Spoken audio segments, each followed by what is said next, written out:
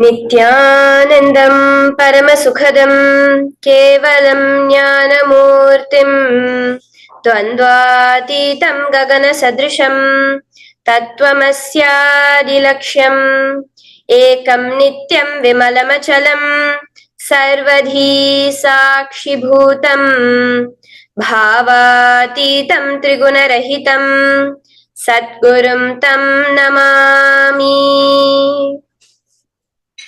Welcome to Nityananda Yoga, where we transcend the limits of conventional practice and dive deep into the source of our being, drawing from the original source of yoga itself.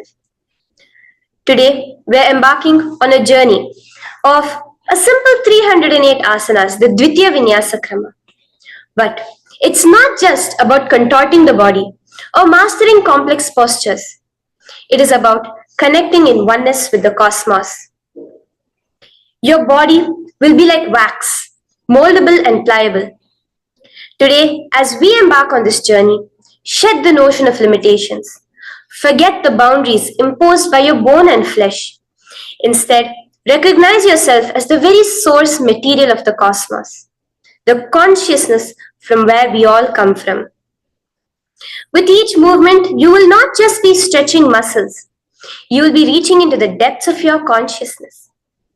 Visualize yourself as a sculptor, crafting your form with intention and precision. Want to grow 4 inches taller by the end of this session? Believe it, for your body is a wax waiting to be molded as per your intention. There is only one enemy towards this that we have built within each one of us. That is the parasites of negativity. Every muscle you have built in the moment of anger, of anxiety, of pain, of incompletion becomes the boundary of your consciousness. Today, we embark on a journey to detoxify ourselves, make us experience our original nature as divine. So as we go through these 12 components, which is so unique to Nityananda Yoga, from the original source, the Vedas and Agamas. Remember, you are not bound by limitations. You are the creator of your reality. Embrace your true nature. Let us sculpt our beings into an epitome of strength, flexibility, and bliss. Welcome to a transformative experience like no other, Nityananda Yoga. There are 12 different components that consist Nityananda Yoga.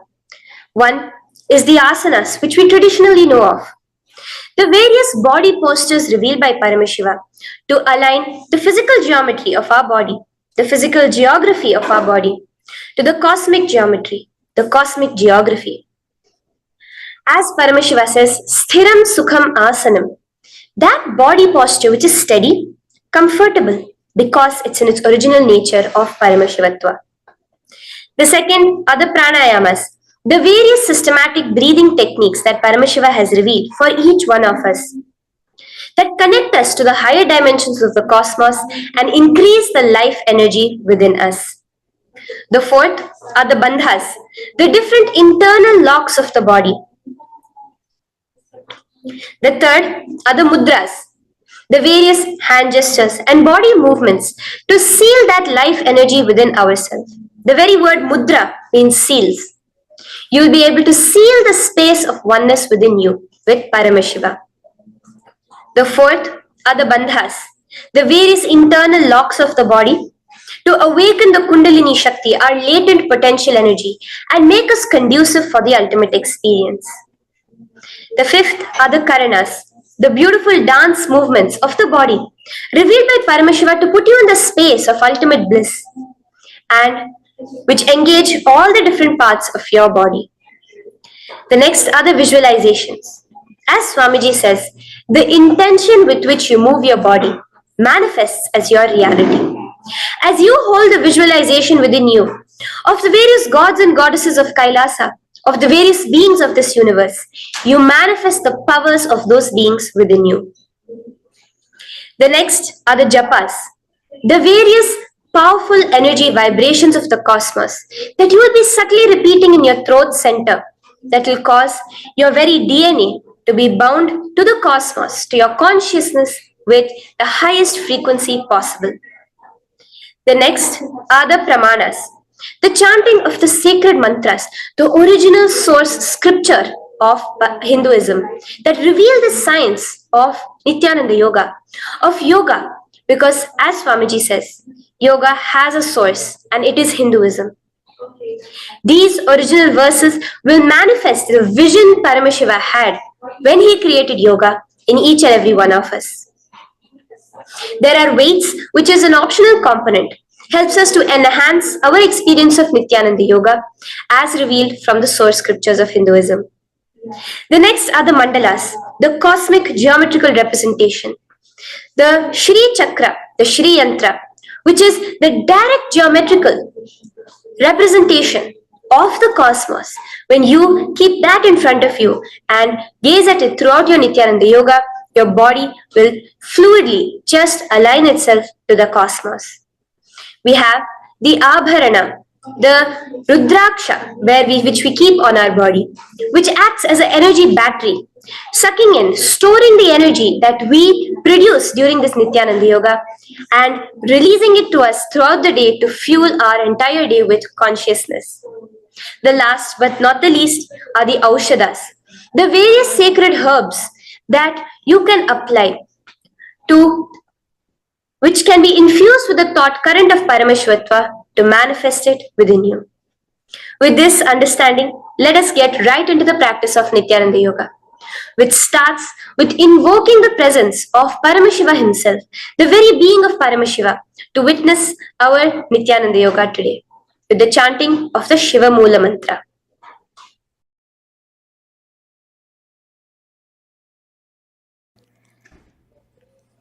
Let us now chant the Shiva Mula Mantra 11 times internally. Om Ham Hom Shivaya Namaha. Om Ham Hom Shivaya Namaha. Om Ham Hom Shivaya Namaha. Om Ham Hom Shivaya Namaha. Om Ham Hom Shivaya Namaha. Om Ham Hom Shivaya Namaha. Om Ham Hom Shivaya Namaha. Om Ham Hom Shivaya Namaha. Om Ham Hom Shivaya Namaha. Om Ham Hom Shivaya Namaha. Om Ham Hom Shivaya Namaha. The next step of this ritual of yoga, as Swamiji reveals, yoga is a ritual, a methodology to connect yourself with the divine. As every ritual in Hinduism goes, we cleanse the three elements of our body, of the world, and of the ultimate with the Tattvachamanam.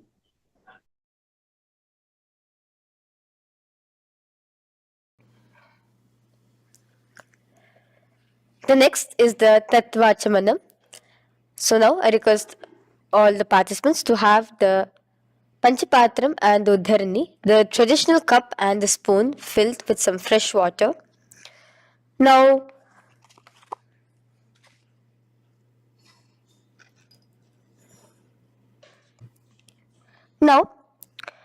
keeping your right hand in the shape of a cow's ear, the Gokarna Mudra, pour an Uddharani of water from the Panchapatram and chanting each of the following mantras internally, drink the water that flows through the base of the palm.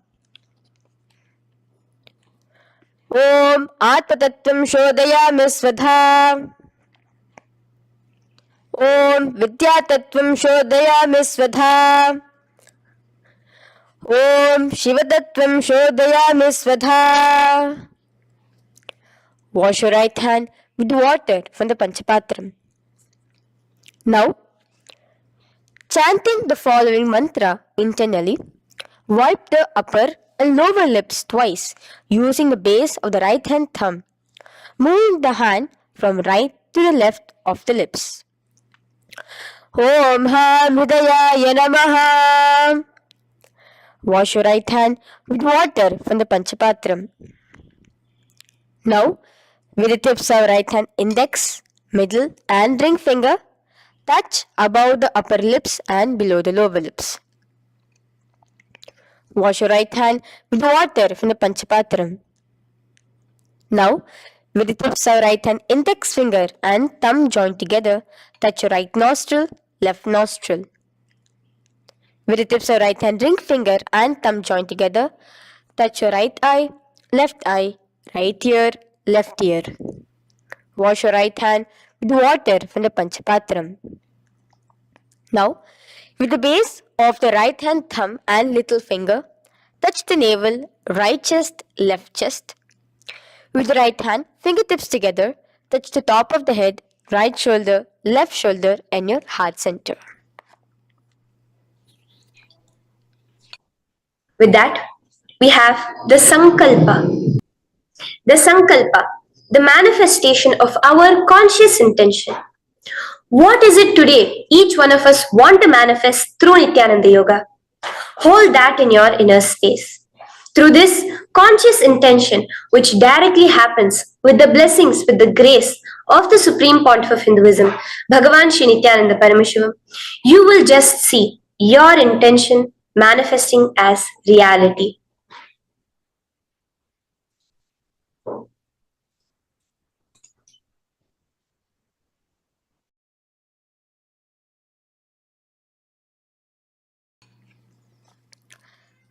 The next is the Sankalpa, the conscious resolution.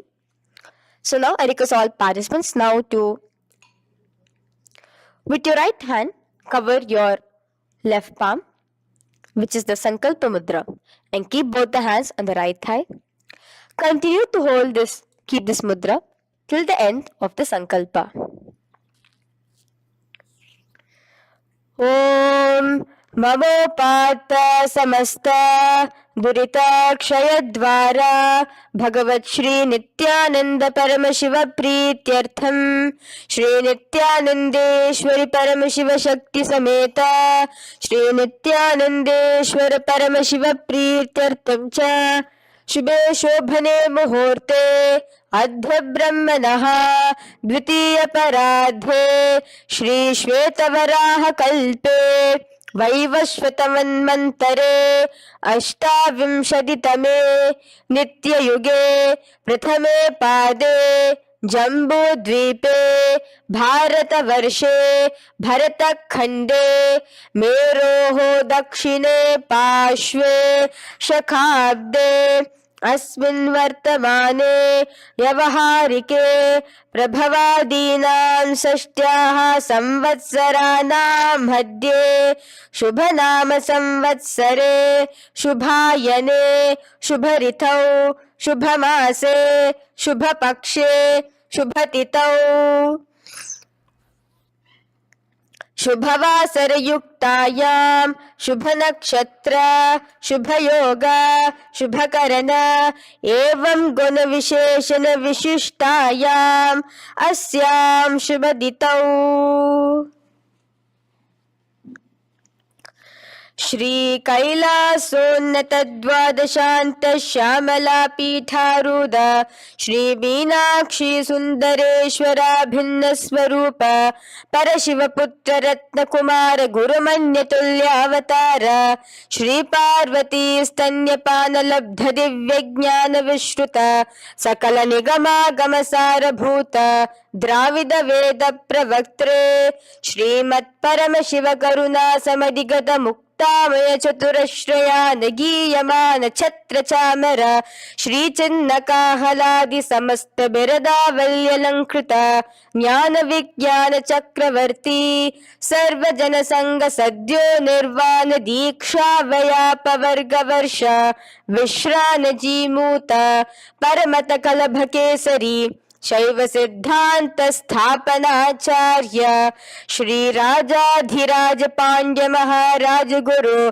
क्षपन शाक्यादि महांधकार निवारण ज्ञान भानु वीक्षणा नरहार ध्वजोच्छेदन पूर्वक श्रीमद वृषभध्वज स्थापक शैव समय कर्त्रे सर्वज्ञ पीठारूढ़ श्री जगद्गुरु श्री ज्ञान संबंध देशिक स्वामी वागीश सुंदर माणिक्य वाचक स्वामिनां अवतार भूत श्री ज्ञान संबंध स्वामी पुनरुद्धृत श्यामला पीत सर्वज्ञ पीत तृणवद्युत्तर द्विशततम गुरु महासन्निधान अरुणगिरि योगीश्वर परंपरागत अरुणाचल सर्वज्ञ पीठ गुरु महासन्निधान कैलास परंपरागत कांची कैलास सर्वज्ञ पीठ त्रयस्त्रिंशदुत्तर द्विशततम गुरु महासन्निधान नित्योत्सव नित्य मंगल नित्य कल्याण नित्य रजित कैलास परंपरागत आदि कैलास नित्यानंद पीठ महासंस्थान महासिंहासन पीठ कर्त्रे साक्षात् श्री परम शिव समुद्भूत कैलास परंपरागत वैवस्वत मनि इक्ष्वाकु हरिश्चंद्र भगीरथ श्रीरामचंद्र सूरसेन इत्यादि अनवच्छिन्न सार्वभौम चक्रवर्ती परंपरागत चतुष्षष्टि योगिनी मंडित चतुष्षष्टि संप्रदाय प्रवर्तक मनुधर्म शासन सूर्यवंश प्राप्त सर्वज्ञ पीठ सुरांगी साम्राज्य मूधाभिषिक्त चूडामणे साक्षात् श्री परम शिव समुद्भूत कपिल महागुरु पुनरुद्धृत महानिर्वाणि पीठ अष्टोत्तर सहस्र श्री महामंडलेश्वर साक्षात् श्री परम शिव समुद्भूत श्री महागणपति समारंभ अनवच्छिन्न पीताधीश्वर गुरु परंपरा प्राप्त अतल पीठ अष्टोत्तर सहस्र श्री अतल पीठाधीश्वर धर्म मुक्ति स्वर्गपुर स्वर्ण पीठ त्रयोविंश गुरु महासन्निधान कैलास परंपरागत आदिपीठ सर्वज्ञ पीठ जगद्गुरु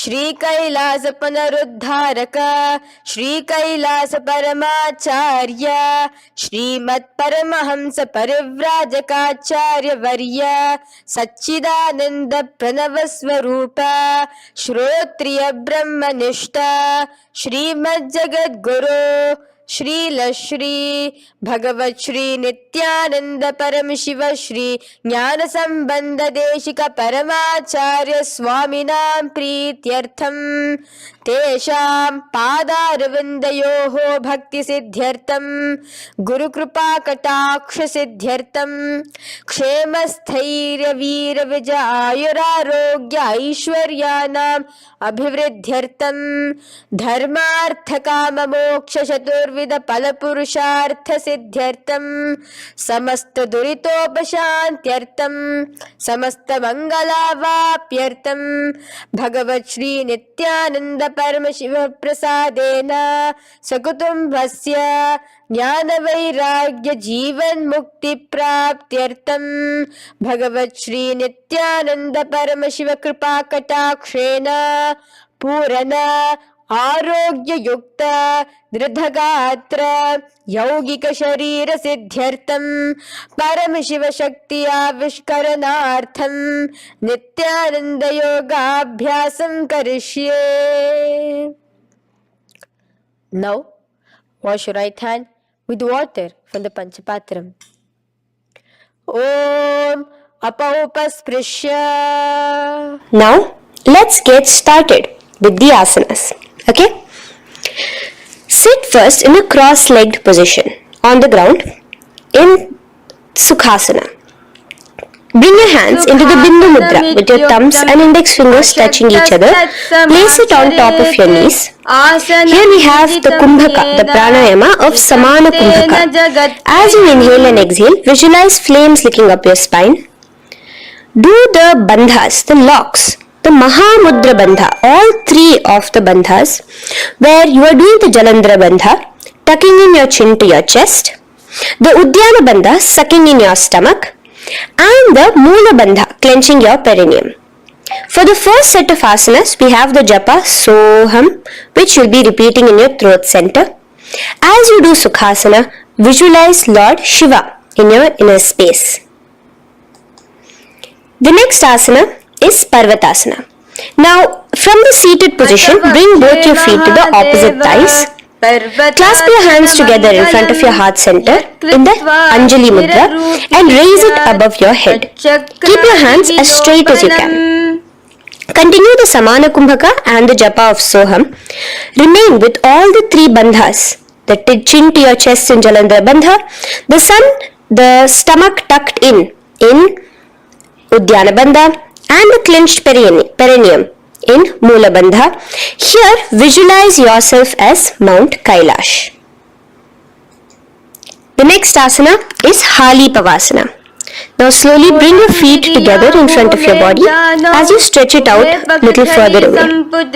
Now bring your hands behind your back and clasp the left hand by your right. Lean forward, placing your forehead on the ground as you continue to engage all the three bandhas. Here, gaze at your nose. Visualize Swamiji, the supreme point of Hinduism, in your inner space. Now, in a similar position from Hali Pavasana, just release your hands, slightly get up and bring your hands in front of your body. Place them on the ground, cupping your hands, making a hollow in Nagi Pavasana. Visualize yourself as a snake, gazing at your nose. Continue the japa, the pranayama and all three bandhas engaged. Now, raise up. This is Kokilasana. Hold your big toes with your index and middle finger in the Prana Mudra. Stretch your legs straight out and upwards. Cross it into Padmasana. Bring it to your opposite thighs. Lean forward and down onto your elbows. Again, tuck your chin into your chest, suck in your stomach and clench the perineum in the Mahamudra Bandha. Visualize yourself as a bird in Kokilasana. The next is Neti Asana. Now, raise up again. Bring one ankle to the top of the opposite knee. Hold the elbows with your hands. Hold the respective elbows with the opposite hands. Again, engage all the three bandhas and rotate your arms in a circular motion. Keep the spine completely straight and gaze towards your nose. Visualize Swamiji, the supreme pontiff of Hinduism, in your inner space. Next is Gajasana. Press your hands onto the ground. You can bring your feet a little back as you raise yourself up, your hips up high. Lower your head and then chest, scooping your body forward again and again. Here, engage the Udyana Bandha, where you suck in your stomach along with the Moola Bandha, clenching the perineum. Visualize yourself as an elephant. Gajasana. Now stop the movement slowly. In another dynamic asana, which is Rikshasana, you will start alternatively pressing the heel of one foot onto the ground while lifting the other heel up. Repeat this again and again. The next is Vaishyasana. Now slowly come to a standing position. Stand tall on the tips of just your big toes. Keep your head neck straight line. And bring the middle, index and ring fingers to your heart in the Hridaya Mudra. Continue engaging the Udyana Bandha. Visualize Swamiji in your inner space. Here we have a very interesting movement, which is the Karanas, the dance movements. So the first Karana is Urdhva Janu Karana, which literally means the raised knee. So now stand in the Armandi position, which is your heels touching together, the toes facing outwards, almost at a 45-degree angle. Bend your knees low And keep both your hands at your chest, elbows parallel to the ground. Twist one knee towards the center of your body. Raise it up, back across the body back to the original position. Simultaneously with the leg movement, follow it with your respective hand, up and across the body. Repeat this alternatively on both sides. Now, in Balalingasana, come back to a standing position, straight, and interlace your fingers from outside in. This is the Sarva Vashankari Mudra. Hold on to your knee, pulling it up towards your chest. Pull it tight. Continue to keep your spine straight. Engage all the three bandhas, the Jalandhara Bandha, the Udyana Bandha and the Moola Bandha. As you are holding your knee, visualize yourself holding, caressing a baby. Balalingasana. The next asana is Pada Pidanasana. Now the same foot which is raised, clasp it with your hands and pull it behind towards your body, holding it with both your hands. Again, engage all the three bandhas, standing tall. Visualize Swamiji, the supreme point of Hinduism, in your inner space.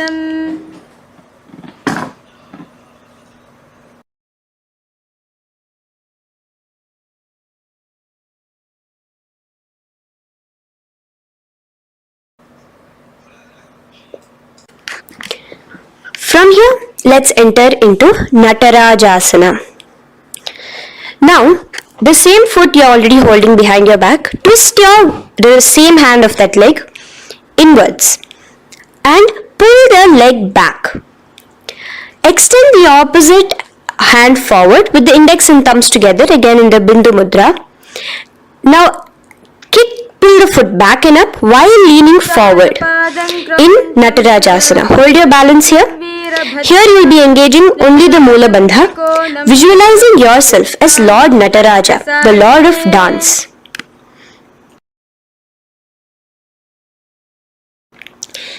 Now again let's repeat Balalingasana on the other side with the other leg. Pull it up towards your chest. With the hands in the Sarva Vashankari Mudra, engage all the three bandhas as you visualize yourself holding and caressing a baby. Now pull your foot back into Pada Pidanasana on the other side. Remain with all the three bandhas engaged. Visualize Swamiji in your inner space. And lean forward. Now, hands stretched in the Bindu Mudra into Natarajasana. Balance there as you visualize yourself as Lord Nataraja. Now, come back to a standing position. Release your leg. Gain your balance. As we enter into the Ardharechita Karana. Now again bring yourself to the Aramandi position, heels together, toes pointed outwards and knees bent. Now from this position, bring your right foot onto the tips of the toes behind the left heel. The heel should be up. Bring your left hand towards your chest, parallel to the ground again, and extend the right arm out and wide like a pendulum. Bring it back towards your chest. Now while your arm is swinging, remember to move your fingers one by one inwards towards the palm and then outwards.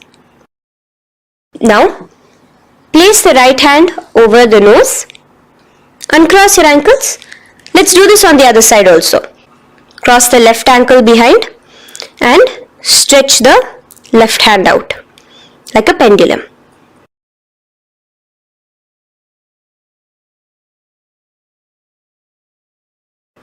Bring it to your nose and cross the ankles. Now let us enter into the skeleton dance. It's a very powerful meditation. It cleanses the muscle memory. Any patterns which are there within your muscle memory can be completely wiped out through this skeleton dance. Just 2 simple steps. Now stand straight, visualize yourself as a skeleton. You can close your eyes. Just visualize yourself as pure bones. There are no muscles, no veins, no nerves, tissues, organs, nothing. Just bones, a skeleton form. And shake your body intensely. As a skeleton, you are moving yourself wildly, intensely. Just shake it all out. Move your hands, move your legs, your head. Let there be no bone in your body untouched. Just move it. Move wildly. Shake, shake. Literally feel yourself throwing all the patterns out of your system with the intensity of your shaking.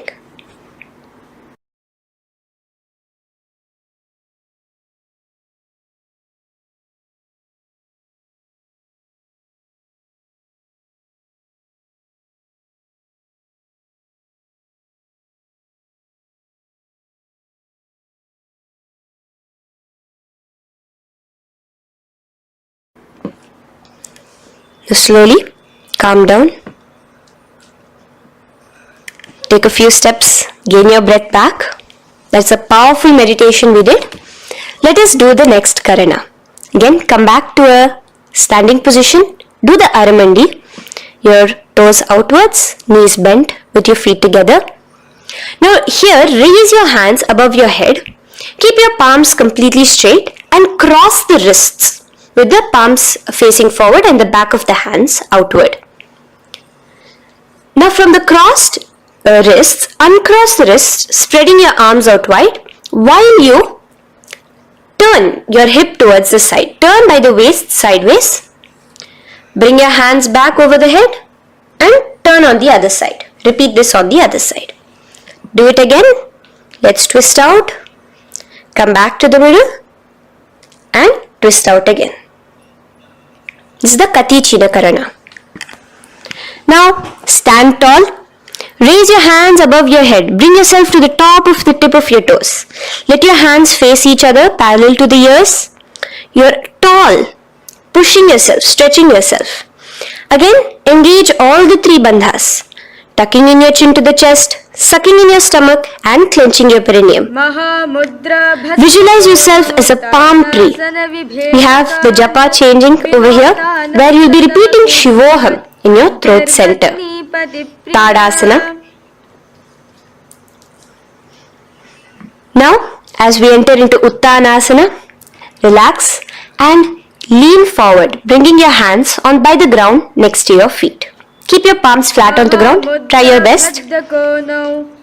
Engage all the three bandhas. Remain with all the three bandhas engaged as you visualize Swamiji, the supreme point of Hinduism himself, in your inner space. Now jump your feet back into Tarakshvasana, coming to a plank position. Keep your hands shoulder width apart. Be steady there. Chuck in your chin to your chest in the Jalandhara Bandha as well as engaging the Moola Bandha. Now rotate your head while in the Jalandhara Bandha from shoulder to shoulder, side to side. This is Tarakshvasana. Visualize Swamiji, the supreme point of Hinduism, in your inner space. Yes. Now lay flat onto the ground in Bhujangasana. Lower your entire body down. Now point your toes backwards. Keep your hands by the side of your chest and push yourself off the ground. Remember to use the strength of your lower back to hold yourself up. Open your mouth wide. Inhale through the hollow of your throat and exhale through your nose. This is the Bhujangani Mudra. In Bhujangasana, you will visualize yourself as a cobra. Now come back into a plank position. So you can tuck in your toes and come back into a plank position. In Shashasana, alternate bringing one knee towards your chest, back and forth. So you bring one knee front, push it back and bring the other knee. Repeat this again and again. Do the Sahaja Kumbhaka. Simple breathing in, breathing out. Engage the Moola Bandha, clenching your perineum. Visualize Swamiji, the supreme point of Hinduism. Okay. Now place your legs back into the plank position as we enter into Rathasana. Again, bring one foot between your hands and alternate jumping one foot back and bringing the other foot forward simultaneously. Again and again.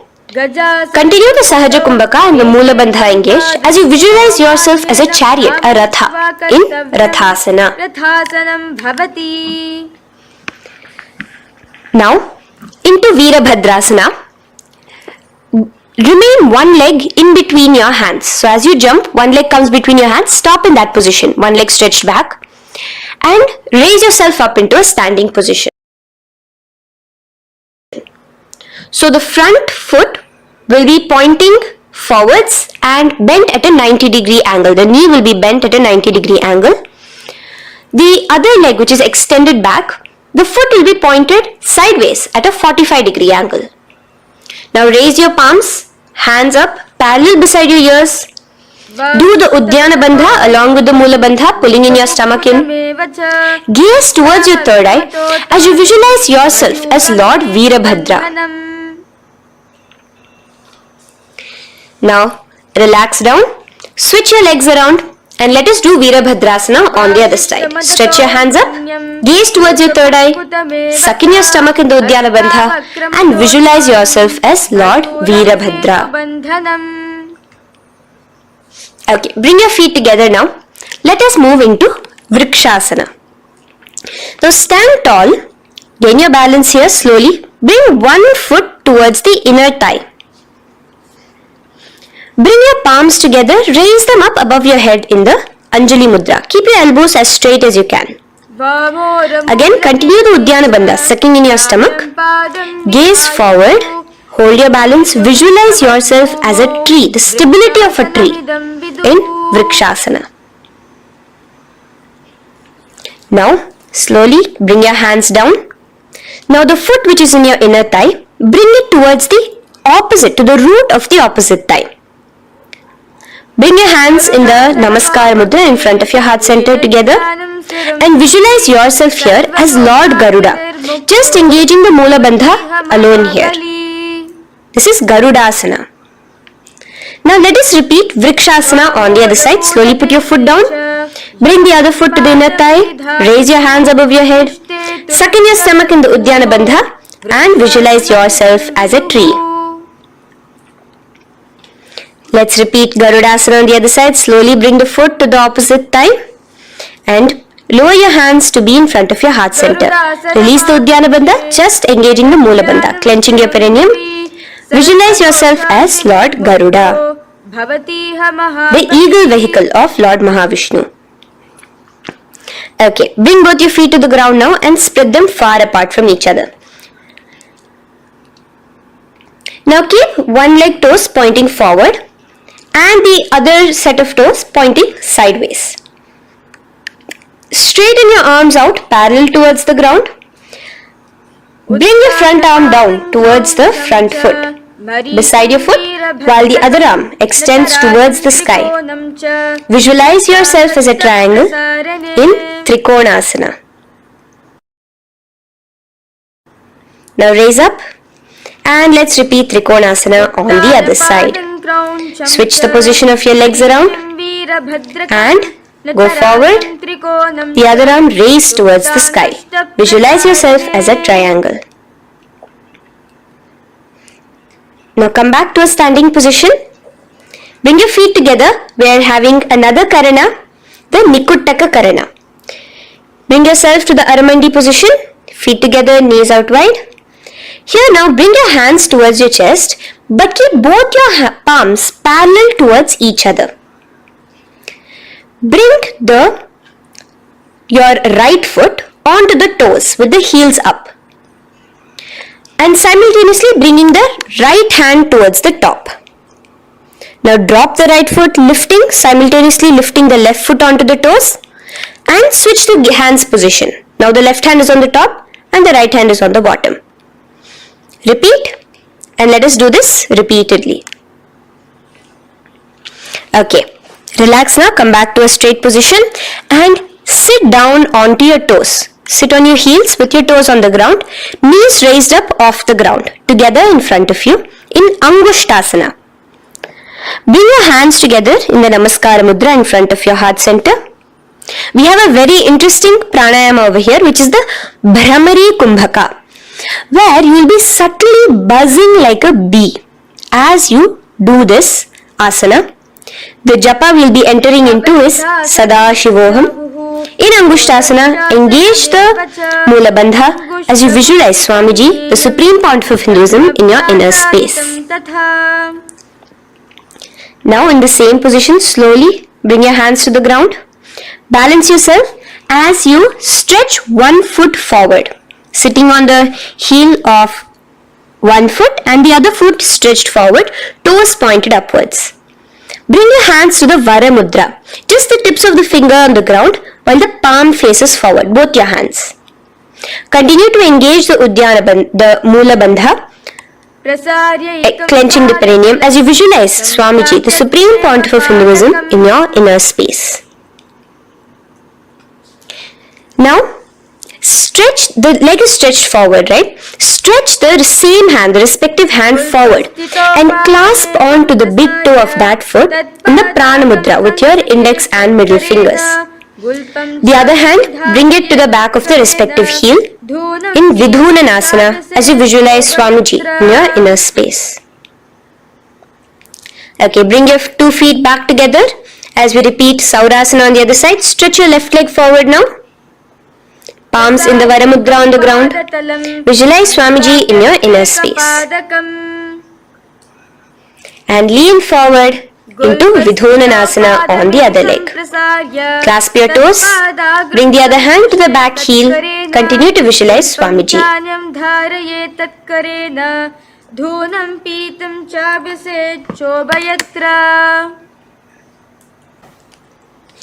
Now bring your 2 feet back together as you continue to sit on the heels, getting a nice toe workout here. Balance on your toes, bring your knees together in front of you. Now place your palms on top of the respective knees with the hands facing upwards, the palms facing upwards.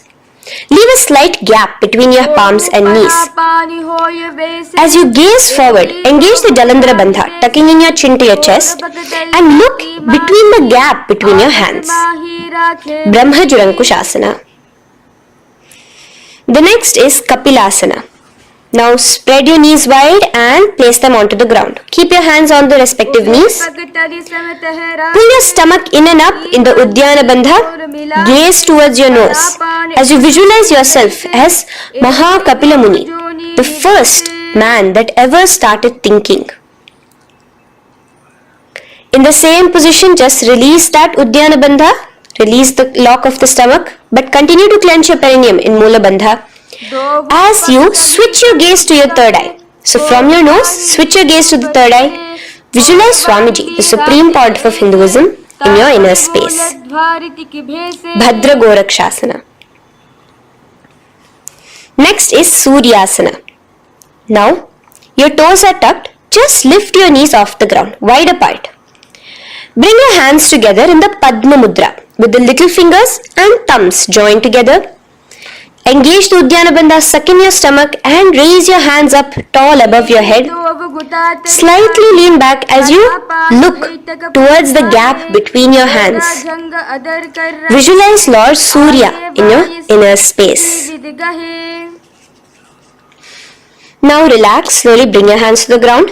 Sit on top of your heels, the toes flat. Here, keep your hands on top of your knees and lift your tongue up against the roof of your mouth in the Manduki Mudra. Do the Sahaja Kumbhaka, simple breathing in and out. Engage the Mula Bandha, clenching your perineum. With the Japa Sadashivoham, repeating in your inner space, here you will visualize yourself as a frog in Mandukasana. Your tongue pressed against the upper palate. Is your frog-like tongue catching the nectar of immortality dripping from your Sahasrara Chakra? Gaze towards your third eye in Mandukasana. Now from here itself, moving into Uttana Mandukasana. Just bring your hands to the opposite shoulders, remaining in the same seated position. Continue with the Uddiyana Bandha engaged, gazing at your third eye. The Manduki Mudra, tongue pressed against the top of your palate, visualizing yourself as a frog in Uttana Mandukasana. Slowly bring your hands out from behind your back. Now slightly raise up and cross your ankles behind you. Sit on top of your crossed ankles. Keep your knees wide and your fingers spread on the top of your knees, both your hands.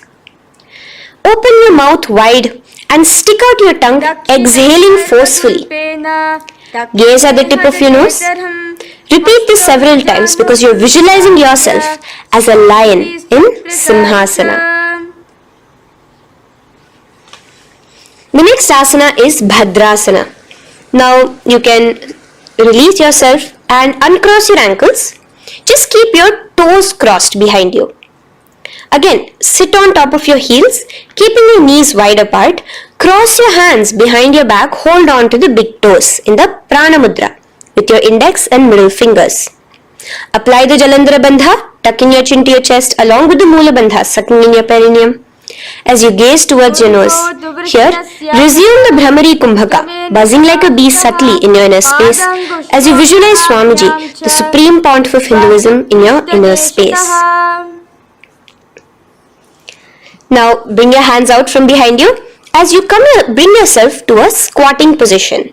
Keep your feet flat onto the ground as close together as possible, but your knees opened wide. Bring your body in between your knees, your torso in between your knees, and take your arms in and around your knees towards the back, clasping your fingers, interlacing your fingers behind you in the Parashu Mudra. Gaze towards your nose. Visualize yourself as a crow in Kakabhusandhi Asana. The next asana is Kani Pavasana. Unclasp your hands and place them flat onto the floor. Keep them shoulder width apart for good balance. Now, slowly bring your knees to the back of your arms, above the elbows. Lean your chin forward and down. Keep your gaze steady as you lift your feet off the ground. In Kani Pavasana, visualize Swamiji, the supreme pontiff of Hinduism, in your inner space. Now in the same position, slowly lower your head to the ground and stretch your legs up high, forming a tripod between your two hands and your head in Kapali Asana. Gaze at your nose, continue the Brahmari Kumbhaka, continue engaging the Mula Bandha and the Japa of Sadashivoham. Visualize Swamiji in your inner space.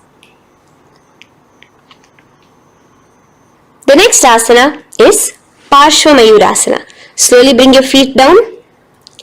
Yes, relax. And now squat on your toes with your knees together and twist your body. Place both the hands to one side of your knees. Now bring one of your elbows to the knee and the other of your elbows towards the hip. Lean onto your arms, balance, extending your legs out to the side. Gaze towards your third eye, visualizing yourself as a peacock in Parshva Mayurasana. As you do the pranayama, the Rechaka Kumbhaka, let your exhalations be prolonged and your inhalations be slightly shorter. Now relax, bring your feet to the ground and bring your body to the other side of your knees as you repeat Parshva Mayurasana on the other side. Lean forward, stretch your legs, gaze at your third eye. Visualize yourself as a peacock. Now let's do Bhairaganathasana. Now come again to a plank position. Place your hands down, stretch your legs back and bring one foot around your shoulder to be placed in between both your palms.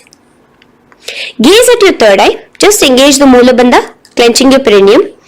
Here, this is Bhairaganathasana. Visualize yourself as Lord Kala Bhairava. Slowly bring your foot out and bring the other foot in between your palms, remaining in the plank position. Continue to visualize yourself as Lord Kala Bhairava in Bhairaganathasana on the other side. The next asana is Unmukha Pithasana. Now from the same plank position, bring your forearms onto the ground. Be steady as you walk your feet closer towards yourself, forming like a slight mountain. In Unmukha Pithasana, gaze at your third eye. Continue the Rechaka Kumbhaka. Visualize Swamiji in your inner space. The next asana is Vashishthasana. Now, just raise yourself onto one of your hands. So release your forearms off the ground and raise yourself onto your right arm. And keep your body completely parallel to the ground as you raise your left arm straight above your head. Visualize yourself as Rishi Vashishta as you do the Vashishthasana. Gaze towards the hand on the top. Now slowly bring that hand down.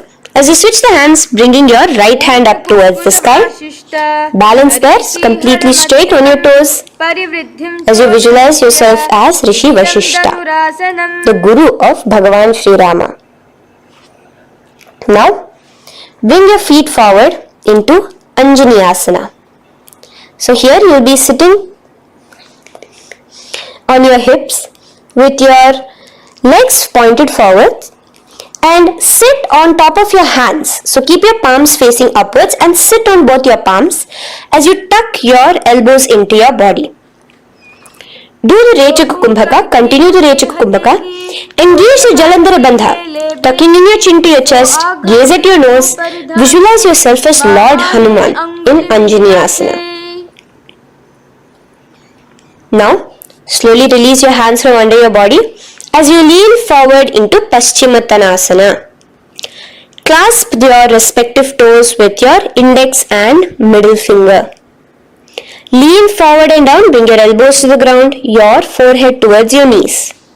Engage all the three bandhas, the Mahamudra Bandha. As you visualize Swamiji, the supreme point of Hinduism in your inner space, with a new japa, Mahasadashivoham, starting here.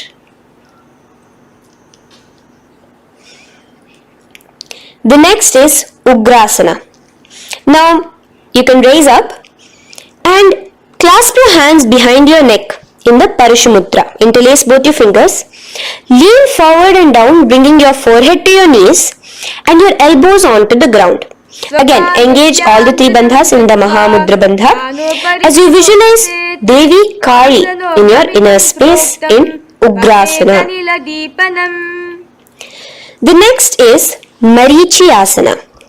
So raise up and keep one leg pointed forward while you bring the other leg towards the groin, the knee pointed upwards. Place the foot flat on the ground. Now lean forward, bring both your hands, wrap your arms around the raised knee, clasping your hands behind the back together. Bring your chest to the thigh with your head towards the knee. Here engage just the Moola Bandha, sucking in your perineum. As you visualize yourself as Rishi Marichi in Marichi Asana. The next asana is Mahamudrasana. Now slowly raise up and the raised knee, let it rest by your side with your leg towards the inner thigh of the opposite leg.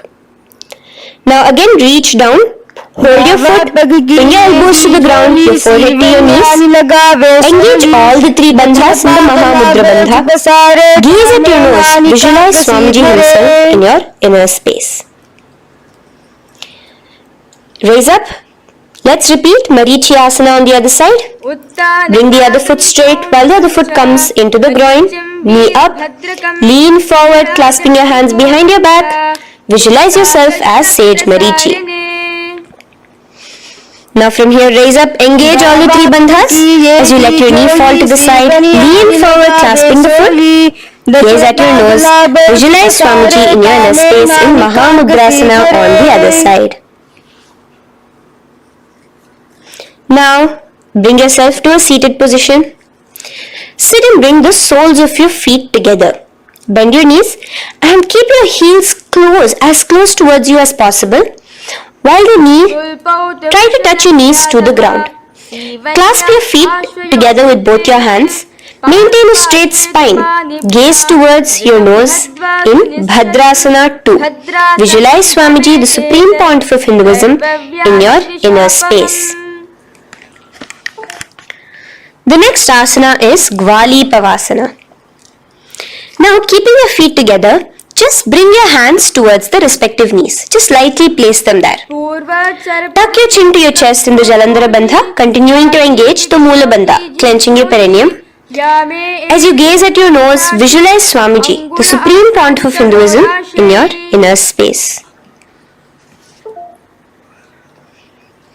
Now, push your soles slightly further away from you. The joined feet, push it further away from your body. And lean forward, keeping both your hands, the fingers inside of the feet. Hold the soles of your feet. Lean forward and down. Bring your forehead to the ground. Gaze at your nose. Visualize the Yoni Mandala in your inner space. In Joni Asana. The next is Midiki Pavasana. Raise up. Stretch your arms out wide beside your body as you lean forward, your arms going over your knees. Bring your forehead to your feet. Continue to gaze at your nose. Visualize Swamiji, the supreme point of Hinduism, in your inner space. Now, in Siddha Samadhi Asana, raise yourself up. Now, put your hands, your forearms, underneath the calves of the respective legs. Let your palms face up towards the sky as you bring your head down to your feet. Gaze at your nose as you visualize Lord Surya in your inner space in Siddha Samadhi Asana.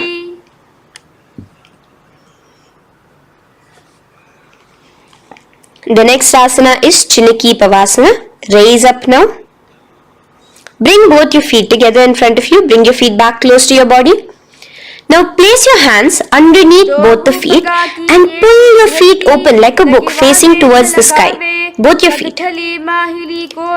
Press your elbows onto your thighs near the knees and gaze towards your nose, visualizing Swamiji in your inner space in Chiniki Pavasana. Giving yourself a nice stretch. Now release your feet and bring your hands to the respective knees. Gently push down on your knees, pushing it towards the ground. Suck in your stomach in the Uddiyana Bandha. Gaze at your third eye, visualizing Swamiji in your inner space. This is Charapata Chokasana. The next asana is Bhairavasana. Now continuing to remain with your feet together, you can use the help of your hands to bring your toes onto the ground with your heels pointed upwards. Just push yourself and try to do it. Continue to remain with the Uddiyana Bandha engaged, your stomach sucked in. Bring your hands to the Bindu Mudra with the index and thumbs together on top of the knees. Gaze at your third eye. Visualize yourself as Lord Kala Bhairava in Bhairavasana. The next asana is Samanasana. So slowly you can bring your feet out from underneath. Take now one foot towards your chest, holding with both your hands as the other foot rests by the perineum. Pull the sole onto your chest. Gaze at your third eye. Visualize yourself holding the breath in the Mooladhara Chakra, the Chaturdala, the 4-petal lotus of your body. Gaze at your third eye. Visualize Swamiji, the supreme point of Hinduism, in your inner space in Samanasana.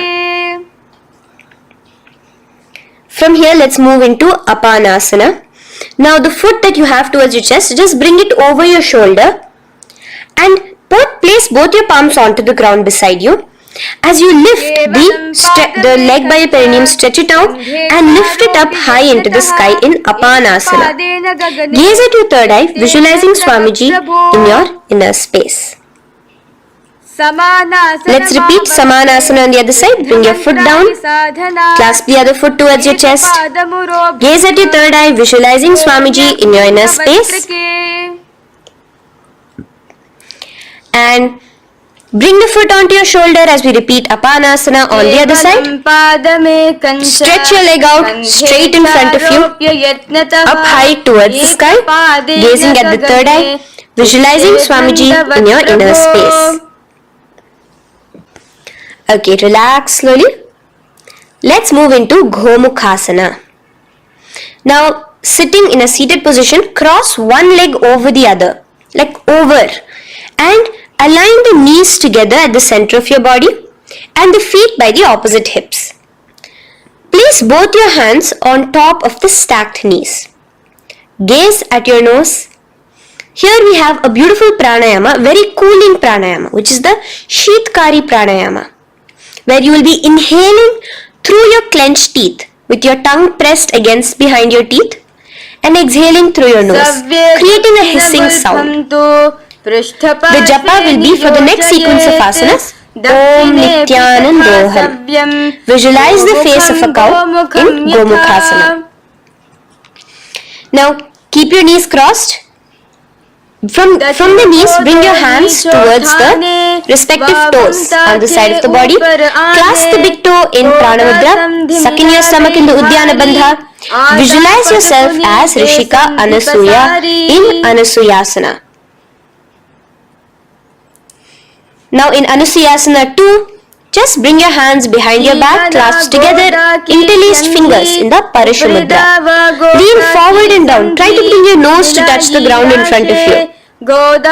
Just visualize yourself as Rishika Anasuya and gaze at your nose. Anasuyasana 2. Raise yourself up now. Now bring one foot towards the perineum, knee resting on the ground. Raise your other foot with the foot in front of the lying down foot, knees pointed upwards towards your chest. Place your hands on the respective knees. Keep your spine tall, chest out. Gaze at your nose. Visualize yourself as Lord Garuda, the eagle vehicle of Bhagavan Mahavishnu.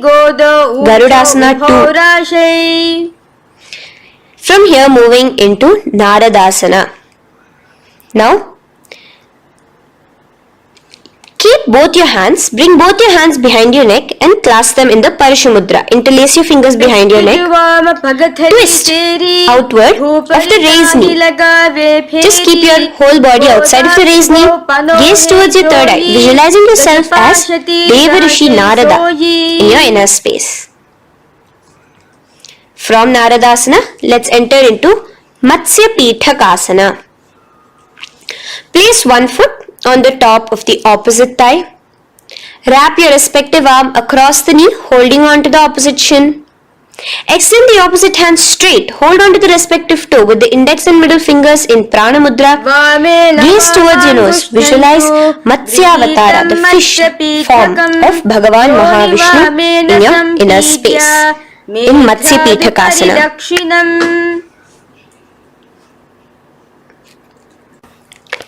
From that, let's repeat the Gomukhasana and the rest of the asanas on the other side too. So slowly you can cross your knees over to the other side in Gomukhasana. Keep your hands on the top of your knees. Gaze at your nose as you visualize the face of a cow in Gomukhasana. Continuing into Anasuyasana on the other side, bring your hands to your toes. Suck in your stomach in the Uddiyana Bandha. Gaze at your nose, visualize yourself as Rishika Anasuya. And lean forward, bringing your hands behind your back in Anasuyasana 2. Interlace your fingers in the Parashamudra. Continue to gaze at your nose, visualizing yourself as Rishika Anasuya. As you relax the Uddiyana Bandha, just clenching the Mula Bandha alone. Raise up, bring your feet together in front of you as we enter into Garudasana 2. Place your hands on the respective knees. Stay straight. Visualize yourself as Lord Garuda as you gaze towards your nose. And twist your body out of the raised knee, hands clasped in the Parashamudra behind your neck. Gaze at the third eye, visualizing yourself as Devarishi Narada. And bring the foot to the opposite thigh as we enter into Matsya Pithakasana on the other side. Clasp your toe in Prana Mudra. Gaze at your nose, visualizing Matsya Avatara, the fish avatar of Lord Vishnu in your inner space. Now let's enter into Matsyendrasana. Remaining in the same position with one foot on the opposite thigh, place the other foot on the ground on the far side of the other thigh. Twist. Bring your elbow outside the raised knee. Keep the raised arm by your neck. Turn backwards. Gaze towards your third eye. The other hand straight out. Visualize Matsyendranatha, the great Rishi and master of Hatha Yoga in your inner space. Just switch your hands around. Straighten the hand that was originally bent and bend the other hand towards your neck. As we enter into Kubhasana, visualize yourself as a camel. Continue to gaze at your third eye. Now, straighten out both your hands straight out in the same position. Continue to gaze at your third eye, visualizing Matsyendranatha, the master of Hatha Yoga in your inner space. Now, slowly take your foot off from the thigh. As we enter into Matsyendrasana on the other side, bring the other foot to the thigh. Place the other foot on the far side. Twist, bringing your elbows outside of the raised knee, hands on the head. The other hand stretched out back. Twist, gazing at your third eye. Visualize Matsyendranatha in your inner space. Switch the hands around as we enter into Kubhasana. On the other side, remember to visualize yourself as a camel. Now stretch both your hands out in Matsyendrasana 2 on the other side. Visualize Matsyendranatha in your inner space. Now, with one leg on the thigh, bring the other foot too to the opposite thigh in Padmasana. Place your palms on the respective knees.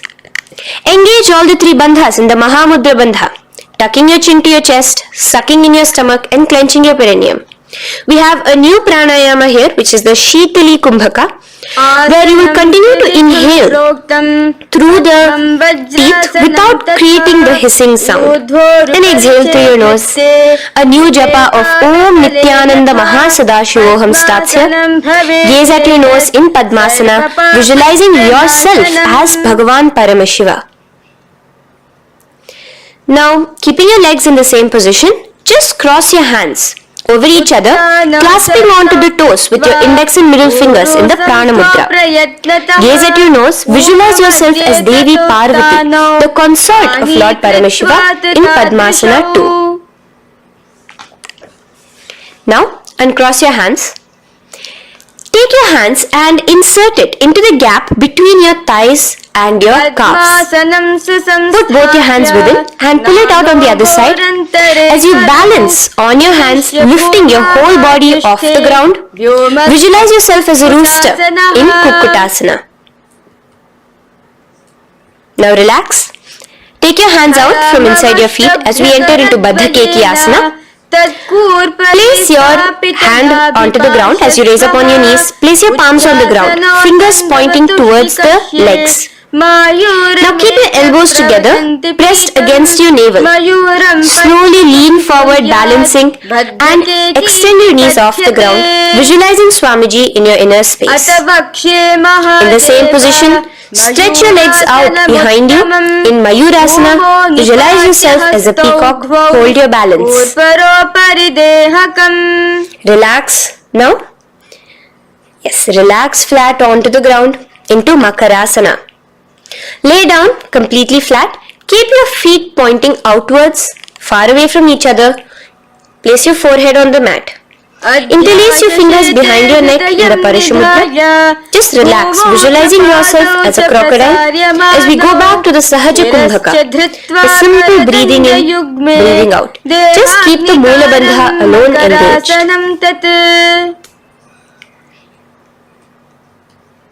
The next asana is Shalabhasana.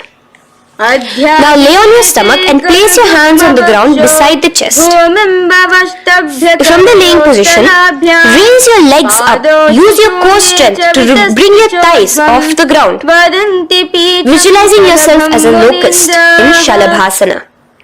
Relax your feet down and bring your hands to your feet, pulling your feet down towards the ground beside your hips. In Ushtrasana, visualize yourself as a camel. Now slowly kick your legs back. Raise your hand is clasping your feet. Pull your feet towards the sky, lifting your chest and thighs off the ground. In Dhanurasana, gaze at your third eye. Visualize yourself as Paramashiva's bow. Relax slowly and come up to a sitting position. In Bhagasana, sit on both your knees with your head, neck and spine straight. Clench your perineum in the Mula Bandha. Place your hands on top of your knees. Gaze towards your third eye, visualizing Swamiji, the Supreme Pontiff of Hinduism, in your inner space. From here we enter into Gohyasana. We have a couple of headstand postures here, so get yourself ready. Now place your forearms on the ground with your fingers interlocked. Ensure your elbows are at shoulder width for the best balance.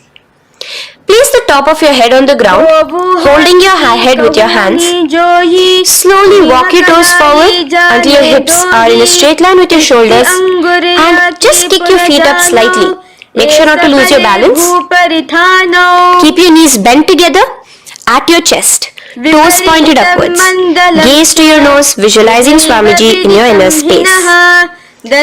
From here, stretch your legs out into Shirasasana, continuing to hold the balance there as you continue to gaze at your nose, visualizing Swamiji in your inner space. Bring your feet to the ground, relax slowly. The next asana is Podhyasana. So come to a seated position.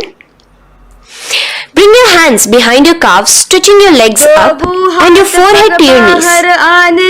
Visualize Swamiji in your inner space. Here we have a new Kumbhaka, which is the Bhastrika Kumbhaka, where you will be exhaling forcefully, making the sound of a bellows. Podhyasana.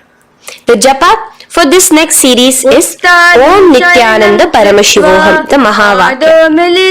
Relax yourself. Continuing to remain balanced with your legs up, just bring your hands to the opposite shoulders.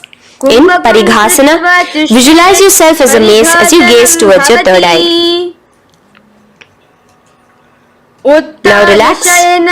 Keep your elbows and palms onto the ground as your legs are raised.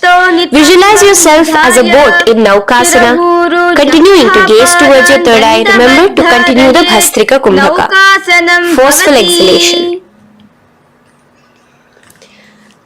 Now, continuing to keep your balance, just bring your hands to your feet and scoop your hands underneath the heels, pull it towards the chest. Keep your spine upright, gaze towards your nose. Visualize yourself as Lord Rudra in Rudrasana, the most ferocious form of Paramashiva. Now lay on your back, so you can remove your hands from underneath your feet and lay on your back. With your feet flat on the ground, knees pointed upwards. Now place your palms down. Just let your fingers touch the back of your heel. Do not clasp your feet. Lift your hips up. Lift your hips up high, pressing the feet onto the ground. Chin tucked to the chest in the Jalandhara Bandha automatically. Gaze at your nose, visualizing Swamiji in Unmukha Pithasana 2. Now lay onto the ground in Shavasana. Just lay completely flat with your palms facing upwards by the side of your body. Just unclutch from any movement happening within you. Visualize your body is dead. The supreme point for Hinduism, Swamiji is just liberating you. Just let your awareness, your energy completely pervade your body in the Shakti Chalan Mudra as you continue to vibrate with the Mahavakya.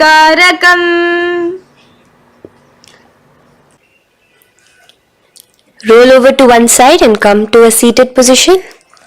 Feel the life entering your body back.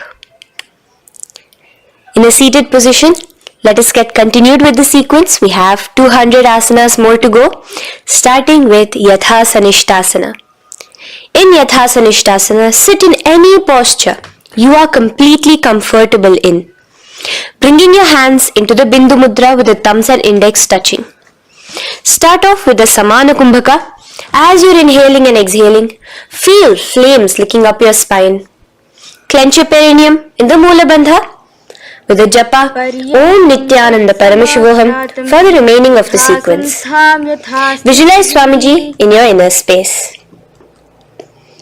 From here, moving into Samasana, where you bring your feet to a cross-legged position. Keep your hands on your knees with the thumbs and index touching in the Bindu Mudra.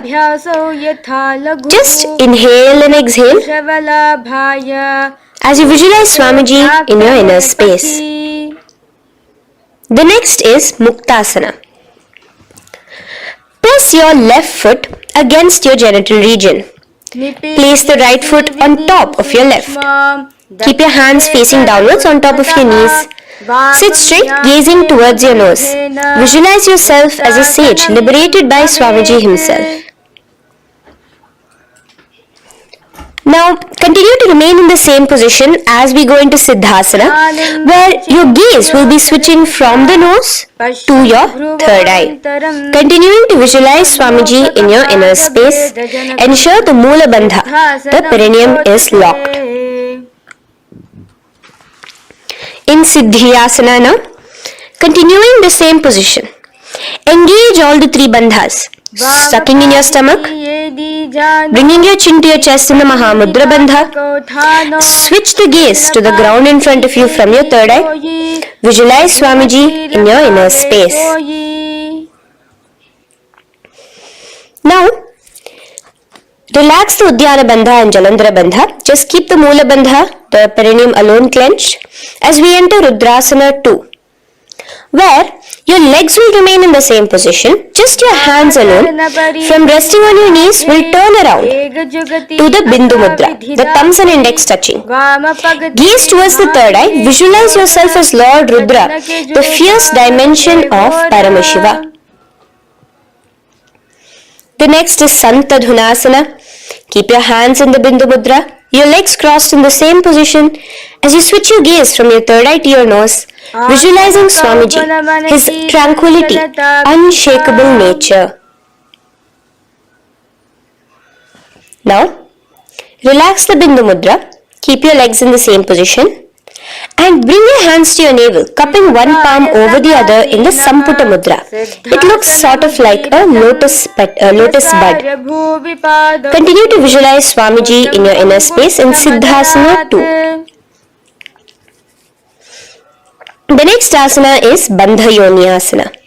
Maintaining one heel over the other in the same position of the legs, bring your hands to your face in the Shanmukhi Mudra. So just listen carefully now. Bring your little fingers beneath the bottom lip of both hands. Your ring fingers above your upper lip. Your middle fingers closing your nose, your nostrils. Your index finger covering your eyes. And your thumbs pressed into your ears. This is Bandha Yoni Asana, visualizing Swamiji in your inner space.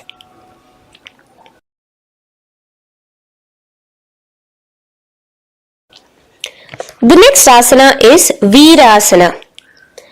Now, you can remove your hands from your face and bring one foot onto the thigh, onto the opposite thigh, and the other foot underneath the thigh. Keep your hands in the Bindu Mudra, thumb and index fingers together on the top of your knees as you embody the space and state of bravery, Veera, in Virasana. Now, changing the leg position again as we enter into Valmikasana. Keep your left heel on the right side of the generative organ, toes under the thigh. Keep your right foot on top of the left leg, toes by the knee. Again, bring your hands into the Bindu Mudra on top of the knees. Gaze towards your third eye.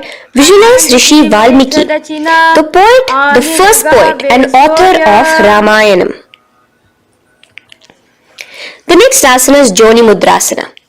So you're going to remain here as you switch your gaze to your nose, visualizing the Yoni Mandala, a beautiful formation, divine cosmic geometry, representing Devi, Shakti, a symbol of the creative energy of the universe in Joni Mudrasana. In the same position, switch your gaze to your third eye, continuing to visualize the Yoni Mandala in your inner space. Now, let's move into Bhadrasana 3.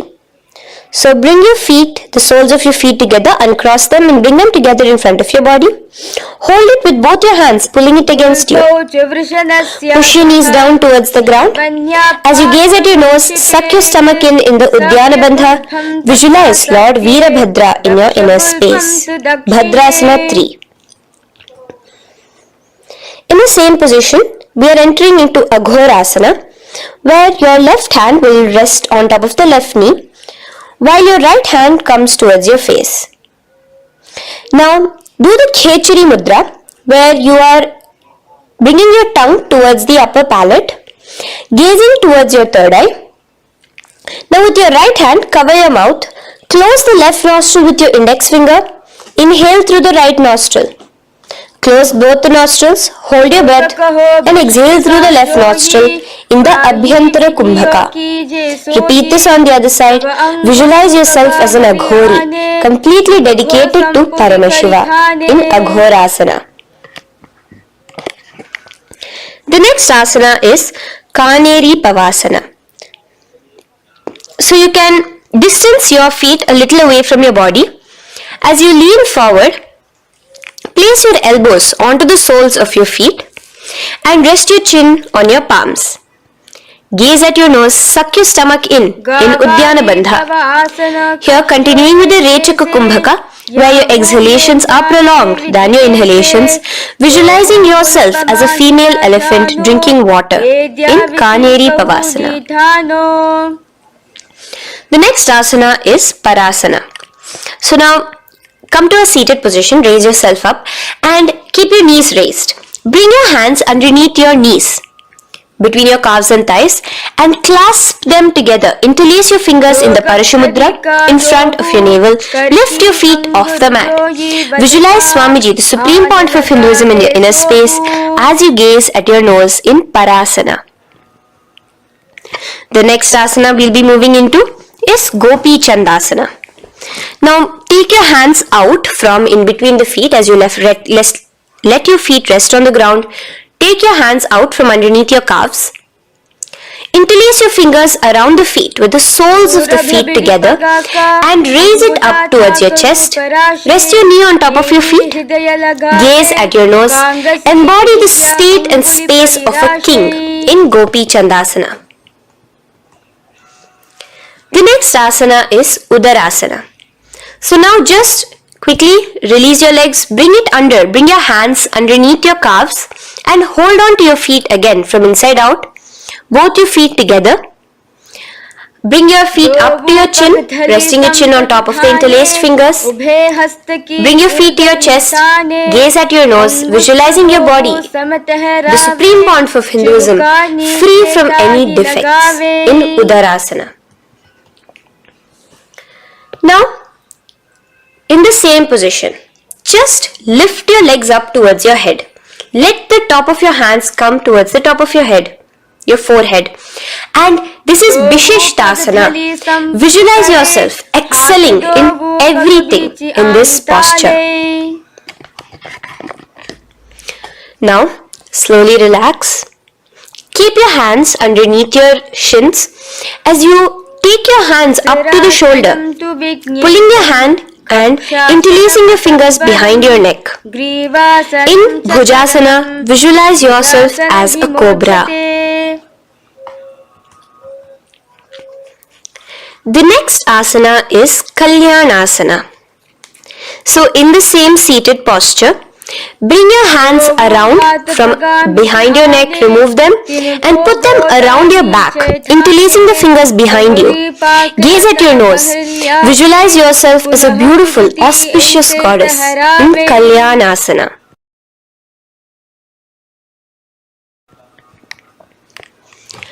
The next posture is Sankatasana. So now, uncross your hands from behind you. Release yourself completely onto the ground. Place your left knee on the mat and the left foot flat. Sit on top of your left foot, knee pointed forward. Raise your right leg on top of the left, bringing the right heel to the left hip. Place your hands on the opposite knees. Here, do the Ujjayi Pranayama. As you inhale and exhale, make the sound of an ocean. Visualize yourself as a swan, a beautiful swan in Sankatasana. The next is Dhenukasana. Just in the same position, slide your left heel to the left hip. Keep your right knee on top of the left. Place both your hands on your right thigh. Visualize a cow in your inner space as you suck your stomach in the Uddiyana Bandha, Dhenukasana. Now slowly uncross your legs as we move into Matsyendrasana. Place the right foot on the left thigh, the left foot on the right knee. Bring your left hand behind your back, hold the right thigh. Twist a little bit. Place your right hand on your left thigh. Twist your body, gaze towards your third eye, visualizing Swamiji in your inner space.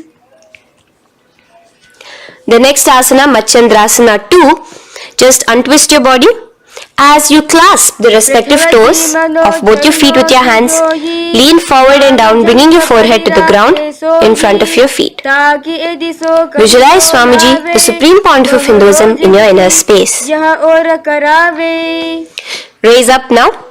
Keep your legs in the same position. We have the Guru Asana. Interlace your fingers together and place it over the topmost knee. Suck in your stomach in the Uddiyana Bandha, clench your perineum in the Mula Bandha, tuck your chin to your chest in the Jalandhara Bandha. As you engage all three bandhas, visualize Swamiji in your inner space. Let us now repeat Sankatasana on the other side. So, you can release your hands, your legs as you cross the other leg over. Visualizing yourself as a swan, remember to put your hands on the opposite knees. The next asana, Dhenukasana, repeating it on the other side. Slide your leg out, bring both your hands to the topmost knee.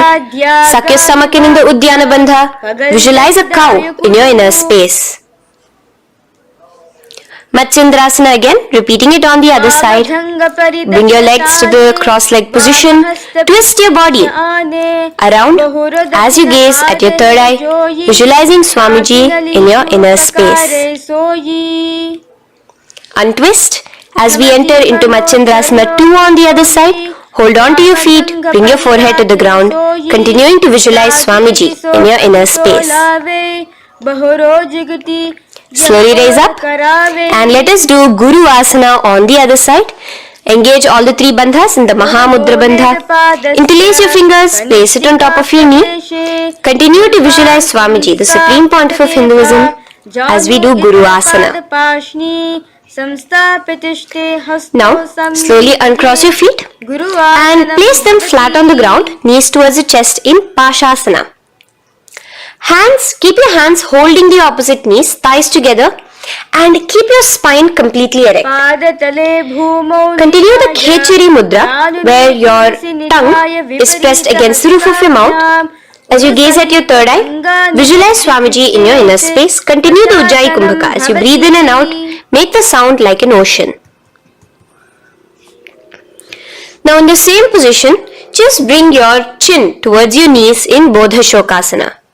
Lean forward, gazing at your nose, and visualize Swamiji, the abode of bliss in your inner space. Now raise up and bring your hands, uncross your hands, bring your hands underneath your knees, clasping the opposite elbows in Kurakatasana.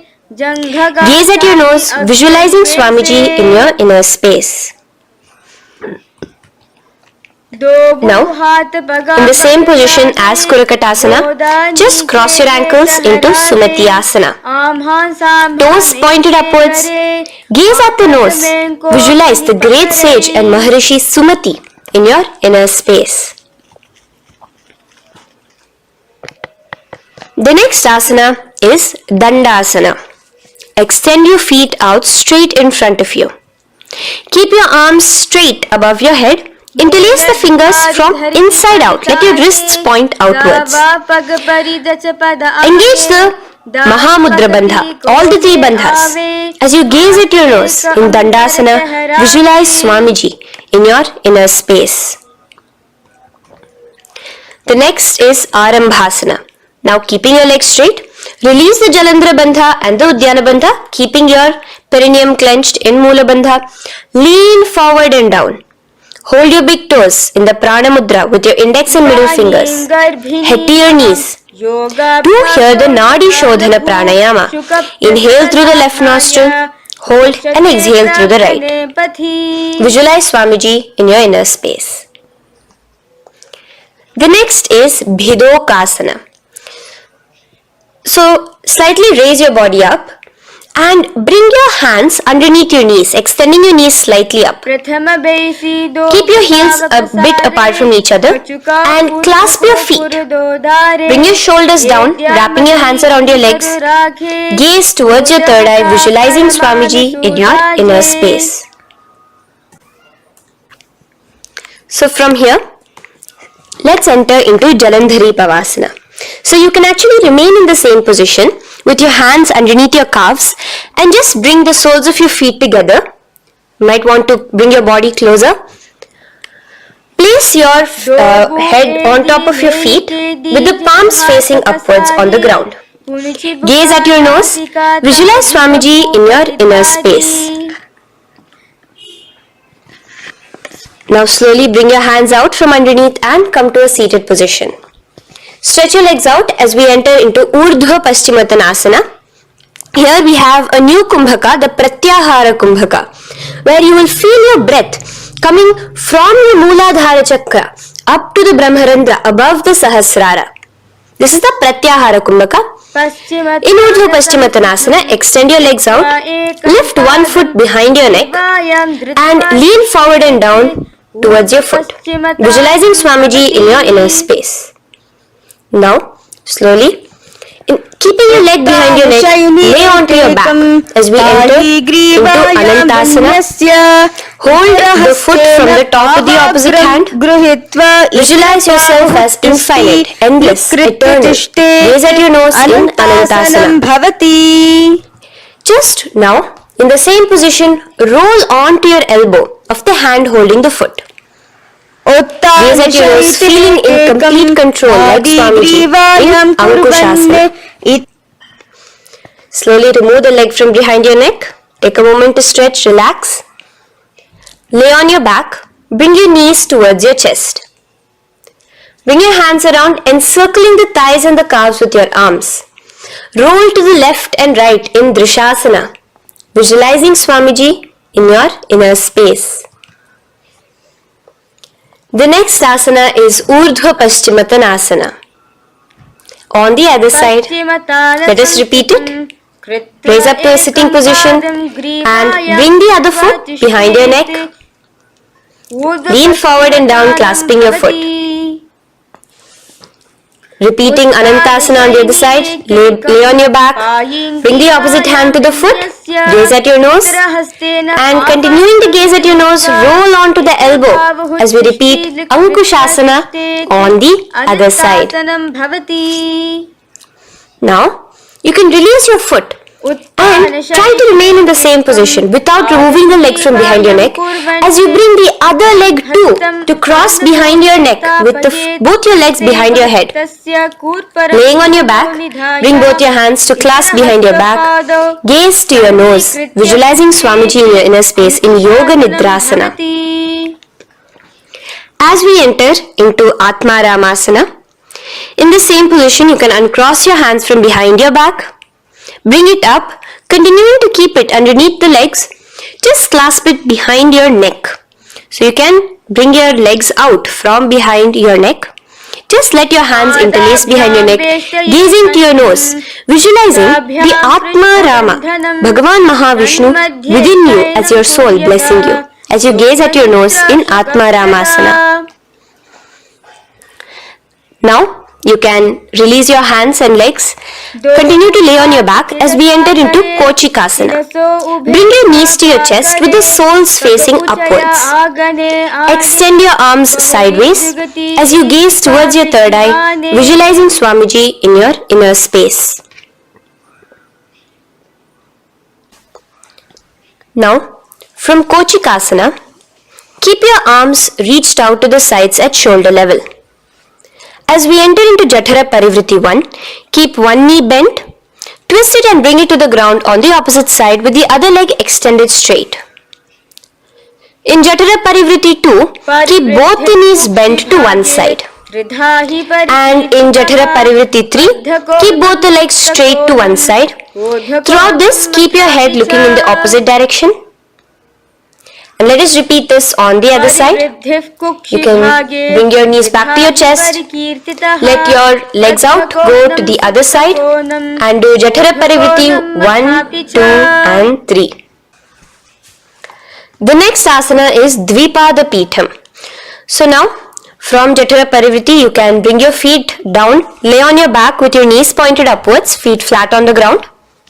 Extend your hands, holding your ankles. and lift your hips up. Engage the Jalandhara Bandha automatically as you raise your hips up. Gaze at your nose, visualizing yourself as a bridge in Dvipadapitham.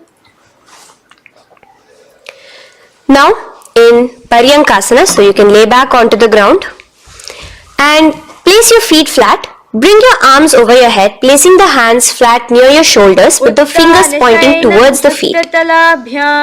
Lift your entire body up and off the ground in Paryankasana as you visualize yourself as sturdy as stone furniture. Lay back down slowly as you bring your hands out. Keep your knees to your chest here and your hands on the shoulders as we enter into Svottanasana. Visualize you laying on your back as a playful dog. Move your hips in the circular motion. Do the Sahaja Kumbhaka. Now let us enter into Viparita Karani. First, bringing your arms out from behind your shoulders. Let your arms be extended by the side of your body. Use the strength of your arms, palms flat on the ground, to push your body, your upper body, your lower body off the mat. And keep your legs straight above you, extended. Move your legs around and around in Viparita Karani. Automatically the Jalandhara Bandha is engaged. Breathing during the Jalandhara Bandha is the Murcha Kumbhaka. Visualize Swamiji in your inner space. The next is Viparita Karani 2. In the same position, just stop the rotational movement of your legs. Visualize Swamiji in your inner space. Now, as we enter into Langalasana, just let your feet from the top rest onto the ground above your head. Interlace your fingers in the Parasha Mudra behind your body. Visualize yourself as a plow in Langalasana, continuing to engage the Jalandhara Bandha. भूमिं कर्षयेत् लङ्घलासनं भवति.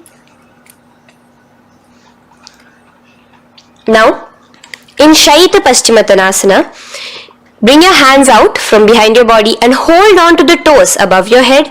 Keep your legs and hands completely straight.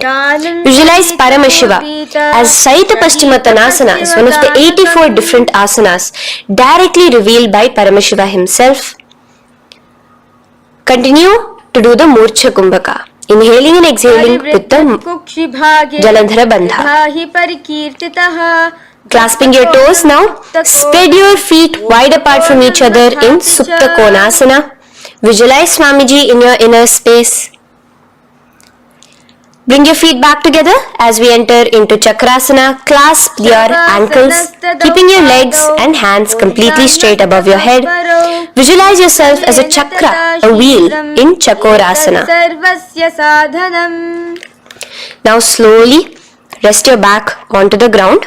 Keep your legs raised up in Supta Prasarita Padangushtasana. Clasp the respective toes in the Prana Mudra with your index and middle fingers and spread your legs out wide apart from each other. Visualizing Swamiji in your inner space, restart the Ujjayi Kumbhaka where you are inhaling and exhaling, making the sound of an ocean. Bring your feet together in Supta Padangushtasana in the same position, continuing to visualize Swamiji in your inner space.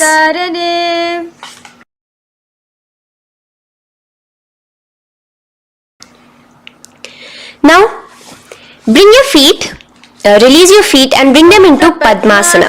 As you lay flat on your back in Matsyasana, hold the opposite elbows over your head, gazing at your nose. Visualize Matsya Avatara, the fish form of Bhagavan Mahavishnu. Now in the same position, put one hand over the other, extended straight above your head. As you visualize Lord Rama in your inner space, continue to gaze at your nose. Now, slowly bring your hands to your hips as we enter into Sarvangasana. Lift your hips and legs up into the sky, crossing your legs in Padmasana. Let your hands support you, your elbows on the floor. Do the Jalandhara Bandha as you gaze at your nose in Sarvangasana. Now, bring your hips back onto the ground in Vrishchikasana. So in the Padmasana, just remove one foot alone. Keep one foot on the opposite knee as you pull the knee towards your face. Let your hands stretch out above your head, hooking forward as you raise your upper back off the ground, visualizing yourself as a scorpion in Vrishtikasana, gazing at your third eye. Do the Jalandhara Bandha, tucking in your chin to the chest. Now just switch your legs around as we repeat Vrishtikasana on the other side. Continuing to visualize yourself as a scorpion, gaze at your third eye. The next asana is Vrishapada Kshepasana. So come now to a complete flat position on your mat. Come down to a complete lying down position and interlace your fingers around your neck. Now raise both your feet off the ground. Extend one leg straight and the other knee to the chest in a bicycle motion. Alternate between extending and raising the knee again and again, bringing your opposite elbows to the respective knees. Visualize Swamiji in your inner space. Breathe in and out in the Sahaja. From Vrishapada Kshepasana, now lay flat onto the ground with your hands by your side as we enter into Marottanasana, where you will be lifting your legs one by one, touching the ears with your knees. Visualize Swamiji in your inner space.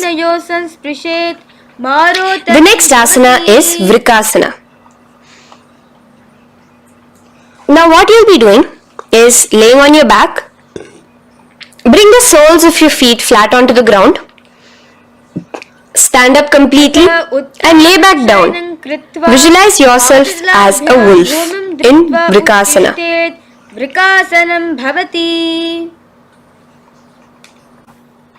Now come back to a seated position as we enter into Luthasana, where you are going to be quickly throwing your legs above your head as you roll over completely, finishing in a prone position. Do this a couple of times. Come forward, roll over. Come forward and roll over again. Visualize Swamiji, the supreme point of Hinduism, in your inner space. Now take a moment to relax. Lay on your belly with your toes extended in Sarathasana. Keep your hands onto the ground by your shoulders. Now here, contract your lips and make a sound like a flute, whistling while inhaling. Visualize yourself as a ratha, as a chariot carrying warriors into battle for dharma on your back.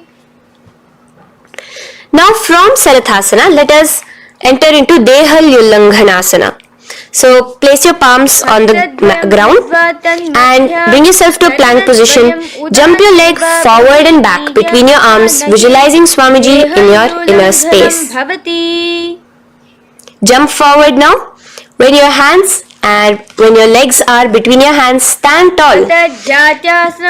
Holding your toes with your hands, walk back and forth. Visualize yourself as a wise 60-year-old elephant in Jatyasana. Now come to a standing position. The next is a beautiful Karana, the Lolitika Karana. So keep your knees bent, feet pointing outwards again in the Aramandi position. Bend your elbows, keeping your hands at the chest level. Now swiftly move your arms across the body, bringing it back to the center and tilt your head back. Opening your chest up towards the sky, move your head in all the directions. Now stand back straight as we enter into Sarpasana. So stand erect like a rod with your arms by your side, hands touching the thighs. Visualize Devi, Kundalini, raising up and curling upwards around your body in Sarpasana. The next asana is Ushtrasadanasana. Lean forward and down, standing on top of your palms. Begin to move and walk like a camel, visualizing yourself as a camel. In the same position, continuing to walk around, switch your visualization to visualizing yourself as a horse as you start to walk around like a horse in Ashvasana. Now raise up tall as we enter into Kapoti Mitakasana. Interlace your fingers behind the back. Pulling them down towards your calves, open up your chest. Keep your hands in the Parashamudra. Visualize yourself as a soaring bird diving down in Kapota Nitakasana. Now, stand tall as we enter into another Karana here, the Tala Pushpaputam Karana. Bring yourself to the Aramandi with your hands in the Namaskara Mudra. Simultaneously now, open up your palms while raising one heel off the ground, slightly lowering the waist and shoulder of the heel you have raised. Visualize you're offering a bouquet of flowers to Paramashiva as you come back to a standing position, and repeat this on the other side. Let's do this a few times, offering flowers to Paramashiva. Now, come to a standing position. Stand straight and bring your hands together in the Namaskara Mudra. Slightly lean forward. Visualize yourself as a rhinoceros. Your hand is the horn as you gaze at your nose in Khadgasana. The next asana is Utthanotthanam. So come to a standing position and sit down all the way as low as you can to the ground and stand up. Do this again. Sit down. Stand up, and again, sit down, stand up.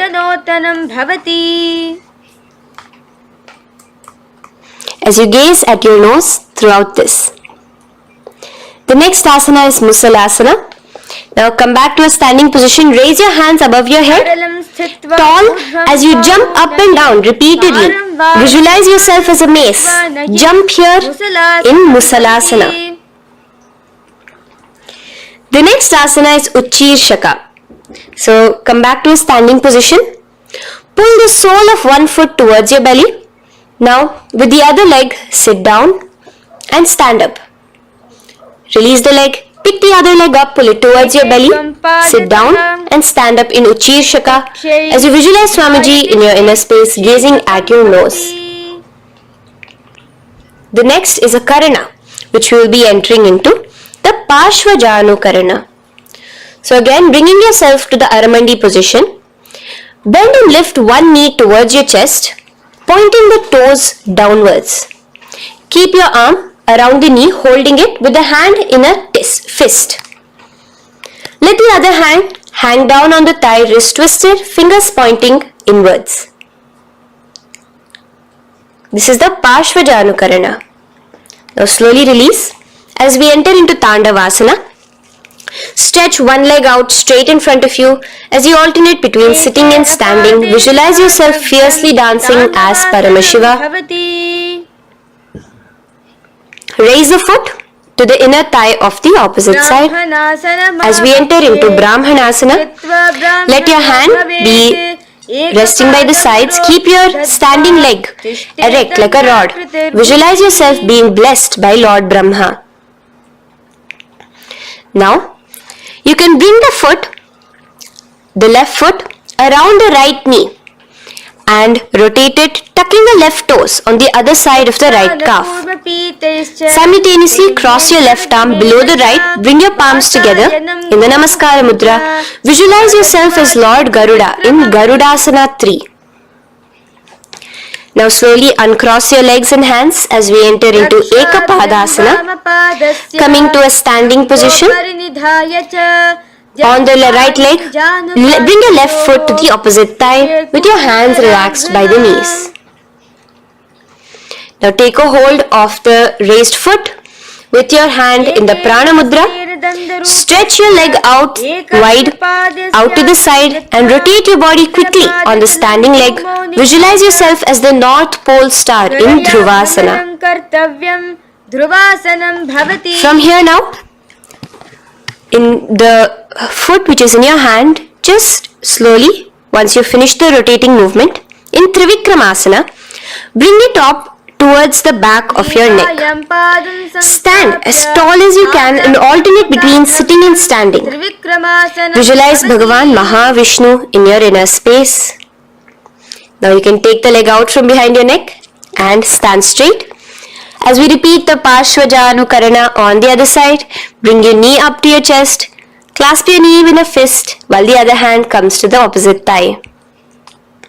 Hold there for a second and stretch your leg out In Tandavasana, sit and stand. Visualize yourself fiercely dancing as Paramashiva. Bring the foot to the inner thigh, standing straight like a rod. Get your hands by your sides. Visualize yourself being blessed by Lord Brahma. In Brahmanasana on the other side. Move into Garudasana 3 on the other side as you rotate your leg over, your hand under. Visualize yourself as Lord Garuda. And uncross yourself as we move into Ekapadasana on the other side. Bring your foot to the inner thigh, to the root of the thigh, and stand straight. Clasp your toes, stretch it out as we go into Dhruvasana on the other side. Visualize yourself as a pole star rotating quickly. Come back to a standing position and bring your foot behind your neck. In Trivikramasana, sit and stand. Visualize Vishnu, Bhagavan Mahavishnu in your inner space. Now, stand tall as we do the Samanakha Karana. Stand with your feet close together, toes slightly pointed outwards.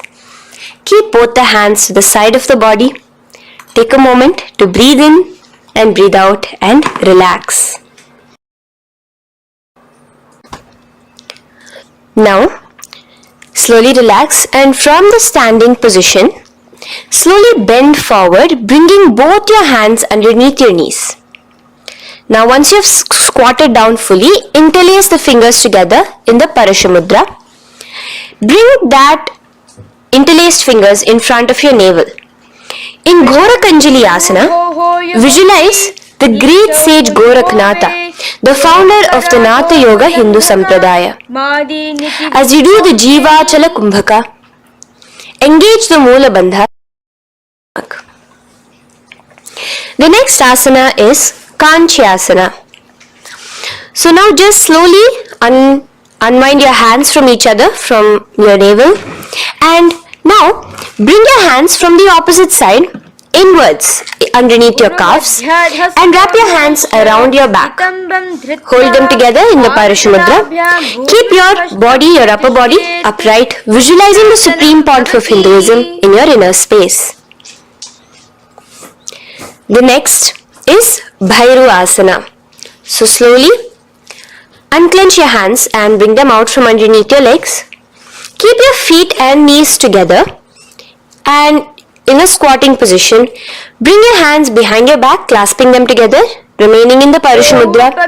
As you gaze at your navel center, visualize Bhagavan Kala Bhairava, the Lord of Time, in your inner space. The next asana is Varahasana. Now to gain your balance, you can lightly spread your legs apart and bring your hands to the back of your behind you in the Anjali Mudra, palms together. Visualize a boar, one of the 10 incarnations, the Varaha Avatara of Mahavishnu, gazing at your nose. Now slowly relax, bring your hands out from behind you as we move into Pripithasana. With your hands in the Prana Mudra, with your index and middle fingers, clasp the respective big toes and come to a half squatting position where your hips are at your knee level. Visualize Swamiji in your inner space as you do this asana, Pripithasana. Slowly let go of your feet and place your palms flat on the ground in front of you with the fingers wide for balance. We're going to be balancing here in Bakasana. Place your knees on the back of your arms. Focus your eyes on one spot as you raise your feet off the ground, balancing here. Visualize yourself as a crow. The next asana is Shushtanga Kapali Asana. So now come to a kneeling position. So from there itself you can directly put your head onto the ground, or else come to a kneeling position and place your head onto the ground. Palms spread for support. Raise your body onto your head, bringing your legs into the Padmasana. Gaze at your nose. Visualize Swamiji himself in your inner space. Come down now, uncrossing your legs as you come down. Sit onto your knees, keeping the toes flat. Now, let your heels come outside of the hips. Keep your hands on your knees in Guptasana. Sit straight. Keep your gaze on your nose. Visualize you're sitting in the sacred secret seat with Paramashiva and your Guru, Swamiji himself.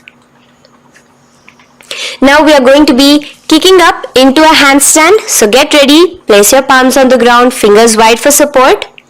Do take support of a wall if you need it. And lift your body up straight above your hands. Visualize you are a tree in Vrikshasana 2 with deep roots into the ground. Breathe in and breathe out slowly. In the same position as we move into Shibhu Asana, switch your gaze to the third eye. Hold it there for a few seconds and relax. Bring your feet back to the ground. Now lay flat onto the ground in a plank position and slowly lower your body towards the ground and push yourself up again. In Matsyasana 2, go down and come up, visualizing yourself as a fish. The next asana is Sarpasana 2. So here you are going to lay prone, completely flat now. You can lower yourself to the ground. Bring your hands to the hips. Extend your legs together and point your toes backwards. Lift your chest up and move left to right. You're moving like a snake while visualizing yourself as a snake in Sarpasana 2. Relax slowly, bringing your chest back to the ground. Now, keep your feet together, pointing backwards. As you bring your elbows onto the ground, rest your upper body on your elbows. Bring your hands together in the Padma Mudra with your little fingers and thumbs together and rest your chin on your hands. Niralambanasana, where feeling yourself completely supported, knowing that Swamiji is there in your life. Now, slowly relax, place your palms on the ground beside your chest and push yourself up, your hands straight up completely. As you bend your knees, bringing your feet to touch the top of your head. Lean your neck back, touching your head with your tip of your toes. See yourself, visualize yourself as an umbrella, protecting your Guru from the sun's rays in Chhatrasana. Slowly relax, you can bring your feet down. As we move into Vajrasana, just push your body back and sit on top of your knees, with the heels flat on the ground. Now stretch your arms in front of you with the palms facing downwards. Place your forehead on the mat.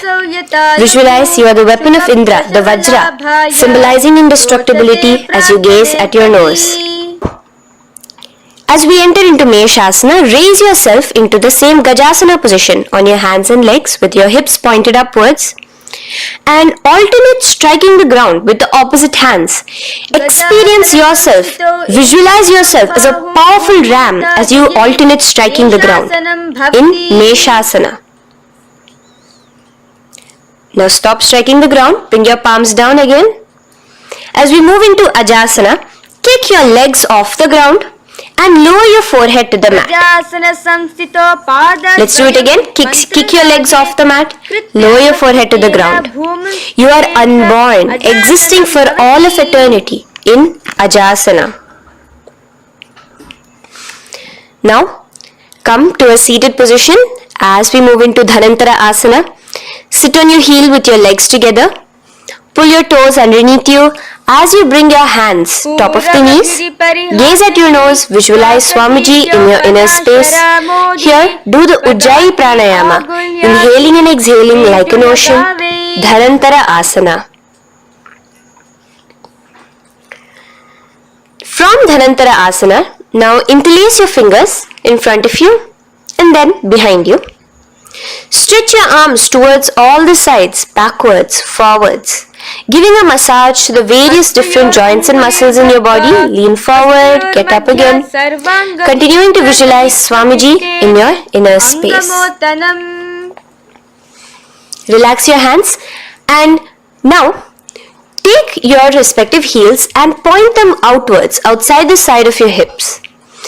Keep your hands on your knees, with your thighs and knees resting on the ground, spine straight. Visualize yourself as Lord Garuda in Garudasana 4. You have Mahavishnu and Mahalakshmi on your back as you are flying. The next asana is Ananda Mandirasana. Now you can continue to remain in the same position. You can bring your feet pointing inwards. Use your hands to clasp underneath your ankle. Make sure your knees are spread out wide.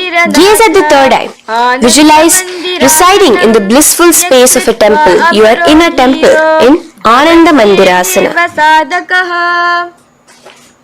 Now, as we move into Mandukasana, keep your knees wide and sit on top of your ankles. Your hands underneath your knees. Gaze to your nose. Visualize yourself as a frog. Suck in your stomach in the Uddiyana Bandha. And remember to do the Manduki Mudra, your tongue, your frog-like tongue, catching the nectar dripping from the Sahasrara Chakra in Mandukasana 2. Now, as we move into Narasimhasana, tuck your toes in and sit on top of the heels. Place your palms on the ground, spread your fingers wide and spread your knees apart onto the ground too. Gaze towards your nose, stick out your tongue and exhale forcefully, visualizing the Narasimha Avatara, the form of Mahavishnu as a half lion and half man. Now just raise up, bring your hands off the ground. Here we'll be doing a new pranayama, which is the Bhishraka pranayama, as we enter into Bhishrakasana. So continue to keep your knees and feet on the floor. As you bring your hand up to your face, make a hollow of your palms and place it over the mouth. Keep your thumbs under your teeth and close your lips. Gaze to your nose. Inhale through your left nostril, exhaling through the mouth. Gaze at your nose again. Visualize yourself as Devi, presiding over any and all minuscule fears you may have within you. Now moving back into the Ujjayi Pranayama, let us do Makadasana. So you can take your hands off your face and slowly remaining in the same position, bring it to your armpits. Bring your fingers to your armpits. Imitate as if a monkey is scratching. As you gaze to your third eye, visualize yourself as a playful monkey in Makadasana. From Makadasana, let's move into Vajra Sangharasana. So you can slowly lift your knees off the ground, just balancing on your toes, sitting on the heels.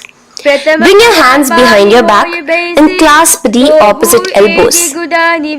Gaze to your nose, embody a diamond. Visualize yourself as a diamond-like strength for yourself and your Sangha. The next asana is Khanjanasana. So now you can uncross your hands. Rest on top of the heels with your knees on the ground. Keep the toes down, ankles crossed behind. Place your palms on the mat to your side. Suck your stomach in the Uddiyana Bandha as you gaze at your nose in Khanjanasana.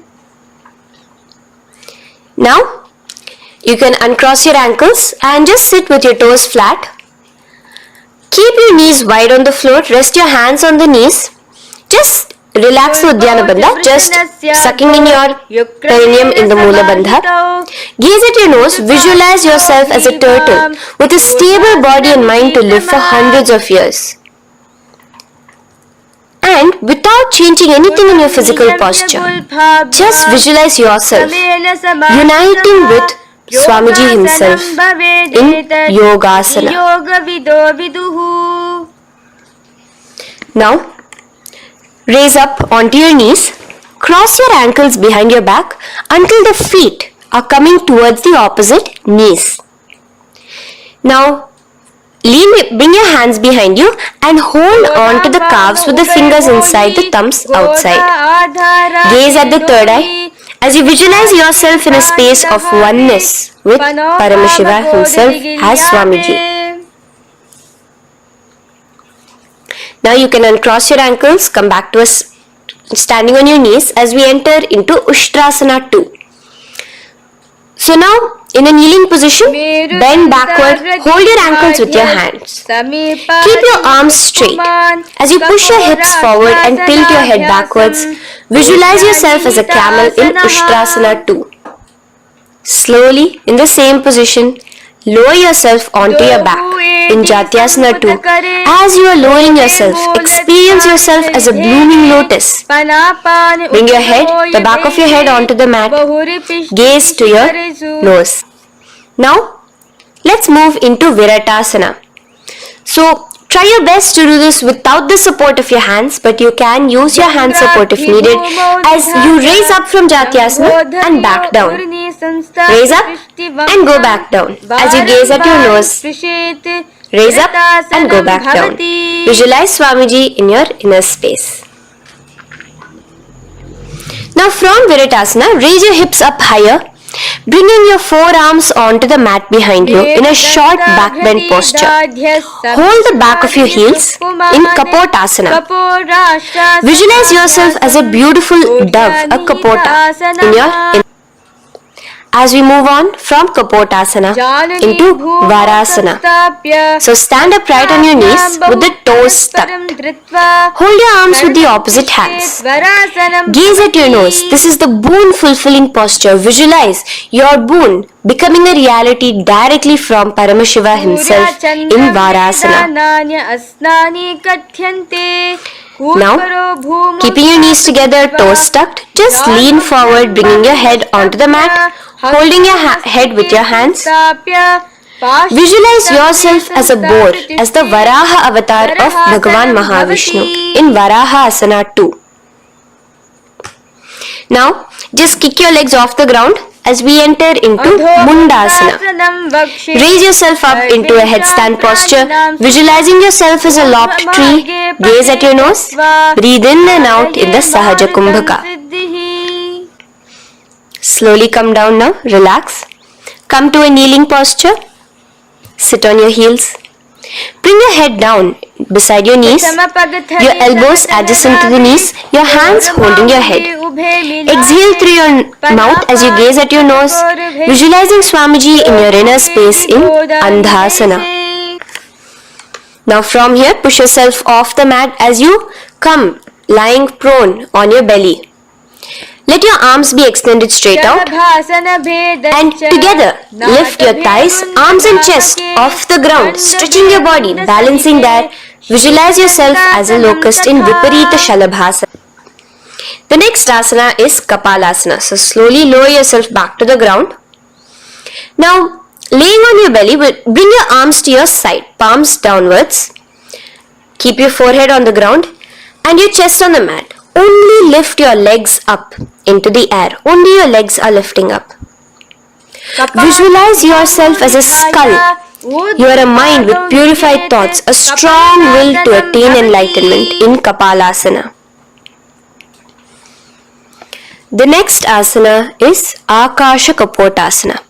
So now, in the same position as you are, let your arms be straight out behind you.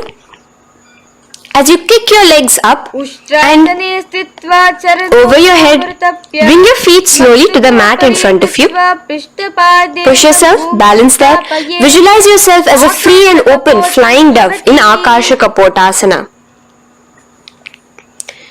Bring your legs back out as you lay flat on the mat. Now push yourself onto your knees.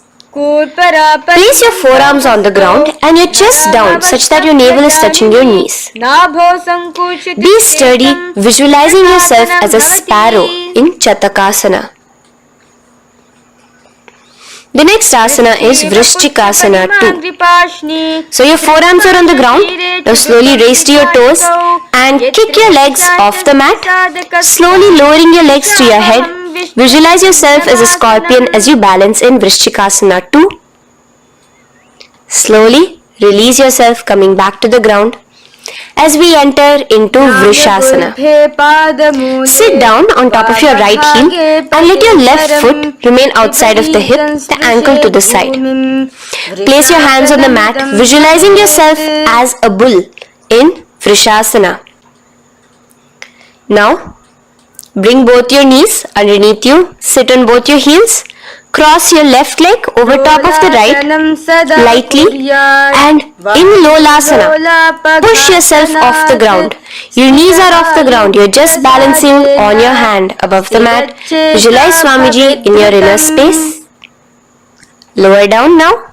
Bring the left foot now outside. Bring the right foot out and sit on your left heel now. As we do Vrishasana on the other side, visualize yourself as a bull. From here, let us get into a very powerful asana, Balagunasana. So, place your left toes on the ground, sit on the heel of your left foot. Place the right foot flat with the knees raised towards your chest. Maintain your palms on the respective knees. Be upright. Visualize Balagunahai, one of the 84 siddhas in your inner space in Balagunasana. Now come to a squatting position. Let your feet be flat as you bring your elbows under your thighs and calves, wrapping it around your shins. Hold on to your ankles from the outside in Grahasana, visualizing yourself as an entire planet. Now you can unwrap yourself as you sit on top of the opposite heel in Balagunasana on the other side. Maintain your palms on the respective knees. Visualize Balagunahai, one of the 84 siddhas in your inner space. Now, sit upon both the toes with the heels up and knees off the mat, knees pointing forward. Now, keep your hands downwards on the respective knees. Keep your spine upright as you visualize Swamiji in your inner space in Utkatasana. The next asana is Vajra Sangharasana. Just spread your knees out wide in Utkatasana. Spread your knees out wide. Clasp the elbows behind your back. Visualize Swamiji in your inner space in Vajra Sangharasana too. The next asana is Anilasana. Now, sit with your feet hip width apart. Bring your hands under the soles of your feet from inside. Your palms facing downwards. Step onto your hands. Keep your arms straight, elbows together at the navel. Gaze to your nose. Visualize yourself able to consume and live off of air alone in Anilasana. The next is Padukasana. So from Anilasana, you can release your hands. Place the back of your hands on the mat with your fingers facing upwards. With your fingers facing towards your body, palms upwards. Step your feet on top of your hands and wrap your hands around your feet like a shoe. Walk around. Visualize you wearing padukas, walking across the length and breadth of the world in Padukasana. Now bring your palms onto the ground. Stop moving around as we move into Kukutodana. Kick your feet up into the air and let them fall back down. Let's go up again and come down. Kick up and go down. Visualize yourself as a rooster in Kukutodana. The next is Viparita Nrityasana. So as you're kicking yourself up, you can go up into a complete handstand posture, which is Viparita Nrityasana. Do take support if needed. And move around on your two hands as if you are dancing in Viparita Nrityasana. Slowly come back down to a standing position. Lean forward and let your feet be slightly apart from each other. Bring one palm down on the mat with the arms straight. Bring the opposite hand to your head and be stable in Kunjarasana. Now just put that hand down as you bring the other hand to your head, repeating Kunjarasana on the other side. Be stable here. Now you can squat back down onto the ground. Keep your feet flat. Hold your respective ankles and lift your feet off the ground in Kadamba Asana. Visualize yourself as a Kadamba tree, a pious tree that promotes a long life. The next asana is Pavana Muktasana. Now sit back down onto the ground, bring your knees towards your chest. Let your hands wrap around your knees, hold it close to your body. Visualize all the excess vata, air, just balancing and releasing in your system in Pavana Muktasana. Now, let us move into Chakorasana. So first stretch your legs out in front of you. Bring one leg behind your head. Now place both hands on the ground and lift your body off the ground while lifting the other leg too. Up straight. Visualize yourself as a powerful source of energy. Gaze at your third eye in Chakorasana. Slowly relax back down. Now hold your left toes with the left hand, index and middle fingers. Pull the foot to the left ear. We are entering into Dhanurasana 2. Extend your right leg out, keeping straight. Hold the big toe with your right hand. Visualize yourself as a bow in Dhanurasana 2. The next is Ashtavakrasana. So lift your left leg over top of the left shoulder. After releasing your hands, bring the right foot across and hook it on top of the left foot. Lean forward and down, keep your palms onto the ground. Extend your legs out to the left, lift your head up and chest. You're completely balancing only on your hands as you visualize yourself as a flying crane in Ashtavakrasana. Now slowly relax down. From here, bring your right foot to the left thigh and your left foot flat onto the ground. Knees raised up. Have your left shoulder underneath the respective leg and place your hands flat on the ground. Gaze towards your third eye. Visualize you are immortal, able to exist solely from prana alone in Pranasana. From here, moving into Parshva Matsyendrasana. Place your right foot at the root of the left thigh. Then the left leg by the side of the right knee. Hold the left leg by the right hand. Twist your body out. Remain steady here, gazing at the third eye. Visualize Matsyendranatha, the great Rishi, Yogi, master of Hatha Yoga, in your inner space. Now slowly unwind yourselves. As we repeat Chakorasana on the other side, lift the other leg behind your head.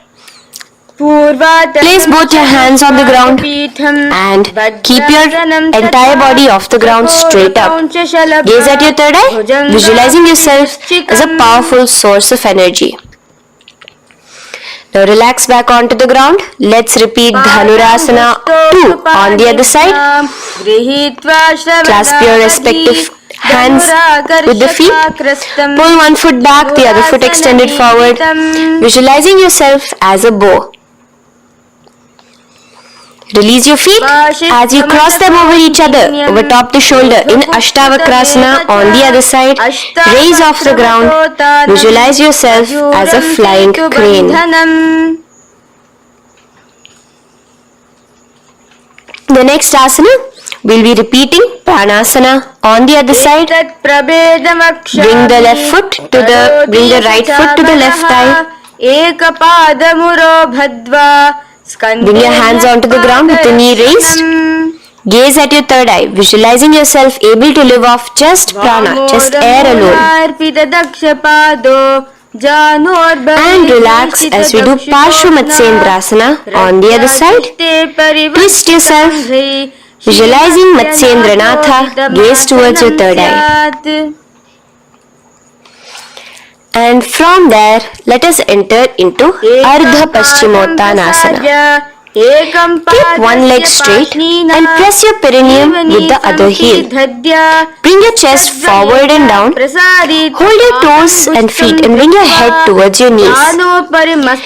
Here in Ardha Paschimottanasana, visualize Swamiji in your inner space. Now raise up and the foot which was at the inner thigh, now rotate it outside of the hip. Now hold the sole of your other foot and lift your leg up towards your forehead. Try to bring your knee to your forehead as you keep your knee straight. Gaze to the nose in Kraunchasana. Visualize yourself as a crane. Now slowly relax down your leg. Now the leg which is now straight, you can bring it to the inner thighs. You straighten out the other leg. As we repeat, Ardha Paschimottanasana on the other side. Lean forward and down, clasping your foot. Bring your forehead to your knee. Visualize Swamiji in your inner space. Slowly raise up. Place your right ankle outside of the hip now. Hold the sole of the left foot, lifting the leg up towards your forehead. Stretch yourself there. Gaze at the tip of your nose. Visualize yourself as a crane in Kraunchasana on the other side. Now from here, bring the soles between the thighs and calves. So once you have relaxed yourself, bring your soles between the thighs and calves. Keep your spine straight, palms resting on your knees. Visualize a swastika, embodying peace, well-being, good fortune and prosperity as you gaze at your nose in swastikasana. Now without changing anything about your position, just take your hands alone. Cover the respective heels with your hands in Gorakshasana as you tuck your chin to your chest in Jalandhara Bandha. Gaze at your nose.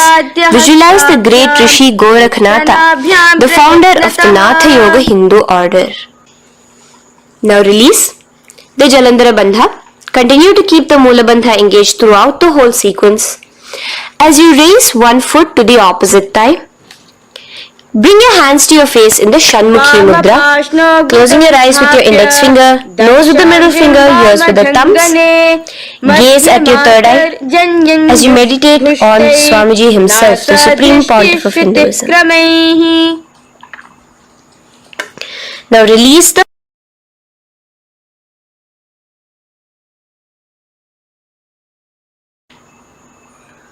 Shanmukhi Mudra. And in Yogasana 2, bring your legs into the Padmasana position over the opposite thighs. Keep your hands flat onto the ground beside your knees with the palms facing upwards. Sit straight, gaze at your nose. Here we'll be starting the Kaka Chanchu Kumbhaka, where your inhalation will be through your tongue wrapped like a pipe, and your exhalation will be through your nose.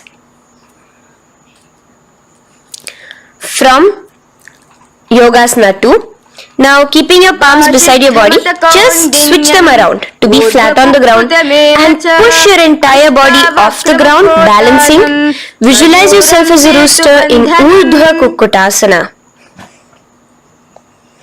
Now relax down, come back to a seated position on the floor, keeping your legs in Padmasana. Insert your hands through your knees and place them on the mat. Remember, do not lift your body up, just stay seated down there. In Siddha Harituliyasana, gaze to your nose, visualize Swamiji himself in your inner space. From there, let's enter into Hamsasana, where you will actually be pushing yourself off the ground. Lift your thighs up high above your shoulder, above your elbows as much as possible. Gaze to your nose, visualizing yourself as an elegant swan in Hamsasana. Now release yourself. Now, do not take your hands out from between your thighs and calves. Just go onto your knees and reach your hands behind your body with your fingers interlaced in the Parashamudra. Bring your forehead to the floor as you gaze at your nose. Visualize yourself as Lord Paramashiva's bow in Karmukasana.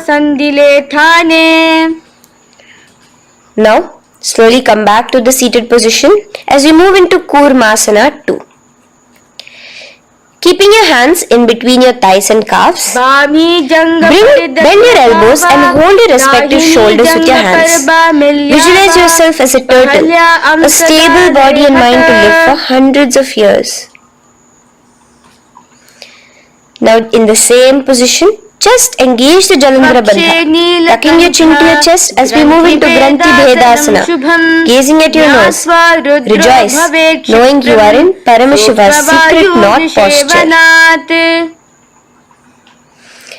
And from there, release the Jalandhara Bandha as you roll onto your back. Keep your hands on the shoulders, laying flat on your back. As you visualize yourself as a turtle on its back, playful, gaze at your nose in Uttana Kurmasana. Now rock yourself back to a seated position as we do Pangu Kukkutasana.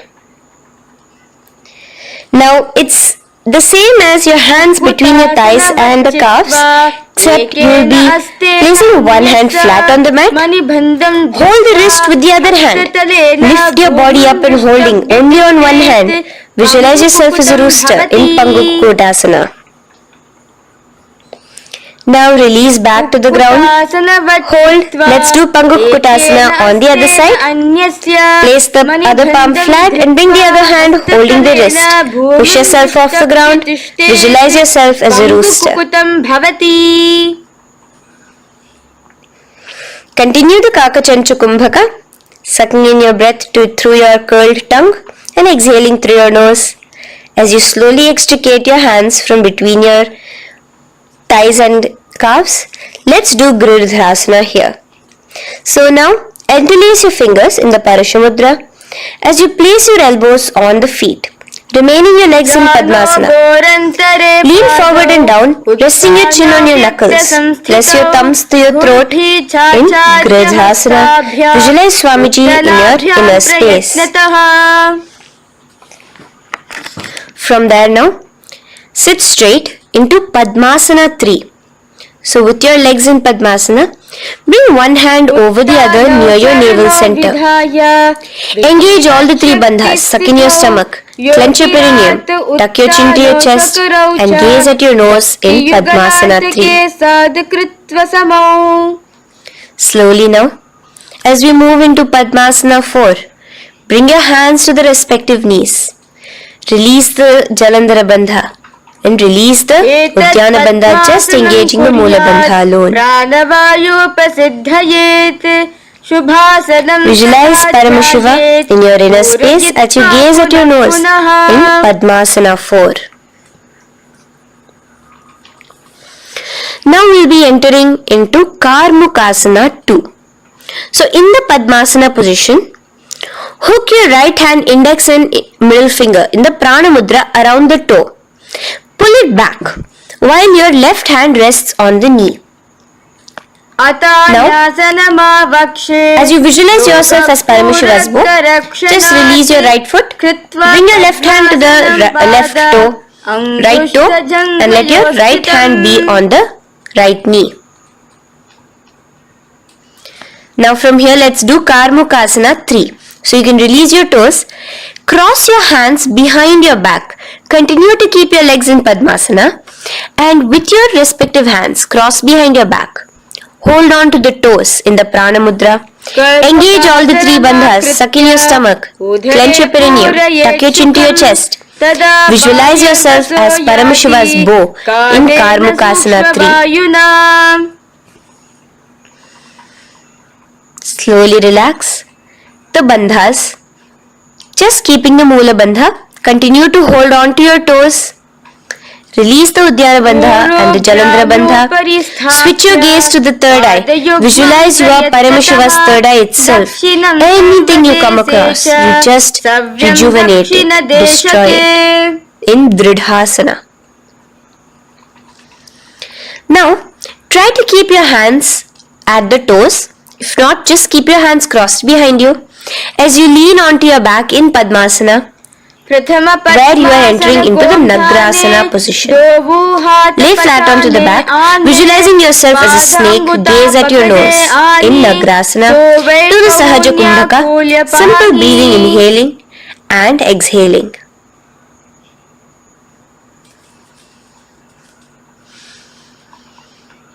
Now bring your knees to your chest. Let your hands wrap around your knees. Slowly uncross your Padmasana and bring your knees to your chest. Bring your hands to the Parashamudra, the fingers interlocked on top of your knees. As you pull your chin up to your knees, visualize yourself as a ball in Kandukasana. Now relax. Bring your feet onto the ground. the knees pointed upwards in Urdhva Pavanasana. As you interlace your fingers, bring the interlaced fingers behind your head.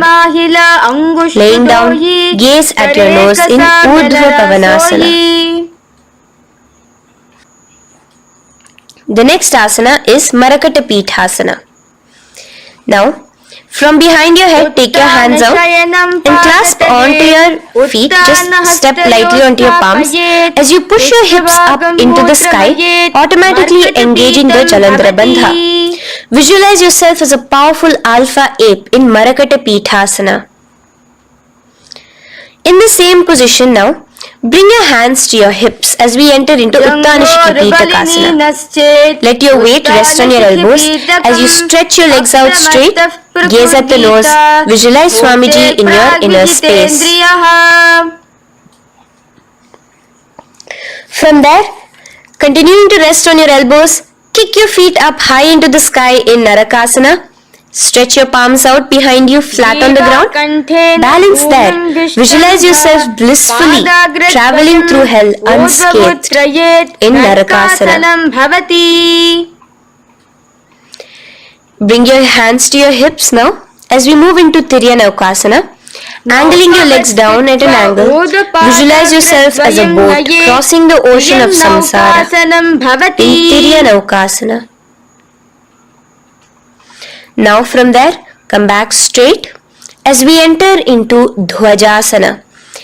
Keep your legs up high above your body, your hands stretched out down behind you.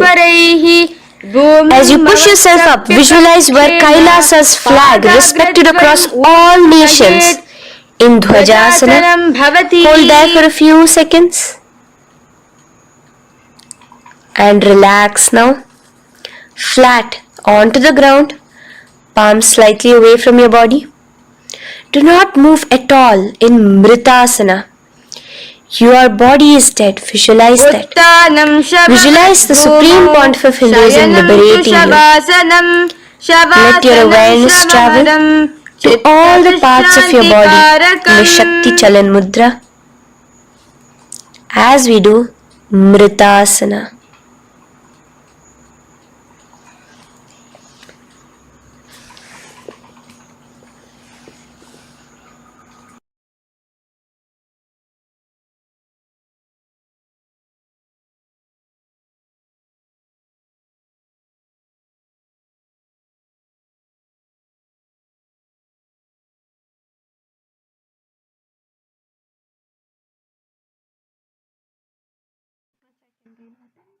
ॐ पूर्णमदः पूर्णमिदं पूर्णात् पूर्णमुदच्यते पूर्णस्य पूर्णमादाय पूर्णमेवावशिष्यते ॐ शान्ति शान्ति शान्तिः हरिः ॐ तत्सत् सर्वं भगवच्छ्रीनित्यानन्दपरमशिवपादुकार्पणमस्तु ॐ नित्यानन्दम्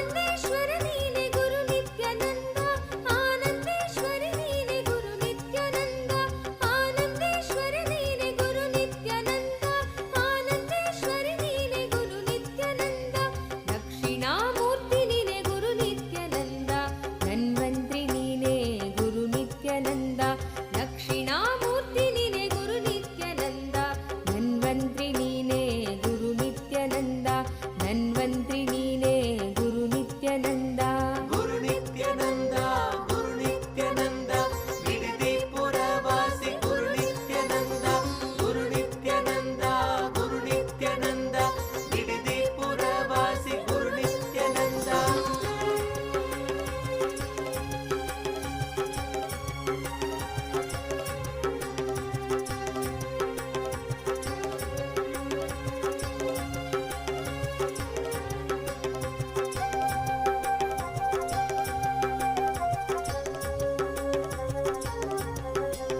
ಗುರು ನಿತ್ಯಾನಂದ ಗುರು ನಿತ್ಯಾನಂದ ಬಿಡದಿ ಪುರವಾಸಿ ಗುರು ನಿತ್ಯಾನಂದ ಗುರು ನಿತ್ಯಾನಂದ ಗುರು ನಿತ್ಯಾನಂದ ಬಿಡದಿ ಪುರವಾಸಿ ಗುರು ನಿತ್ಯಾನಂದ ವೈದ್ಯ ಸರೋವರದಲ್ಲಿ ನಿತ್ಯಾನಂದ ಕಲ್ಪತರು ನೀನೆ ಗುರು ನಿತ್ಯಾನಂದ ವೈದ್ಯ ಸರೋವರದಲ್ಲಿ ನಿತ್ಯಾನಂದ ಕಲ್ಪತರು ನೀನೆ ಗುರು ನಿತ್ಯಾನಂದ ಆಲರಳಿಯಲಿ ನೀನೆ ನಿತ್ಯಾನಂದ ಬಿಲ್ವತ್ತಿಯಲಿ ನೀನೆ ನಿತ್ಯಾನಂದ ಆಲರಳಿಯಲಿ ನೀನೆ ನಿತ್ಯಾನಂದ ಬಿಲ್ವತ್ತಿಯಲಿ ನೀನೆ ನಿತ್ಯಾನಂದ ಗುರು ನಿತ್ಯಾನಂದ ಗುರು ನಿತ್ಯಾನಂದ ಬಿಡದಿ ಪುರವಾಸಿ ಗುರು ನಿತ್ಯಾನಂದ ಗುರು Nithyananda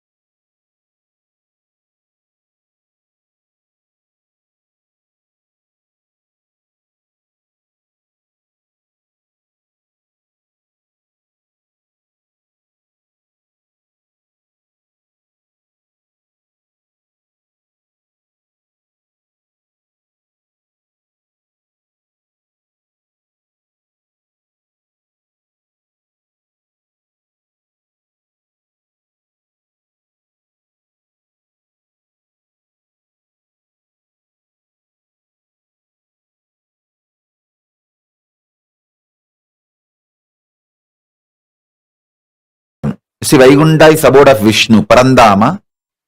Shripuram is Parameshwari, Paramashiva Shakti. Kailasa is Paramashiva. Mahakailasa is Paramashiva in his pure formless space. 14 lokas are stopping with Brahmaloka. After that, the 4 is beyond Brahmaloka. Vaikunta, Shripuram, Kailasa, Mahakailasa is beyond the 14 lokas.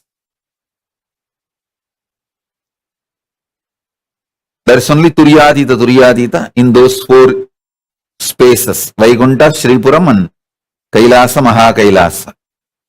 Asking where is Goloka? Goloka is part of Vaikunta. Agama gives elaborate description on who resides in what loka, how each loka looks.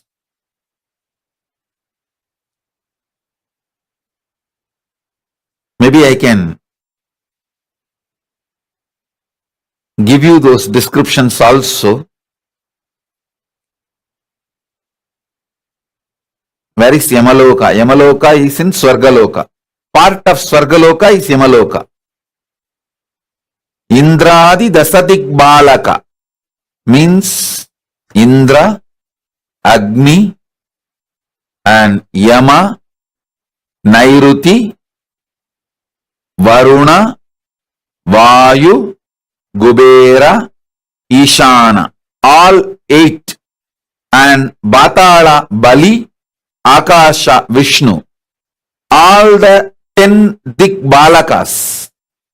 They are called Dasadik Balakas. Indradi, Dasadik Balakas have their worlds in Swargaloka.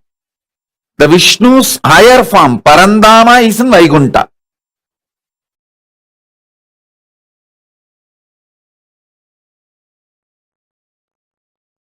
I'll give you one small story.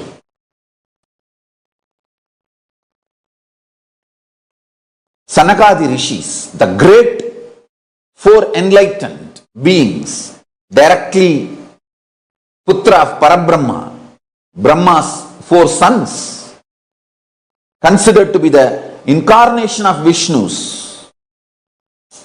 In Bhagavatam, there are 24 incarnations. Sanakadi Rishis were mentioned formally by Vyasa as one of the incarnation of Vishnu. The Sanakadi Rishis walk to have darshan of Vishnu in Vaikunta. Jaya Vijayas, as per their dharma, they stop. Jaya Vijaya are the security guards of Vaikunta. In Kailasa, there is no security guard. It's only defense mechanism. Only if somebody comes to do riot, they are stopped by Nandi. Otherwise, Nandi doesn't bother who comes, who goes. That is why he is all the time looking at Paramashiva. He doesn't look at the direction of the people who are coming. No. If somebody is coming with a bad intention, he knows then he will manage. But there is no regular systematic stopping or crowd controlling. But Vaikunta is very organized, very systematic. The structure is different. The Sanakadi Rishis walk into Vaikunta to have darshan of Vishnu, and the Jaya Vijaya, both of them, stop Sanakadi Rishis. Please have little patience. We will reach out to Bhagavan and get back to you.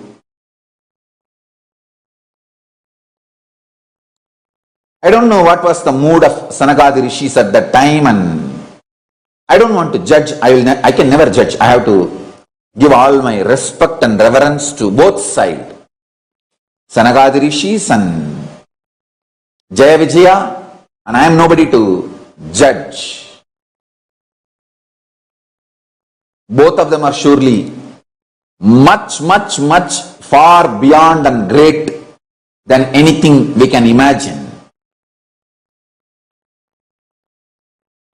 Sanakadi Rishis cursed, and we don't even know exactly what was the conversation happening and which triggered whom and how the conversation got into the level of cursing. Sanagadi Rishis cursed.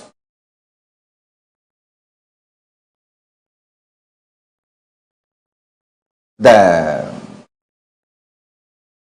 Jaya Vijaya, that go to Bhuloka and be human beings, be away from Vaikuntha. It's too big curse. It's too big curse. And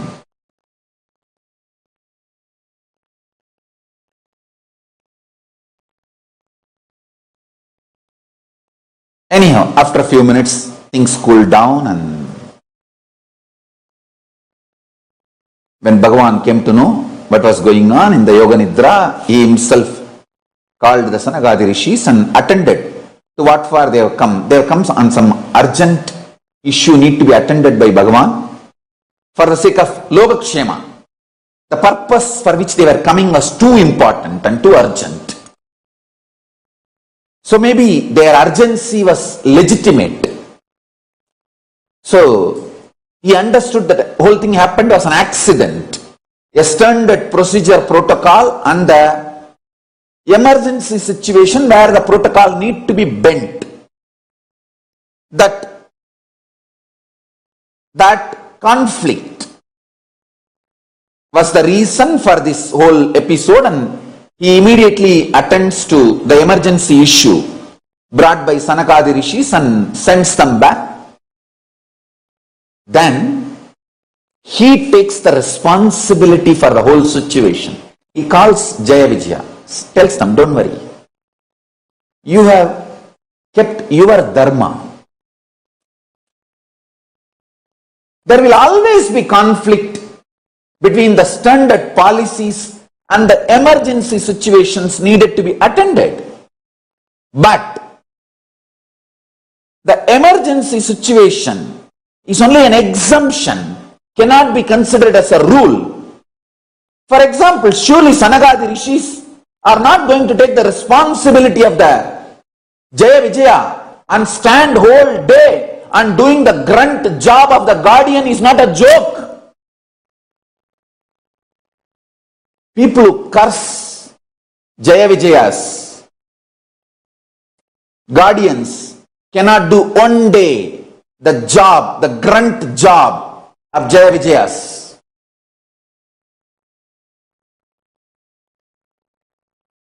You can easily abuse from outside.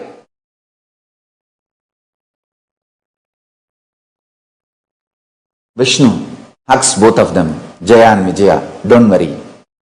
They cursed you guys to be away from Vaikuntha. What is Vaikuntha for you guys? Where I am. I will come down to be with you guys when you guys go down.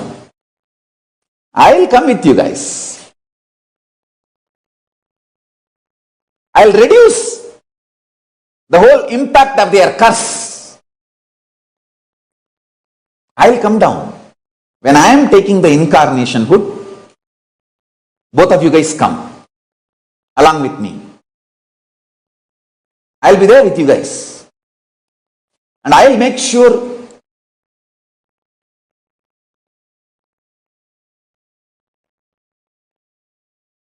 you guys are part of my Leela and you reach my feet.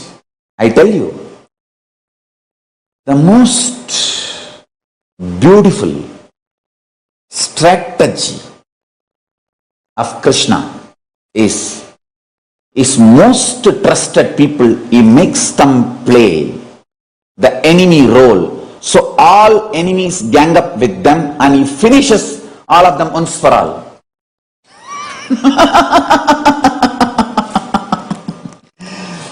His personal security guard, he says, hey, you play as my enemy. Let us find out all the enemy fellows and let them gather behind you.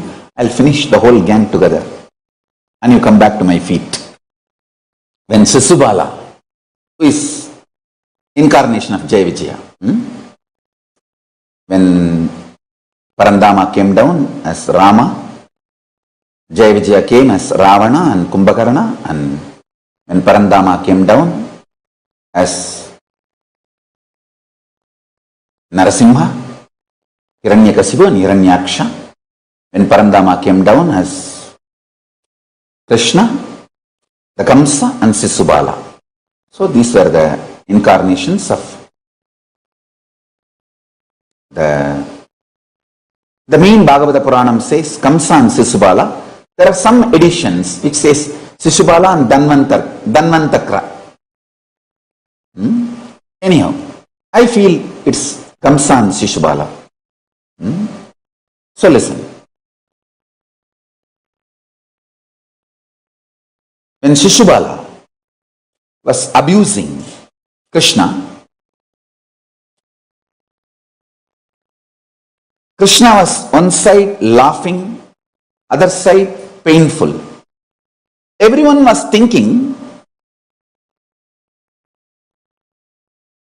he was feeling the pain because Shishubala is accusing and abusing, and he is laughing because he is going to destroy Shishubala. No.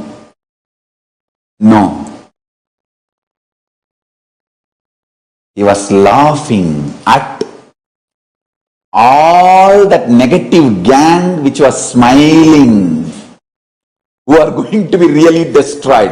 Actually, Shishubala was not destroyed. He was liberated, and all those negative gang who were supporting Shishubala were destroyed. He noted down, come on, come to Mahabharata war. He noted down all the faces who were carrying smug when Sisubala was abusing and accusing.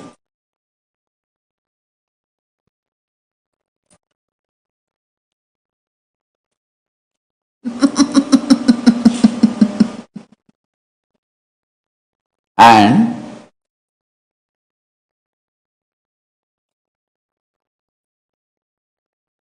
he was feeling the pain. To melt down the pain of Shishubala, because now he has to liberate Shishubala. Understand? Guru, through his personal love for disciple, he melts down disciples' pain through the oneness.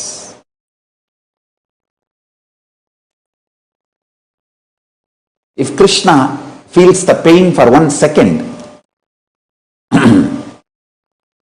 1 billion years, the pain which Shishubala need to go through will be burnt away.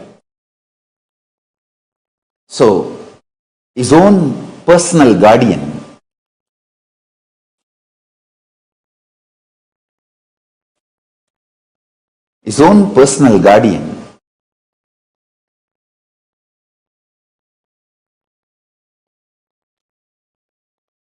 how can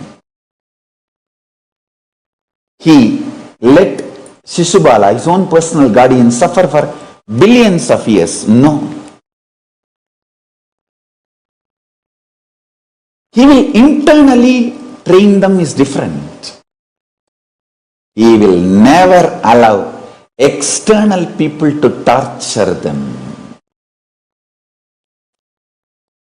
He will never allow external curse, even if it is Sanagadi Rishis.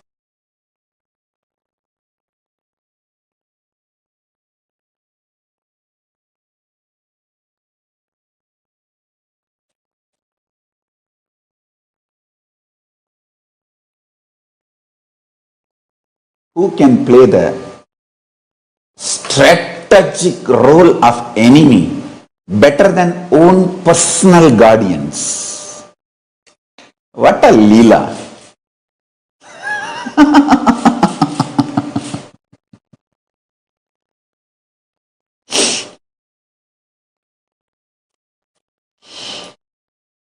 He will never, Parandama will never allow the suffering to his people from others. So, he burns away the suffering of Shishubala.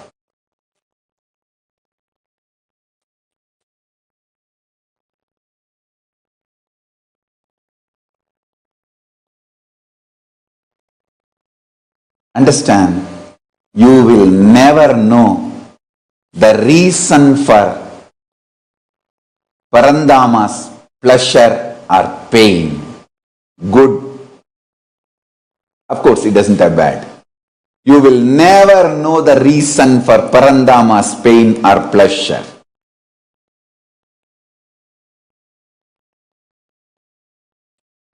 Finally, that 100 abusal, he gives time just to note down all those fellows who are supposed to be destroyed. Shishubala was not destroyed, was liberated. He has gone back to his original space, Vaikuntha. He served, he did his strategy, his job perfectly.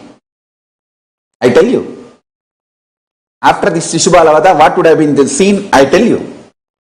Within 3 seconds, Shishubala was in Vaikuntha, Parandama sitting with Shishubala, maybe sipping little Amrita and having bit leaf and bit nut and giving him one and he also chewing one.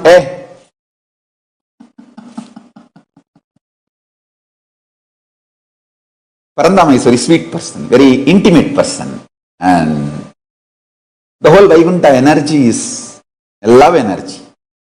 The love is the source or the space of Vaikuntha. It was intimate relationship. Always in Vaikuntha, the whole relationship and everything was intimate. See, in Kailasa, it is more like a oneness. Oneness is the space and Tyaga is the prana. In Vaikuntha, love is the prana and intimacy is the space of the whole Vaikuntha energy. And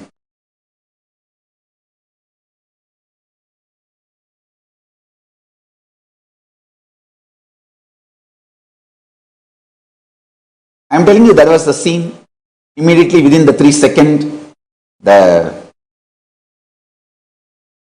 Shishubala left the body. Usually it takes only 3 seconds, 3 chana. Second is the wrong unit. Chana. Chana means the gap between one thought and the other thought. Body, the Atma of Shishubala leaving the body and the transition and assuming his Divya Sarira as Vijaya in Vaikuntha. Jaya is the senior, Kamsa, and he has already reached. And Vijaya reaches the next. I tell you, Bhagavan himself may come down from Vaikuntha for the sake of his Vaikuntha Vasis, but he will never give up on Vaikuntha Vasis, people who are committed to him. Whatever may be the situation,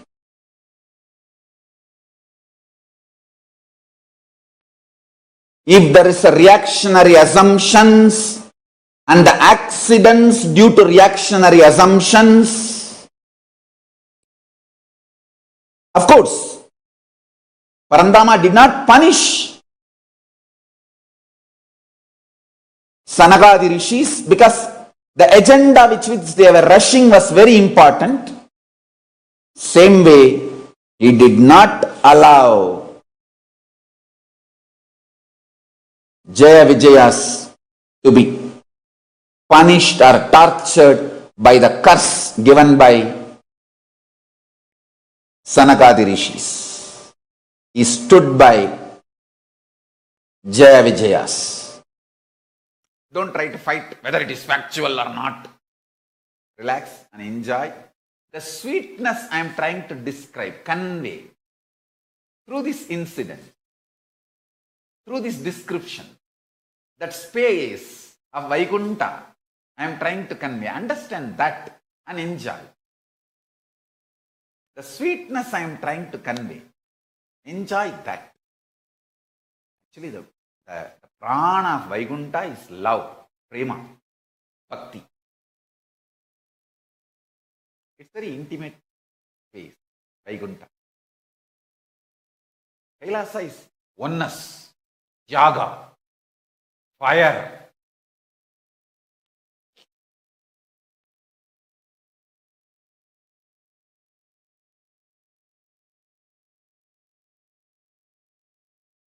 Vaikuntha is more like a cool, prema bhakti, the love space. If you internalize this one powerful cognition, suddenly you will see, you will manifest powers and you will start aligning to higher vertical time zones.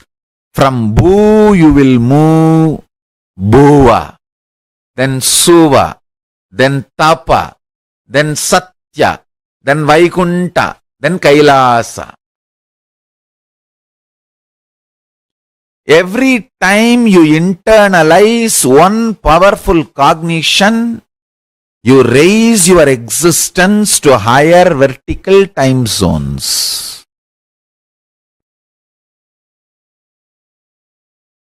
See, we have a story. Ramanuja goes to Delhi Badshah's court and the Melakottai Selvanarayana Swami, the Sellapillai, the Utsava Murti is called Sellapillai.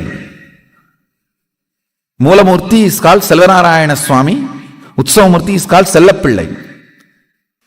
Ramanuja uses the word Sellapillai, that's a word. Immediately, the Sellapillai just comes and sits in the lap of Ramanuja. Understand, this is not story. The 1000th year of Ramanuja's birth anniversary, we will prove this. It's a truth, not story.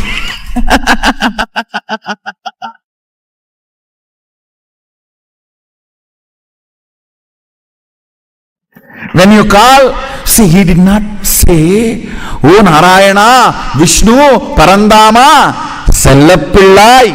He came.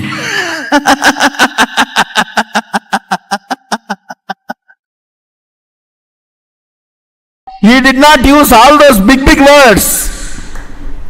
Parandama, Madhava, Vishnave, Vishwam Vishnur Vashatkaro Bhuta Bhavya Bhavat Prabhu. Sellapillai. He rushed to his lap. So understand,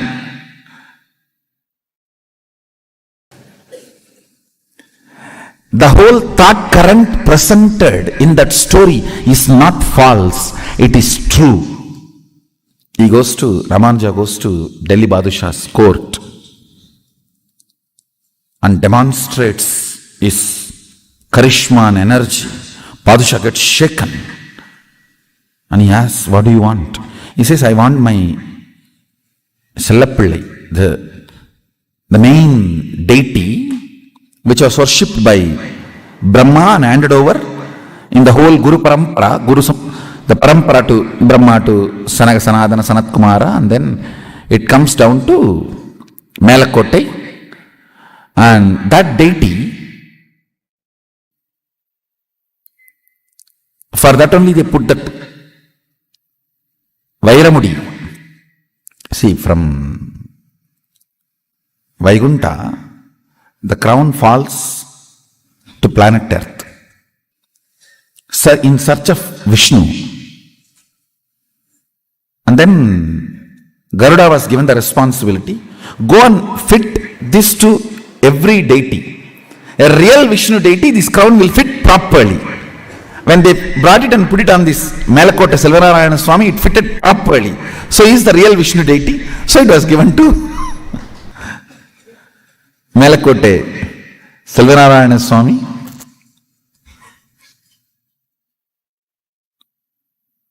So Ramanuja says, I want my Sellapillai.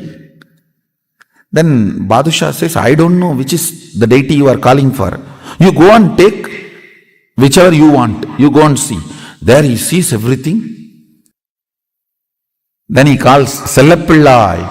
Immediately, Vishnu comes and sits in his lap.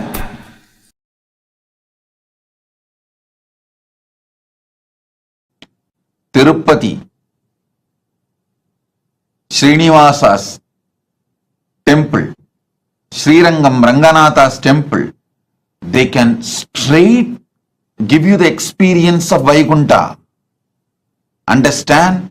These are the organic, living organism. Living organism, living energy portals, which can open up like a time shaft and teleport you directly to those lokas.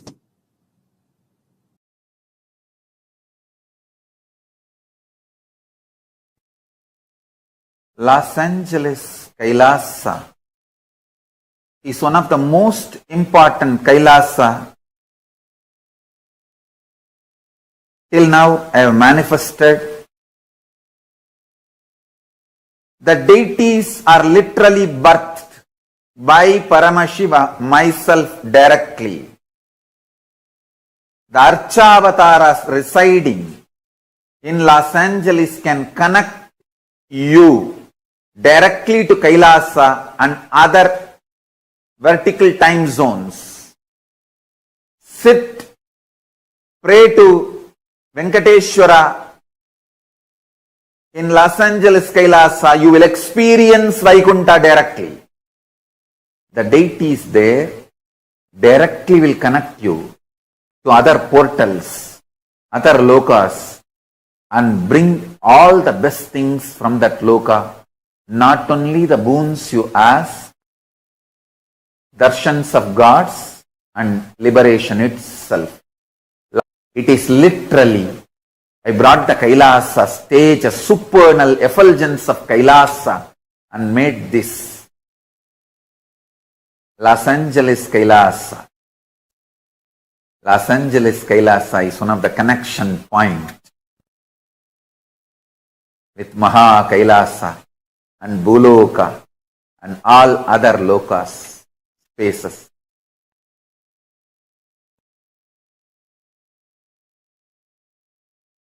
Los Angeles Kailasa is literally place where Paramashiva's being exists. He is not only in the form of energy, superconsciousness, state, space, powers, he is in the very form of that being. Accepting, receiving our worship, prayers and responding with the grace and compassion and love and blessing.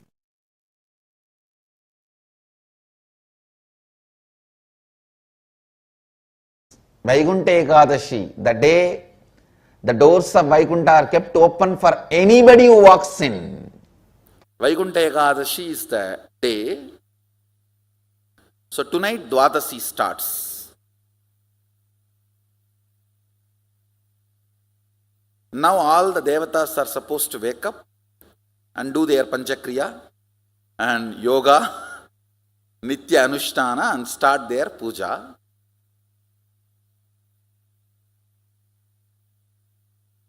As a gift, bonus,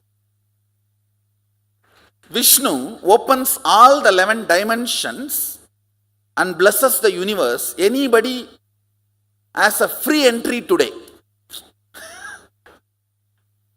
This few days, all the 11 dimensions are opened and made available for all the beings to come and enjoy. They give you free tour and free entry. And I want you to know all these are not jokes. It's true. It is really true.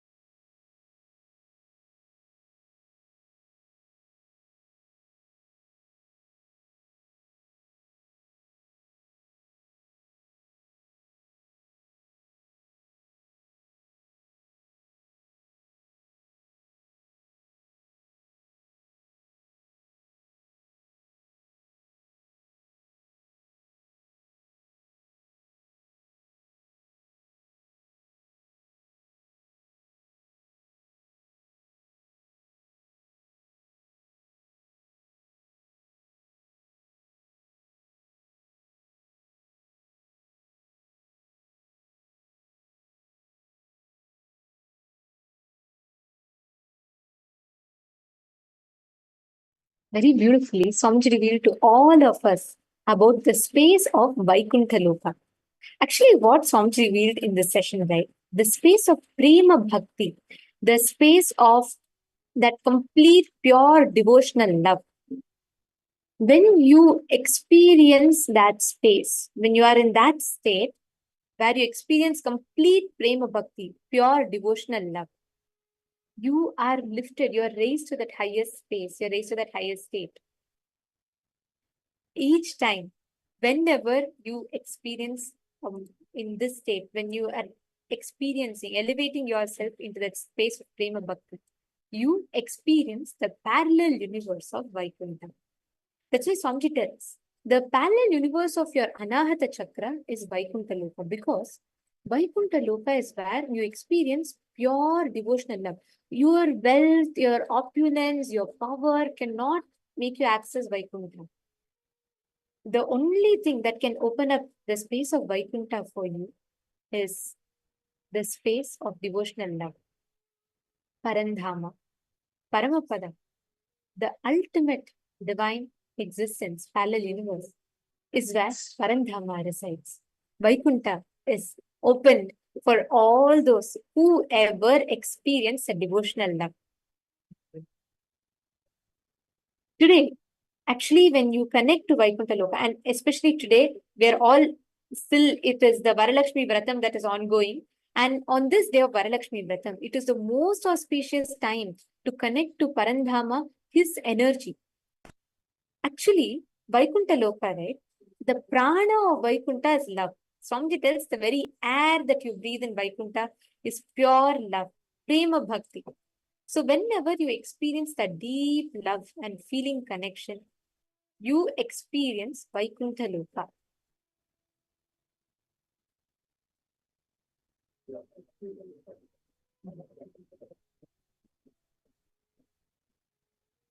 This parallel universe of Vaikuntha Loka,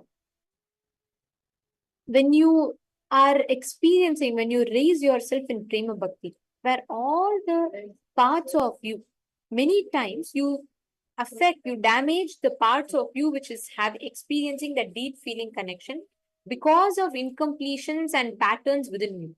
When you start experiencing, when you start having, manifesting that space of oneness and devotion, you will have amazing breakthroughs. Through each aspect, you will experience so many good things starting to happen to you. Now, we are going to be entering into a very quick exercise that's going to help you identify, understand, and complete with this list. See, if you can love without a reason, it is pure love. Pure love is not dependent on anything else. It is dependent only on yourself. Swamiji beautifully tells, every love is a trade, give and take. Every love. Currently, whatever relationship you experience in planet Earth, every love, even what you think as a pure love of that of a mother and a child, even that has a trade-off. You expect something in return. Unfortunately, in the recent times, love has been merely reduced to that. But pure love is a space of complete Advaita, oneness. Each area, every aspect of your life, you experience that prema bhakti, you experience that pure devotional love, that space of oneness, oneness with Parandhama, oneness with Paramapada, oneness with the ultimate being. Now, in that state, in that space, when you experience that space of oneness, you will see that the state of being, that pure love will start emanating through you. And naturally, you will start manifesting the space of oneness. How do you identify you're acting out of pure love? When you experience pure love, your whole being will open up. It will flower to that ultimate divine space, where you will experience a space beyond all give and take. Let us do a small exercise that will help you understand this. Please take a few minutes, sit with yourself and pen down 5 acts of enriching that you did last week. It could be simple. You did an alankar, you did a seva, you helped your friend with something. Write down 5 acts of service that you did in the last week. What was your motivation behind each act? Please take a few minutes and pen down.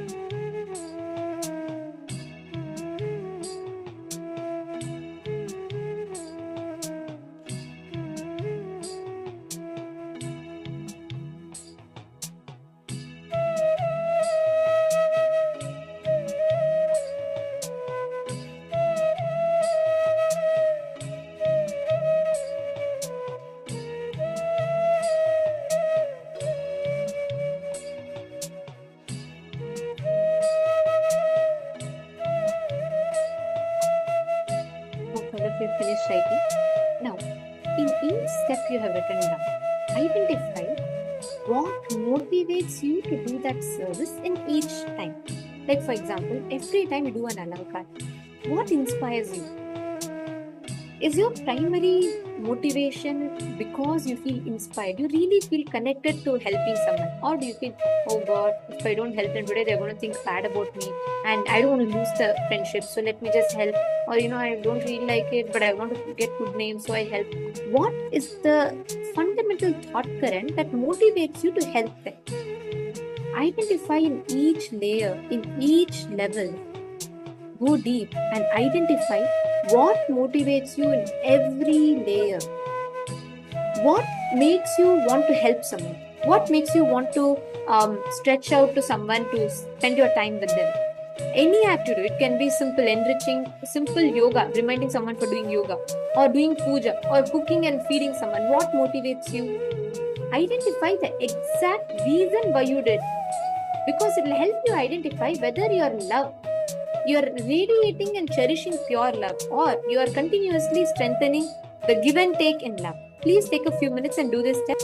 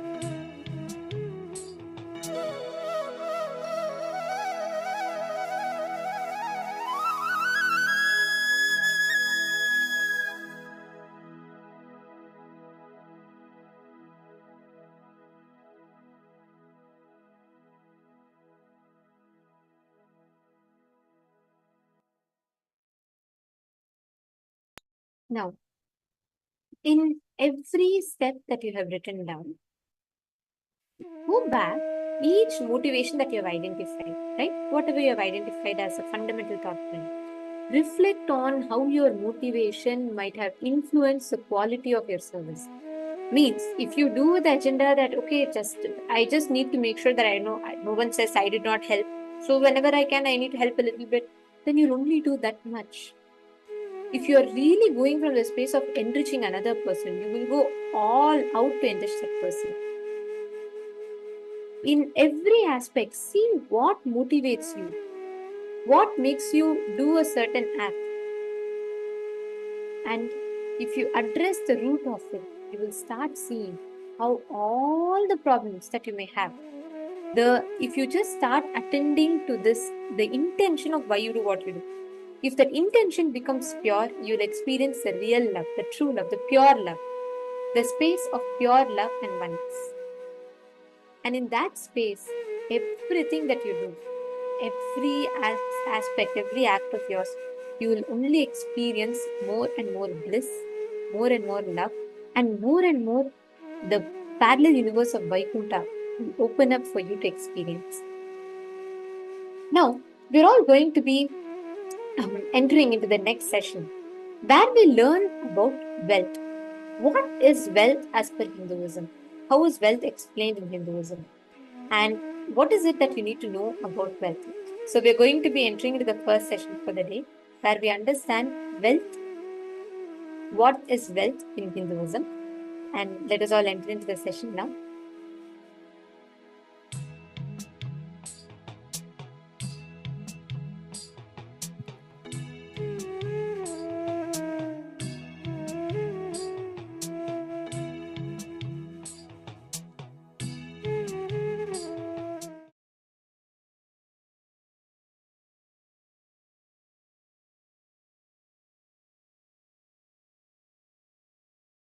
In Sanskrit, artha means meaning and wealth.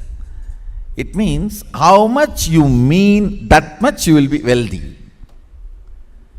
How much you mean to society, that much you will be wealthy. So, becoming a meaningful part of the humanity. Understand? Only wealth generated by being meaningful member is wealth. Everything else cannot be considered as wealth. How you contribute by contributing what you generate is wealth, nothing else. Artha is being contributing, meaningful part of humanity. Wealth is not something outside from you. It is extension of what is you. Please understand.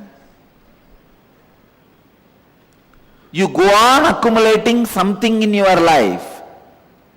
If you are conscious, organized, you accumulate wealth.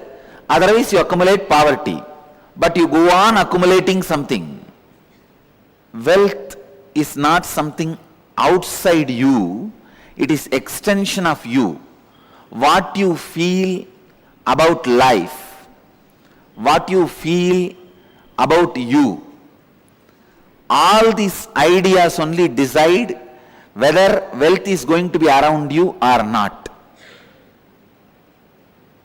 Altering the understandings you have about wealth is a very important thing you need for creating and celebrating wealth. Abundance is overflowing ecstasy, confidence in you that you can exist Your existence is joyful, blissful for you and the people around you. Please understand. It may be looking very mystical. I'll explain step by step. But today I wanted to give you the last word on abundance. No beating around the bush. Last word on abundance. Listen. Even that word has nice meaning. Abundance. Bund means bank. Abund means without bank. Dance. Jumping without a bank. Jumping without a bund. Abundance. See, a overflowing excitement, intensity about your existence is wealth. Understand? Overflowing abundance about your existence, which expresses as your health, as the confidence to make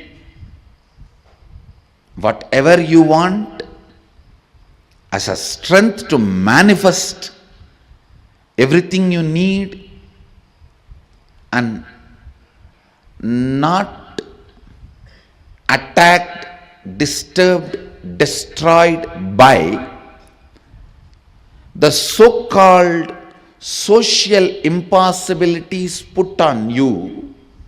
The man who remembers his goal is the wealthiest man in the world. He is the most wealthiest man because continuous remembrance will create an ability to manifest. Some of the basic truths about abundance need to be internalized. Please understand. The real abundance is awakened feeling. That's the essence. Experiencing awakened feeling physically, mentally, in the muscle memory level, biomemory level, and bioenergy level. Experiencing awakening is abundance. See, money is simply extension of your understanding about you, your strength on you, your strong belief on you. I am not talking something impractical, please understand. No, I am not talking anything mystical or impractical. Whatever I am talking is a formula. It is not just miracle happens only in my life. It is a formula which can happen in every one of your life.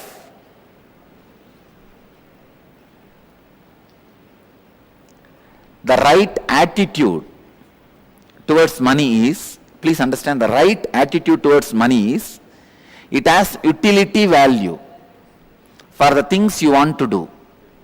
Neither suffer with the feeling I don't have enough, nor be overloaded and develop arrogance or ego or influenced by having it.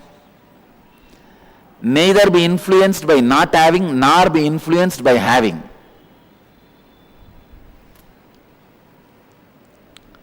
It is such an awareness game.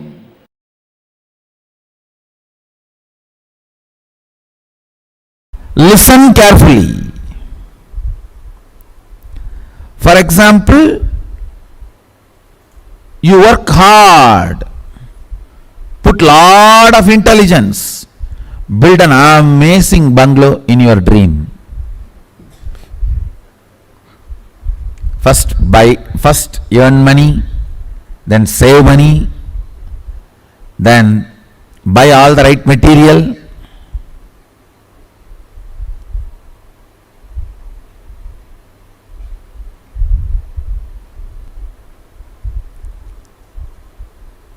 things which change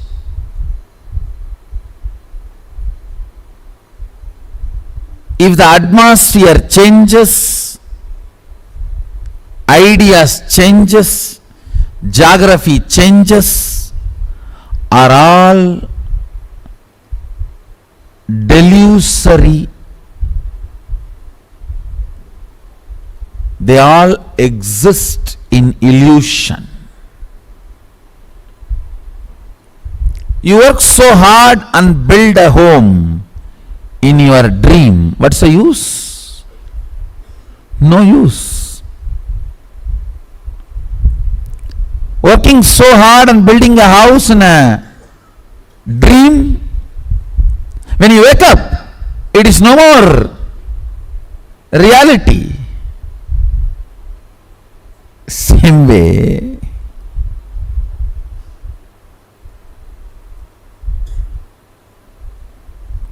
if you are earning and building a big business in a country, suddenly the country gets into war and it loses its currency value, what will happen to your whole thing? Waste. Understand, put your energy and time in ephemeral things only to the level you need to run your life, not more than that.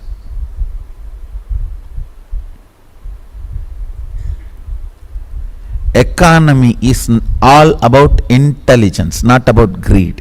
If you are functioning out of greed, the fellow who planted greed in you is successful, not you. You are working for him.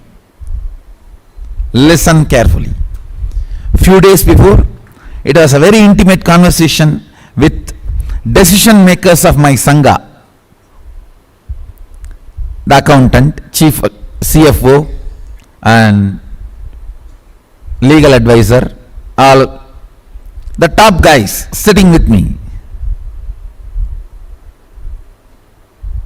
They were not ready to accept one of my decision. See, my decision was, don't leave anything left in the bank end of the year. Finish off.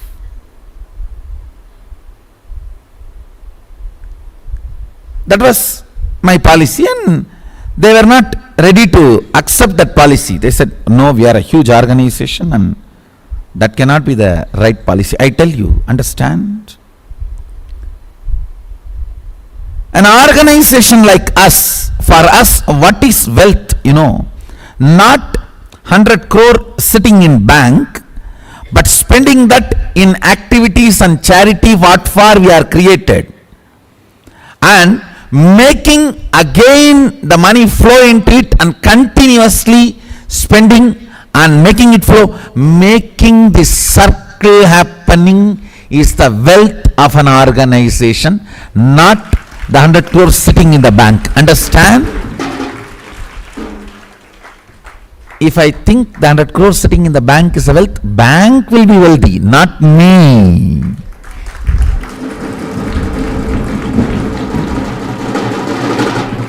I am not interested in working to make bank wealthy.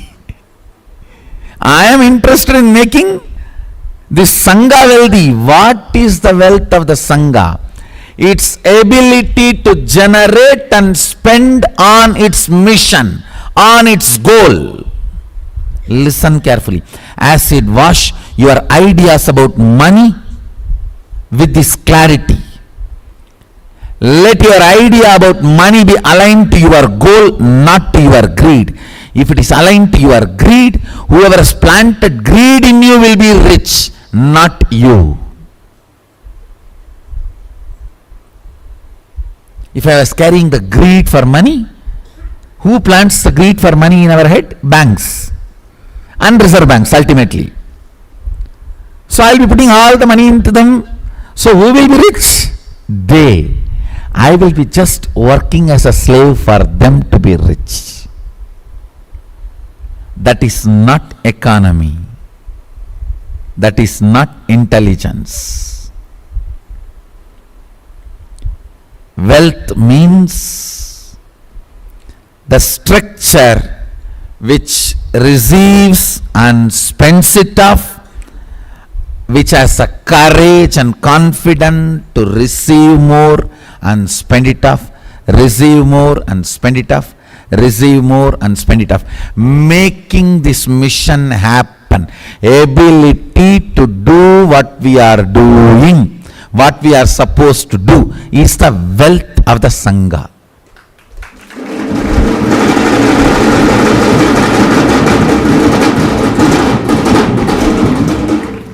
Not the currency sitting in the bank. Ability to do your mission every day is wealth of you and your life. Listen very carefully. This is the cosmic principle of economy. What is wealth? Your ability to complete and be intensely active in what you are supposed to do. Not the bank balance sitting. If I think bank balance sitting is my wealth, I will be making the bank wealthy, not me. And I am not interested in working to make somebody else wealthy. No, I am very clear. I am brilliant about it. Wealth, creation and sustenance.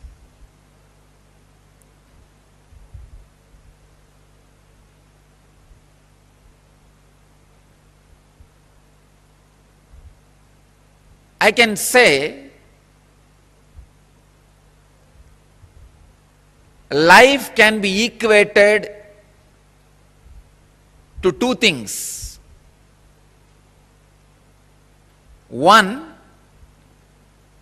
the ability to achieve what you want in the inner or outer world, or just getting stuck in both the world.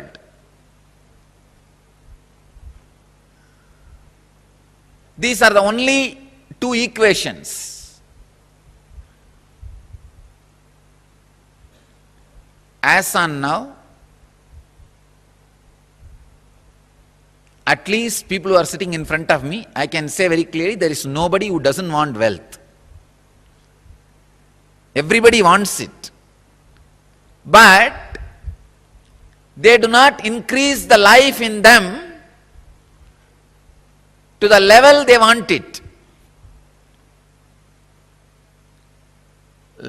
Wealth can be equated to the life energy you express. Straight equation. Because as on now, a normal man has wealth as the first priority in the life. So be very clear.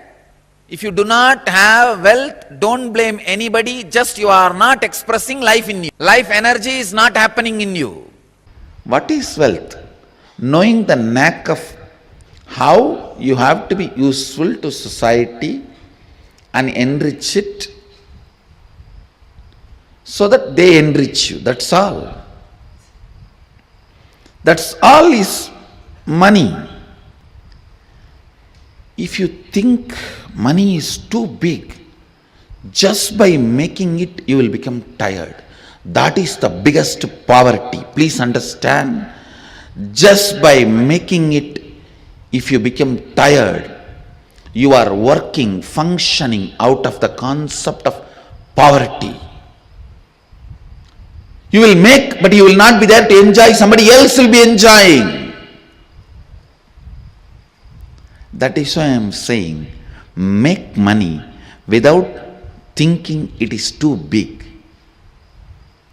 Make money knowing that it is the dust which flies while you walk. I have to here put it on record. One of the statement I heard from my guru, நடக்கும் பொழுது பறக்கும் தூசி என நினைத்து செல்வோர்க்கே செல்வம். I'll translate. While you walk, the dust which flies, the feet dust which flies, equating that to your wealth, and the person who walks, the wealth follows him. Understand?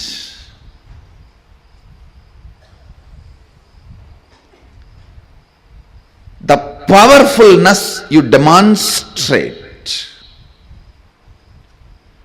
the powerfulness you carry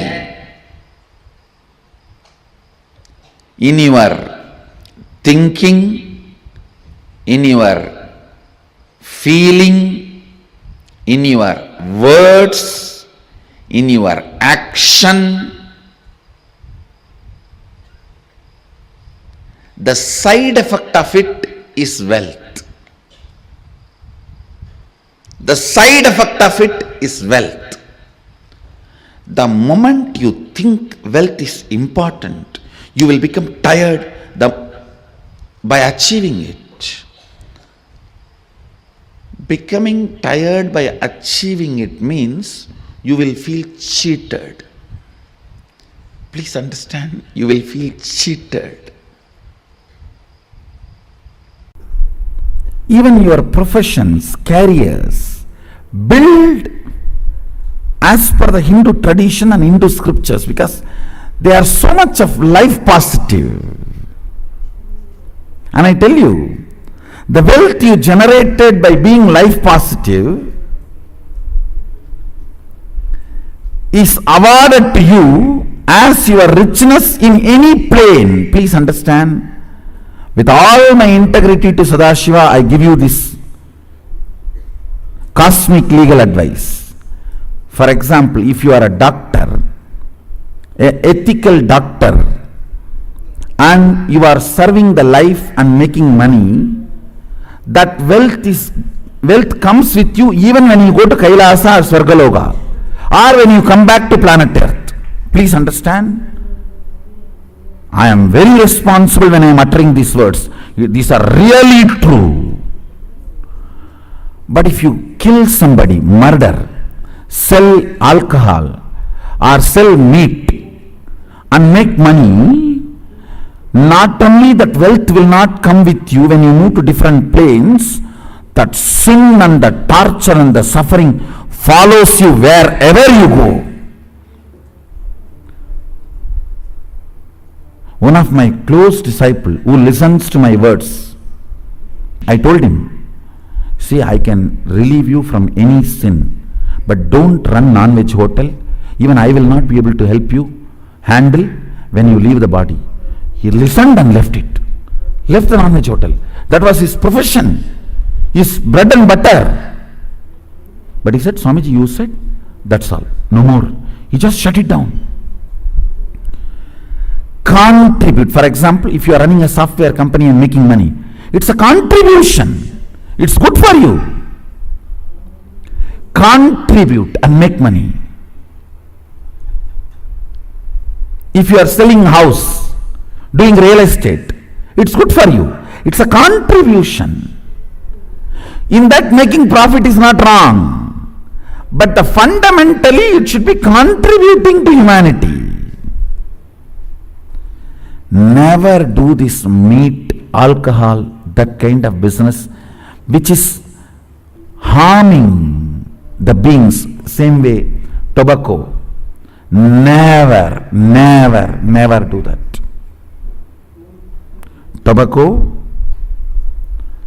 alcohol, and any of the violence related, like killing animals, or even the violence based silk, the silk which need to be produced by killing the silkworm. No, no, do not go for any of those careers and professions. Let your life be நான்மறை அறங்கள் ஓங்க.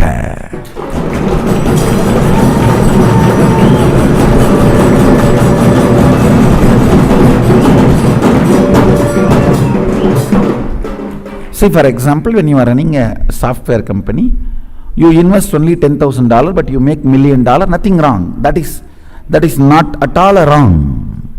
That's not at all. That wealth will come with you even when you move to a different plane or when you come back.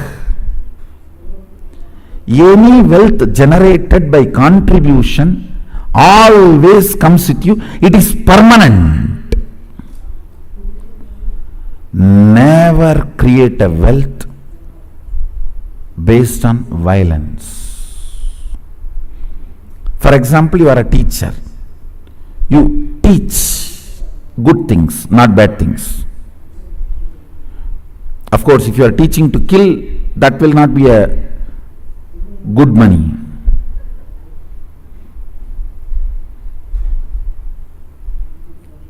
If you are teaching people to contribute and generate wealth, that will come forever with you. I did not generate wealth as force, I generated wealth as power.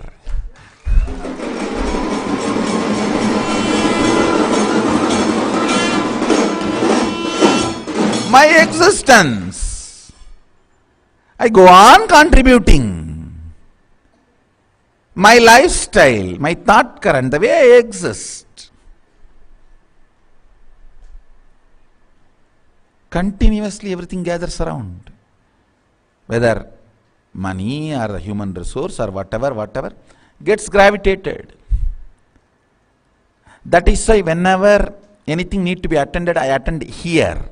Increase the speed.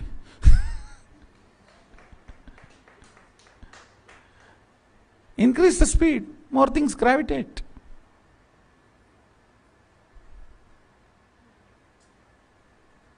Understand the difference between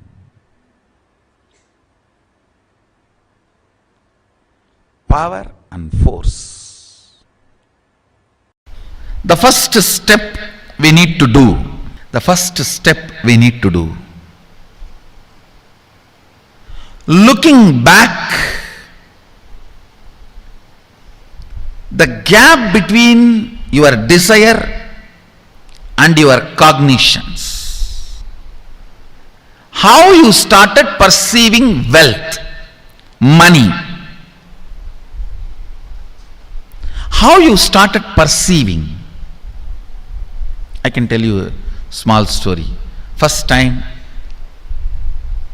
how I was introduced to money and started interacting with money. I still remember my 3rd birthday.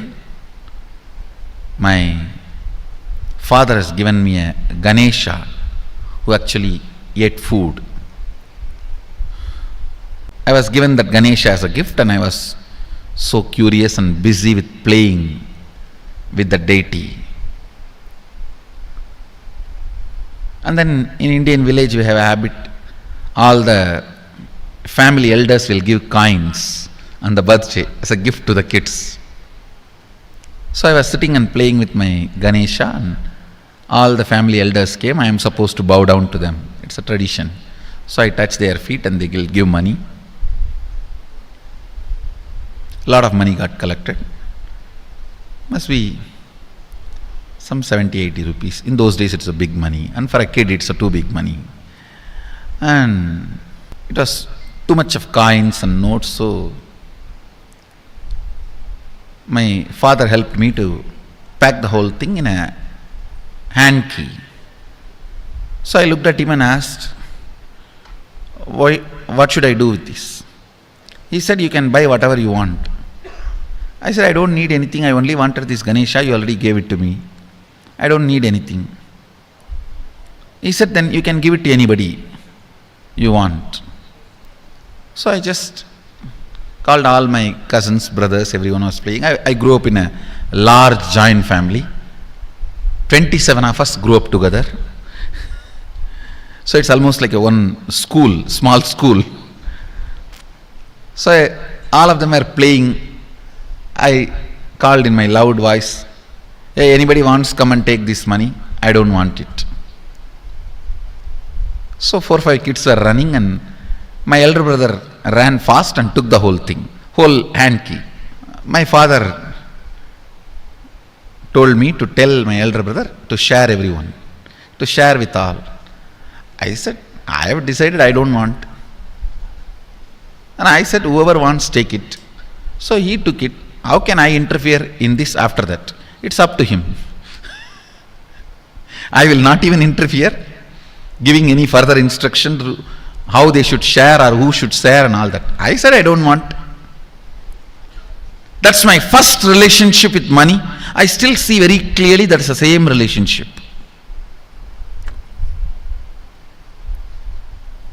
Still I don't touch money.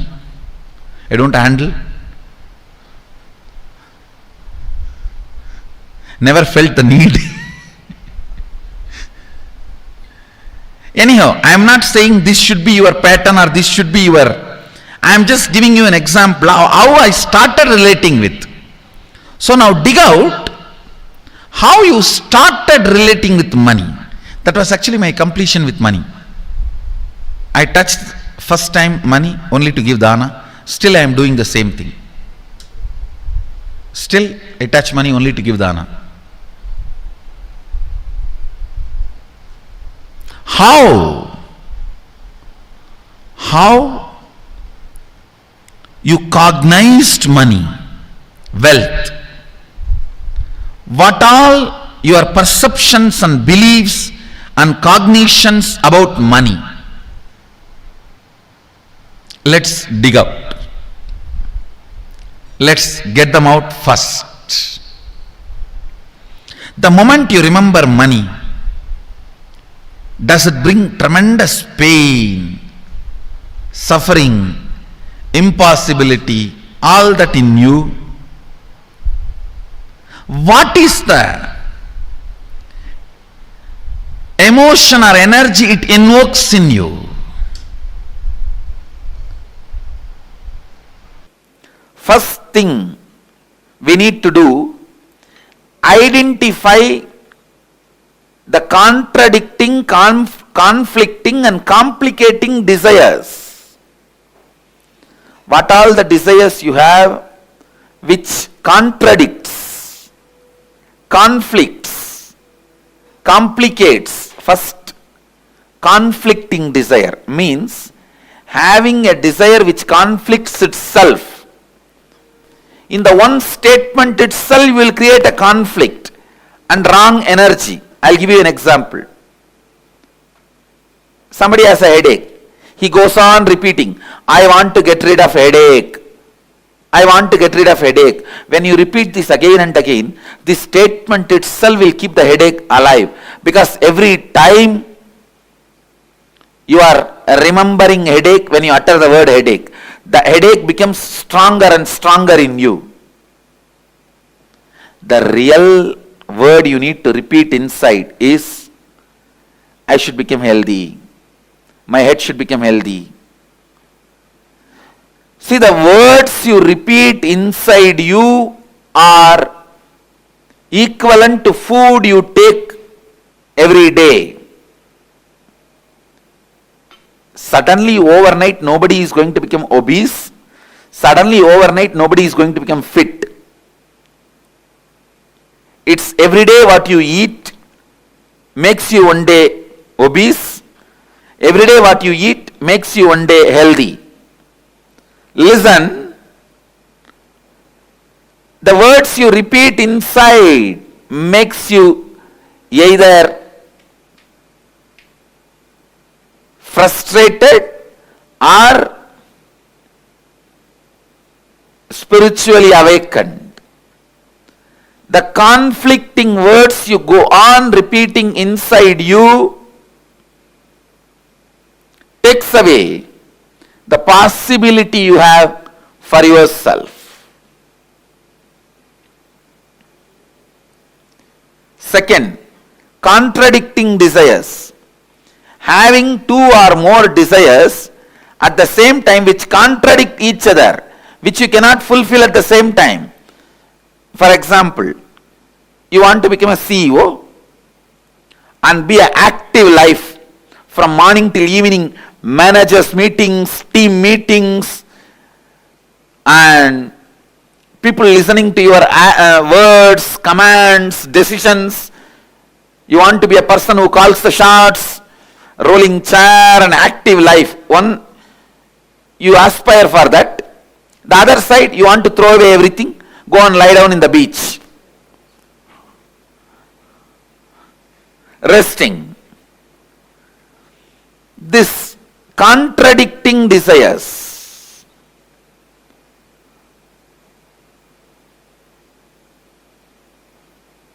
Same way, third, complicating desires means having a desire which gets complicated without direct understanding and right clarity.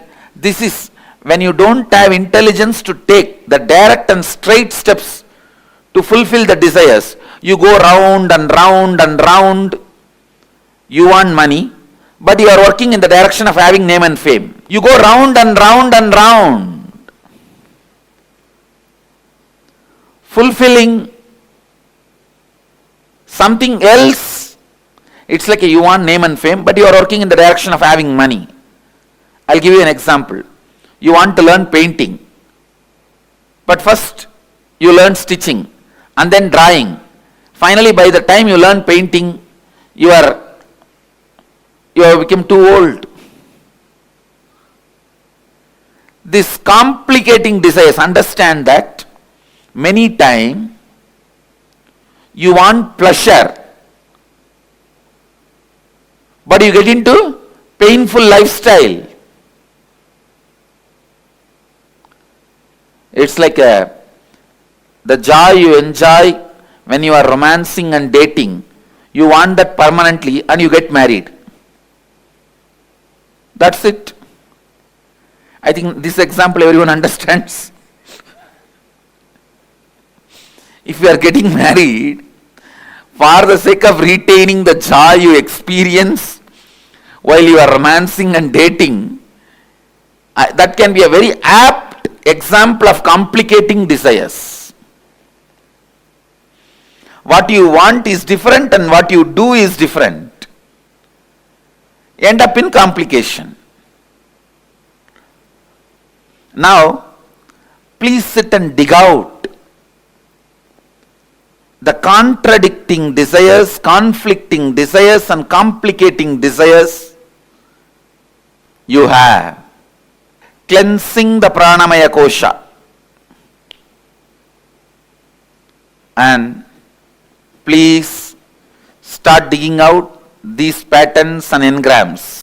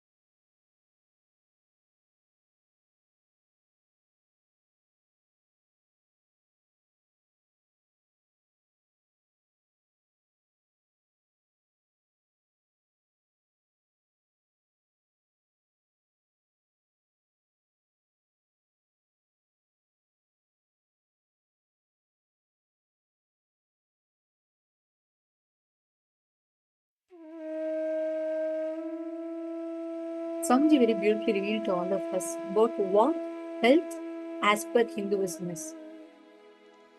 The very definition of wealth in Hinduism. In Hinduism, wealth does not just have the monetary value alone.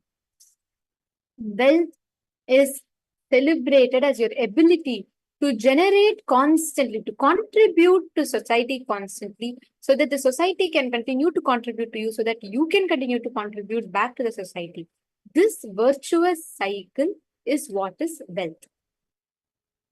Wealth in Hinduism is defined, is explained as per as your ability to constantly keep yourself inspired, excited, alive, active, to contribute to the society, so that society can contribute back to you, so that you can continue contributing to the society. The fundamental idea, understanding of wealth, knowing the knack of how you can be useful to the society is wealth. Wow, what an amazing statement, right? Most of the times we see wealth as knowing yourself, in knowing the knack of how you can make money, correct? We try to, and that's why today people, like, hustling is a trend. People hustle. There are so many different things that they manage, and all for money.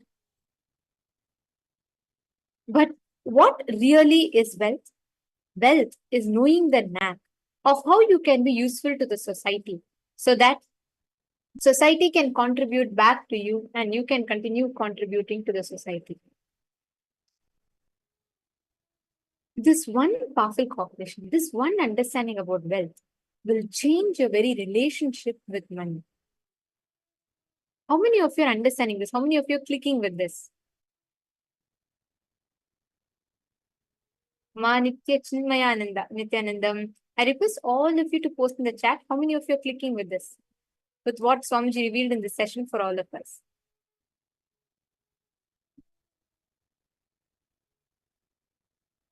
Ma Jadashaktikananda, Ma Pratyangira.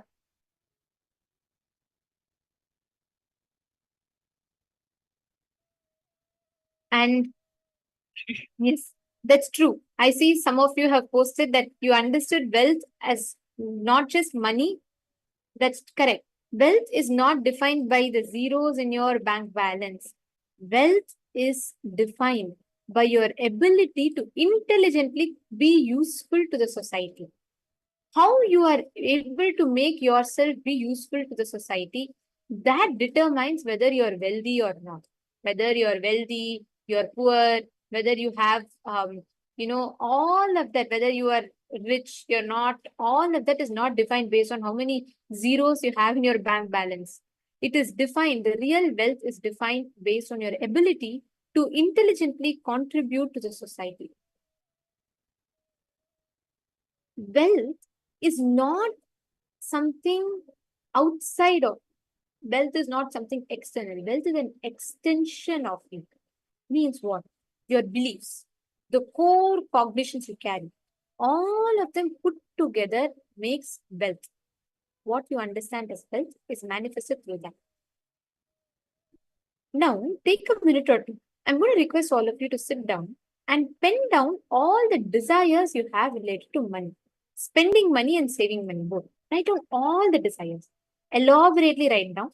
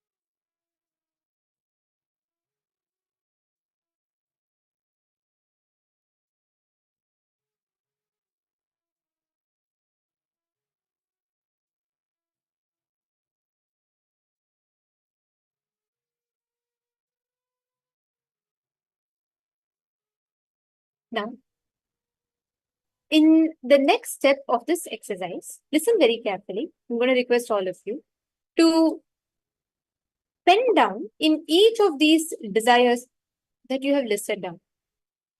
Analyze which of these are conflicting desires, which of these are complicated desires, and which of these are contradictory desires.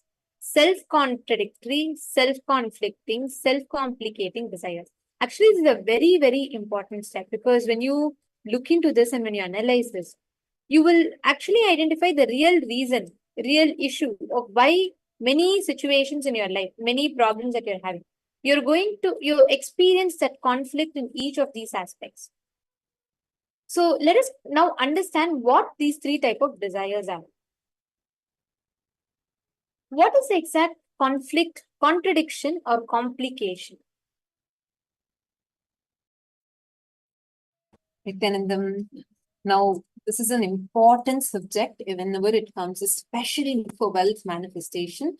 You needing to know about the types of desires. See, usually we are taught wrongly saying that desires are wrong.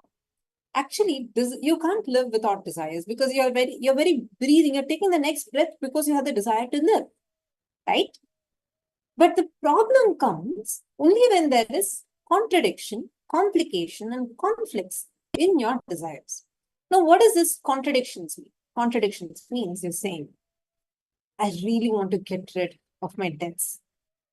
You're contradicting yourself. You may be surprised. Wait, how am I contradicting myself? You're saying, I want to get rid of my debts. What are you visualizing at that time? You're again and again and again visualizing your debts. You're visualizing your loans. You're visualizing you being poor. Those are the cognitions that are there inside you. So each time you keep visualizing that again and again and again, you're strengthening that part of you. But let's say you change it to saying, I want to be wealthy. Then you're having the desire which is energized, which is given that energy in the right direction. So you are the one who's fueling whether your desire is for wealth or for poverty. So now we're going to be analyzing there are three different types. One is contradictory desires. Contradictory means in the same sentence you have two contradictory things. So they're contradicting with each other. Therefore, you find that desire not manifesting as reality. Conflicting desires. It is like morning you decide, energetic, you feel so energetic, you decide, one day I want to become the CEO of this company. But by evening, you're so tired and you decide, who wants any of this? I just want to drop all this and just relax. I don't want these responsibilities. So now these two desires are conflicting desires. So you have two different desires, but those desires are conflicting with each other. So they are called as conflicting desires. So are all of us clear with these two types of desires? First is contradictory, meaning in the same desire, you're intending something, but actually you're giving power to something else. In conflicting desires, you are continuously empowering two opposite desires. It's like you want to walk front and you want to walk back at the same time. Right? So that's the conflicting desires. Next is complicating desires. Complicating desire is instead of going straight to what you want, go all over the place, but you never reach your destination. You will forget the original reason why you started having this.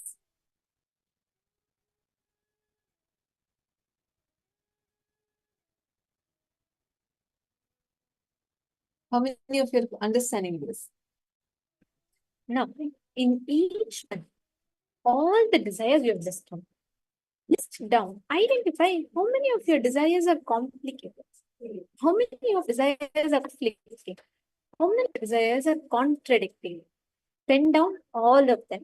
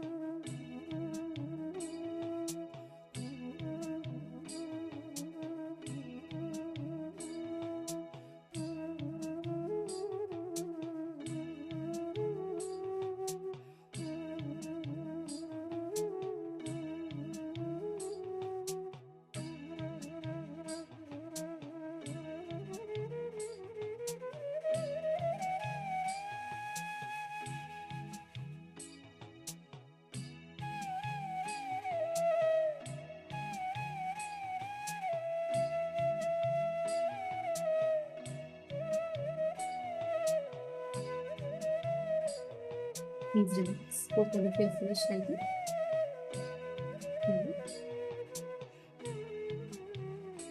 Now, each of you consciously change your relationship with life. How do you relate with life? How do you understand life? If you start bringing this awareness, if you start becoming conscious, aware about how you relate with life, how you manifest life will have a beautiful change. In fact, you'll be able to see how in all aspects of your life, the abundance will actually start manifesting for you without any effort. You will be able to manifest the whole thing without any effort. And each of this, whatever you manifest, you will see in every aspect. It is all, every single thing is, it will directly work on how you can experience a breakthrough, right? So each one will help you shift in your inner space. Now we're going to be entering into the power manifestation session. And now I'm going to request, we're going to be manifesting a very interesting power, the power of Ashtamahashakti. Pick any one object of your choice, right? We're going to be focusing now on decreasing the size of an object. Any object you can pick, bottle cap, pen, anything. Keep that object in front of you. Connect to Swamiji, chant the Mahamantra. And from the space of oneness, see, when you know everything on the outside is only an extension of you, you have the power, your consciousness has the power to unlock, to manifest everything the way you want it. If you just become aware of this, you become conscious of this, you'll be able to start manifesting the power. Keep any object of your choice, measure its current size. Connect to Swamiji and chant the Mahavakya. Paramashivoham. Om Nityananda Paramashivoham. Om Nityananda Paramashivoham. Om Nityananda Paramashivoham. Om Nityananda Paramashivoham. Om Nityananda Paramashivoham. Om Nityananda Paramashivoham. Om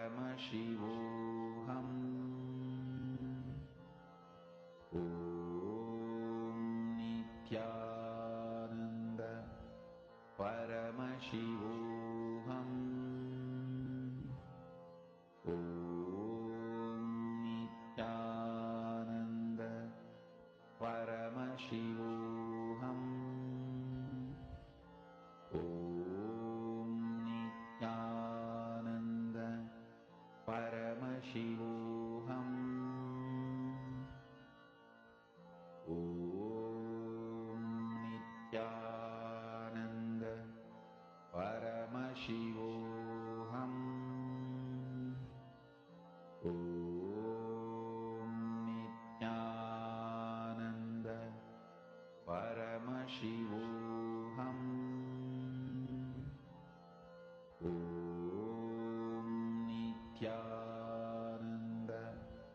Paramashivoham. Om Nityananda Paramashivoham.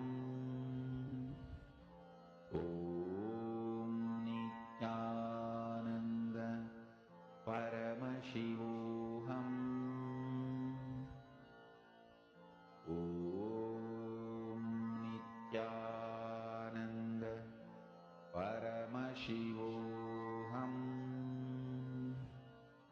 Om Nityananda Paramashivoham.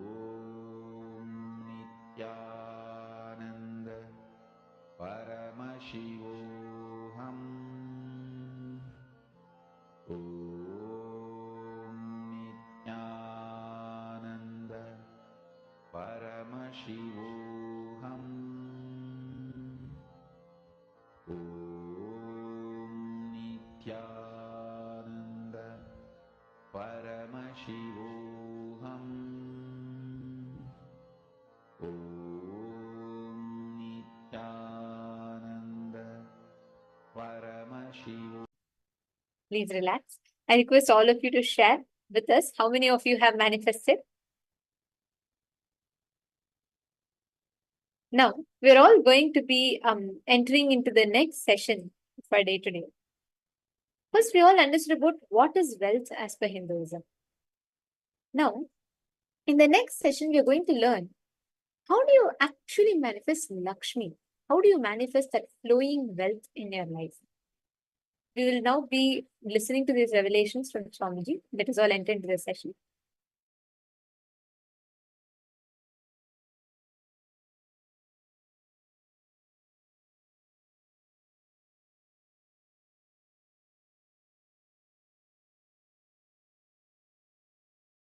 I welcome all of you with my love and respects. Understand wealth. The whole program is all about wealth.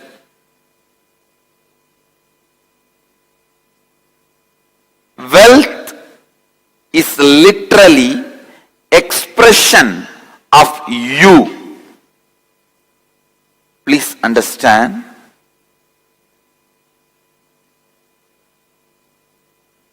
Whatever you call as wealth is just expression of you. It is not something separate from you, away from you.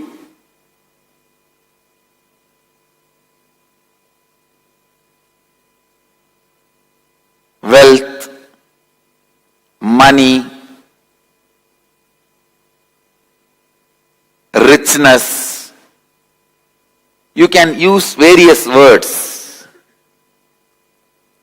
What it is after all? Having the ability to have multiple choices, freedom to live the way you want, ultimately not being controlled by any other powers. I am defining wealth in a broad way. Finally, it all boils down to one word: money.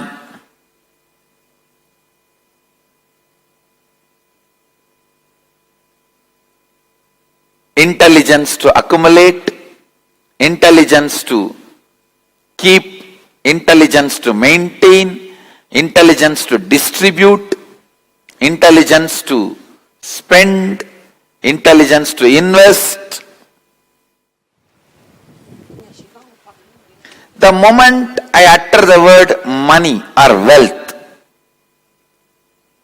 there is so much of complication inside everyone. I can see very clearly the kind of a heaviness which comes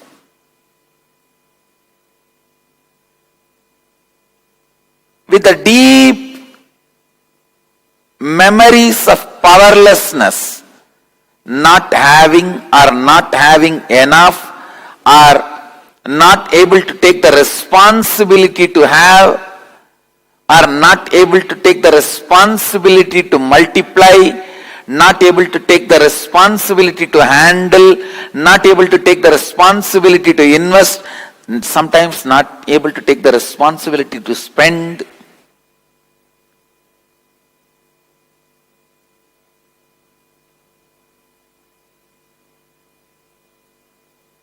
There is so much of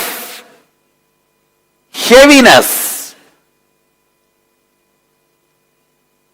One funny thing with money, most funny, whether you have it or don't have it, it brings heaviness and powerlessness to you. People who have so much of powerlessness, you don't know in which number you are in the world richest list. You don't know how to maintain the status and standard. You don't know how to preserve and protect.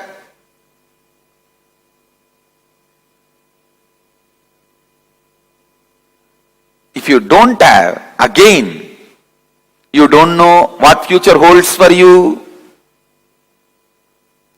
Whether you have it or not, you feel so much powerlessness about it.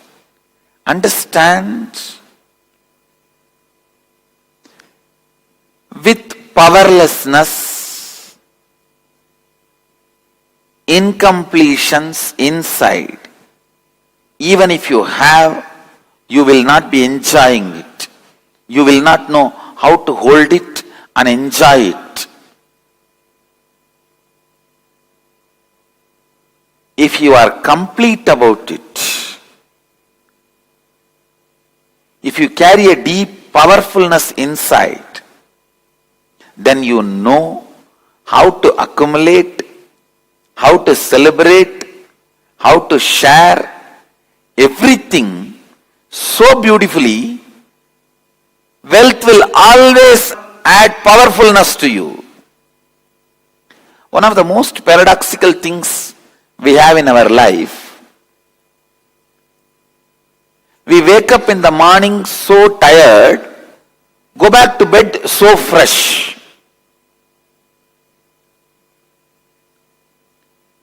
We eat to have energy, but the moment you eat, you feel like sleeping.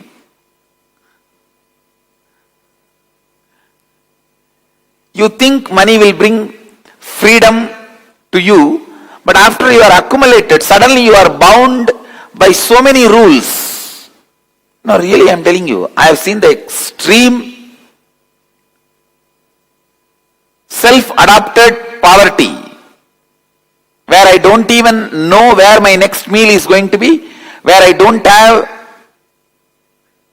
vessel to eat. I have seen that poverty, and now I am seeing this whole organization. Now all of you understand this one point. I have seen the extreme poverty and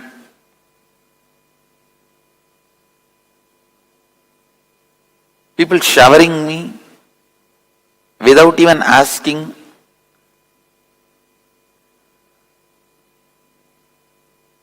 And I don't even know in how many places they are showering on my murti, on my deities. I have seen both extreme.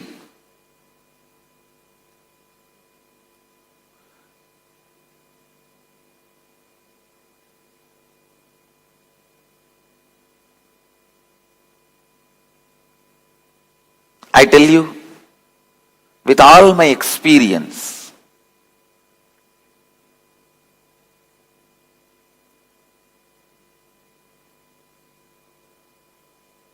completion with wealth,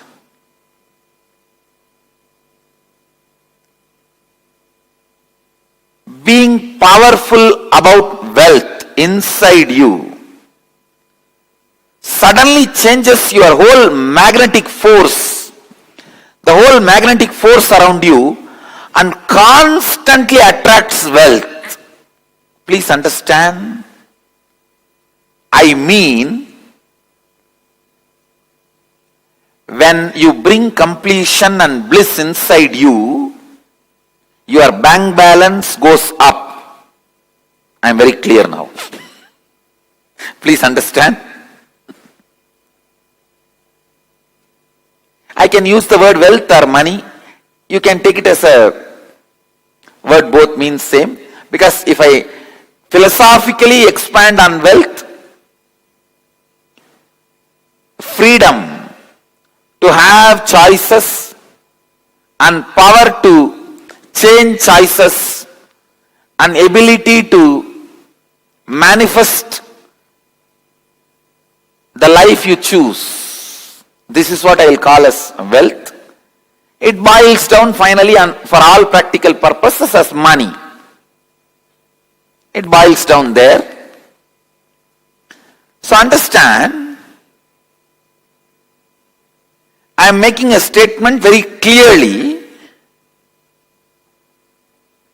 without any philosophical, theoretical, theological, no, straight. I am making a statement. When you bring completion inside about wealth and all the wealth related incompletions, let me explain the word incompletion. All the past hangover, emotion, memory, thoughts sitting in your being in the present and unable to let you live your future, suffocating you. Because of that suffocation, you are not able to live your future. That is incompletion. When you say, how will the Awakening Wealth Conscious program help me? It will align your whole thought current and consciousness towards life positive and wealth positive. Now you may be operating from the cognitions of wealth negative. They will somehow put the negativity in you. Your whole cognition will be tuned towards wealth positive, life positive. Naturally, you will manifest that in your life. Giving 1 crore does not make somebody wealthier. Somebody who feels wealthy gives 1 crore. Understand, abundance is the confidence they have on themselves and their existence to manifest as much as they want. So they go on sharing, breathing out so that they can breathe in. They know they can breathe in, that is why they breathe out.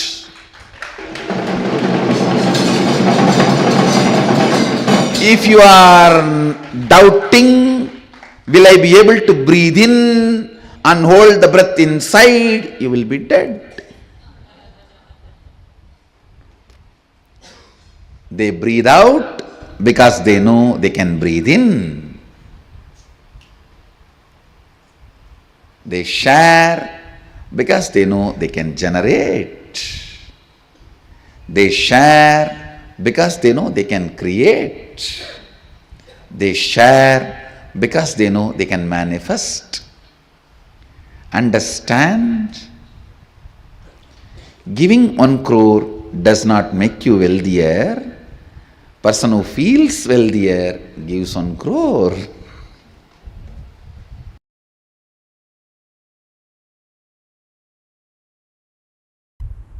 Abundance should empower you with responsibility.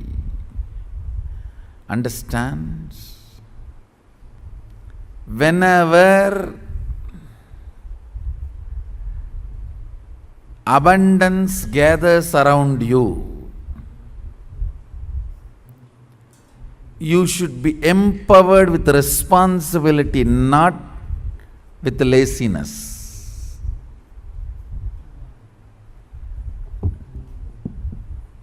The moment wealth gathers around you and you become lazy, it is a curse on you. It is not Sridevi, it is Moodevi. Understand? Only if you are empowered with more responsibility and action, alive, contributing, It is Sridevi, understand? Before this wealth comes in your life,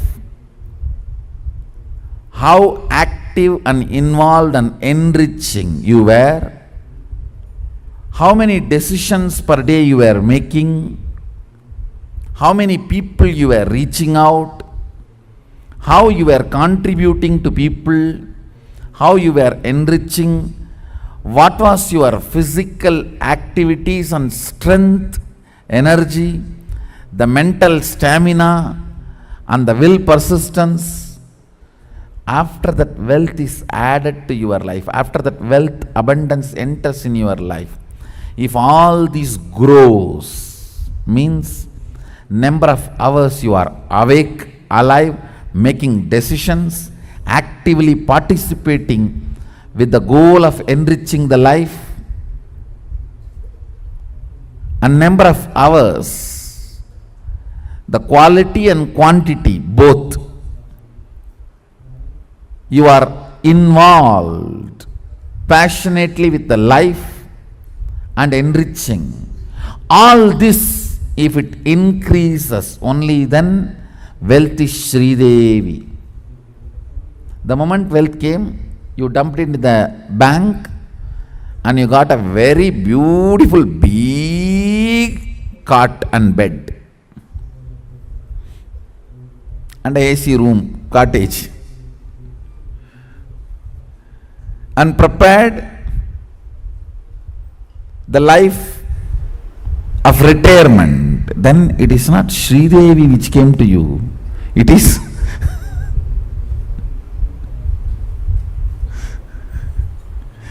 even if the Sridevi has come, you have converted it into Sridevi.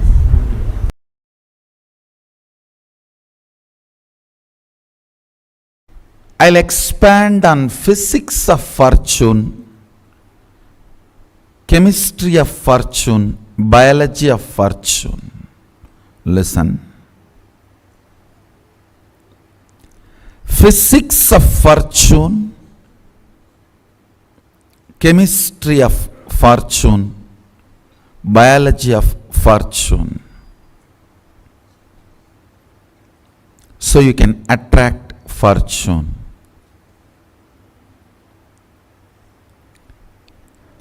First thing, do not ever equate currency to your fortune.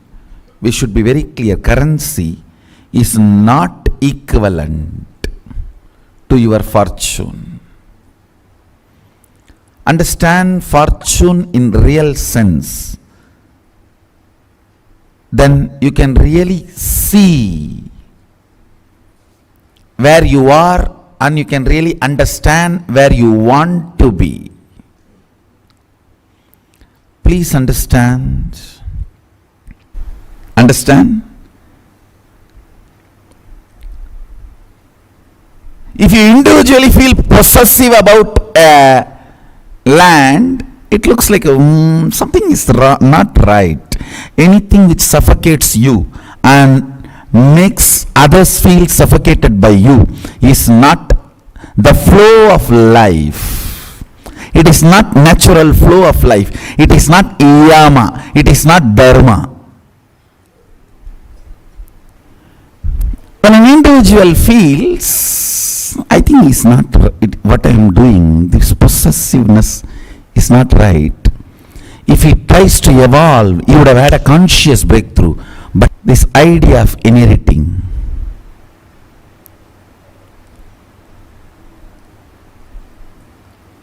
collapses the whole concept of owning and makes the whole thing into possessing.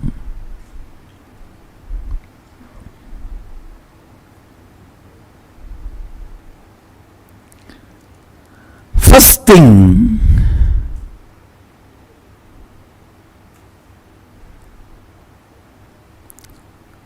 you need to look into the ideas of your fortune. I am not saying don't own currency. All I am trying to tell you, if you believe currency is equivalent to your fortune, You are such a stupid fellow. Maybe you are worthy of currency, but not fortune. Stupid are those who are worthy of currency, not fortune.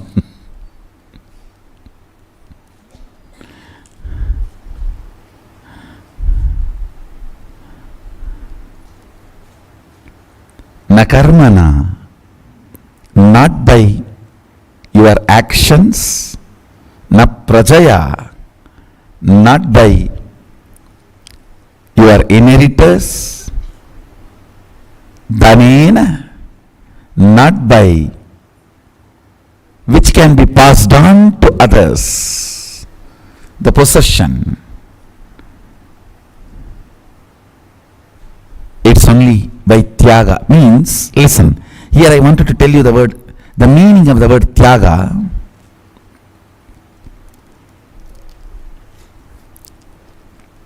Ability to retain your determination in spite of all the complexities and complications a collective mind tries to put you to bind yourself and break you down is tyaga.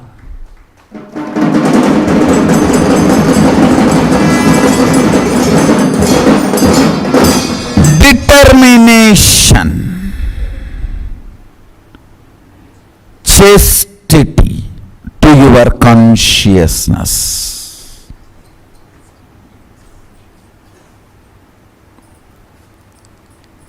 What you feel as you in your source should go on be expanding. Determination to be chaste towards your consciousness.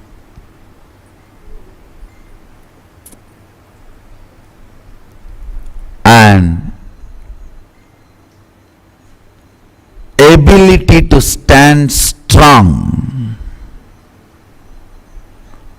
with that determination is tyaga. Understand?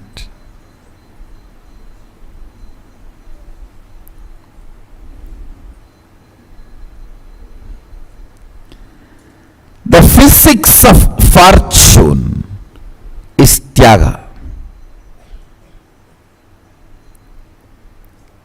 I tell you.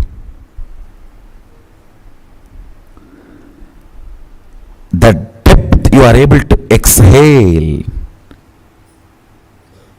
you will infuse more life into you. Your ability to infuse life into you is not your ability to inhale, your ability to exhale.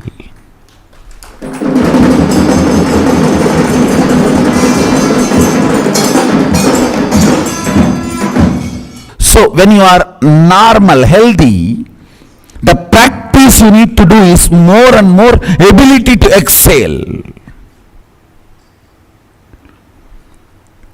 Normally, give more emphasis on your ability to exhale.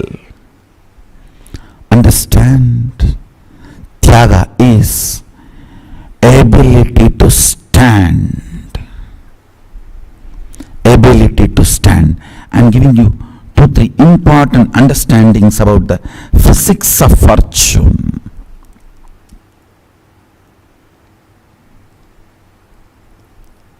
Understand this, you will really attract fortune.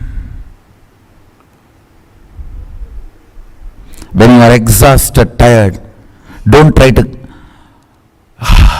no.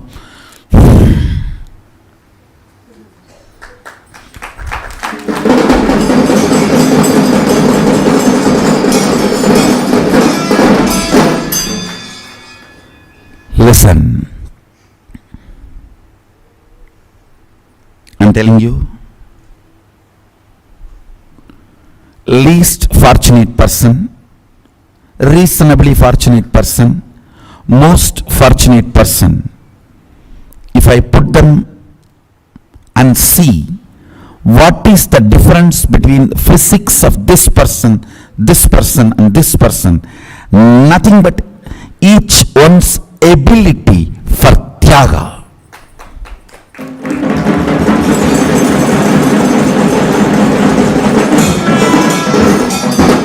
If you learn tyaga for every janma, you will carry fortune. I guarantee you.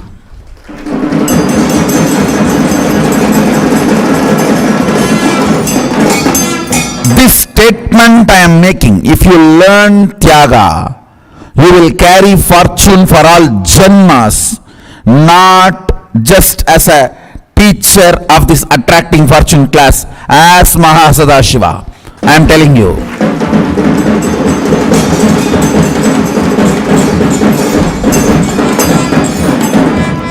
It's a reality of the cosmos I am revealing to you.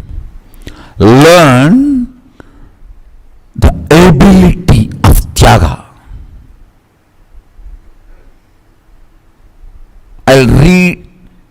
I'll repeat the definition of tyaga. Determination.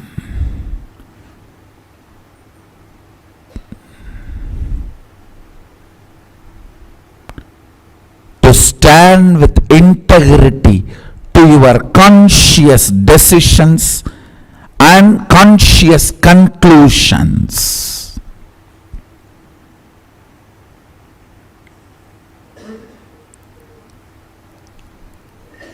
Even amidst all the complexities and complications, the society's collective unconscious ideas throw on you,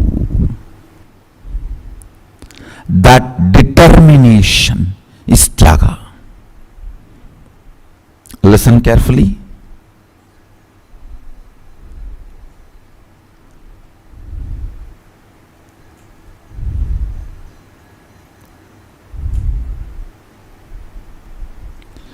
Everyone who lives around you throws their unconscious influence on you. If you don't throw your conscious determination on them, they will be throwing their unconscious influence on you. What about you? Even on me people try to throw. No, really.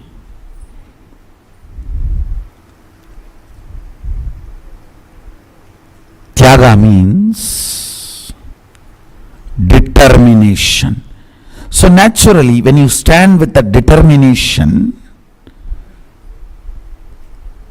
to be integrated to your conscious conclusions and your conscious decisions, instead of the Maya matrix of the so-called society, they will threaten to take away many things from you. Stand with tyaga. I tell you, you will be fortunate. Understand, if you look in, understand, this is a very important statement. All your hopes and failures and success about your fortune, wealth is silly conversation with you. You are repeating the same stupid, illogical, anxiety attack ideas every day.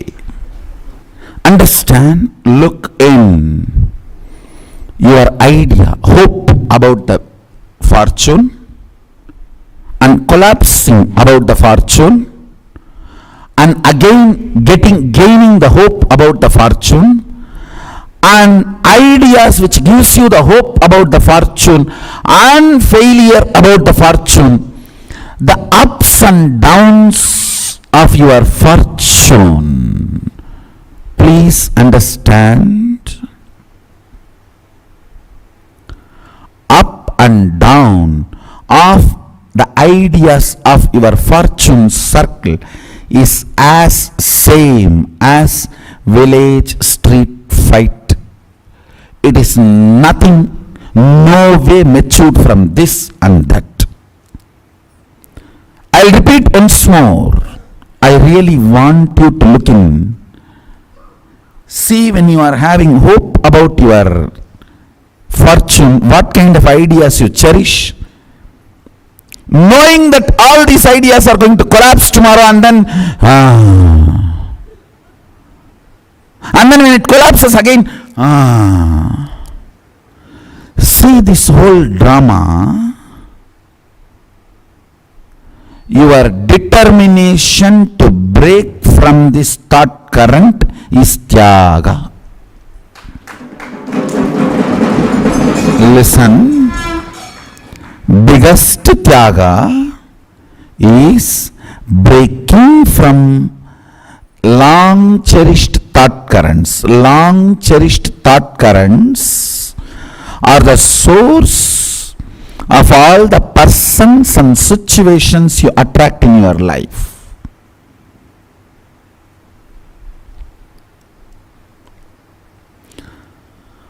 The problem is, you always try to cut the thorns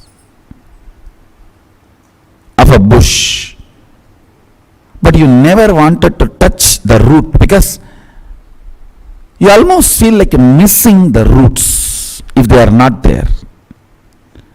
Roots are nurtured by you, but only the thorns you don't want.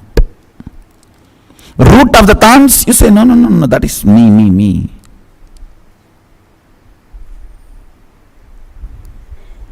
The root of the thorns is this thought current. Dropping this thought current is what I call tyaga, and that is the physics of fortune. I'll repeat once more. The physics of fortune is renouncing ideas of having wealth, not having wealth, acquiring wealth, not acquiring wealth, rich or poor.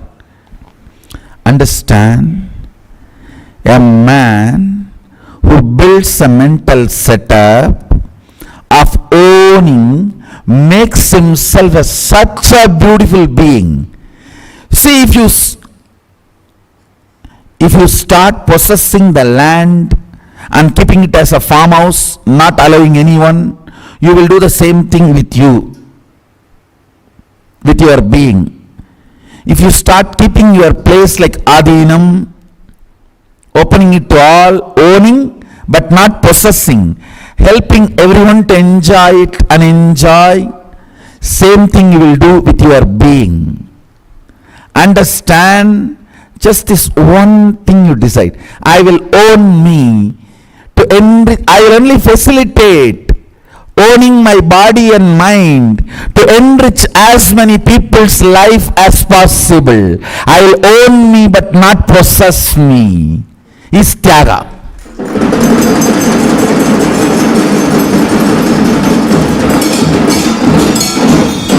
And I tell you, wealth will just be following your feet. Wealth presses the feet of a fellow who just lies down in the snake all that time.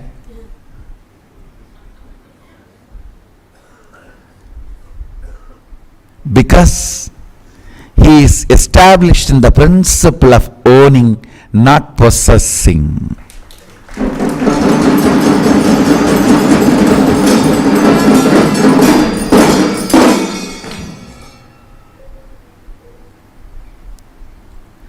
Your being, the ideas you carry, the knowledge you carry, the life you carry, everything you think you have, your body, your mind, your being, go on deciding, I will own and facilitate more and more people getting enriched, helped, supported, evolved through this whatever I am having. Understand, I tell you,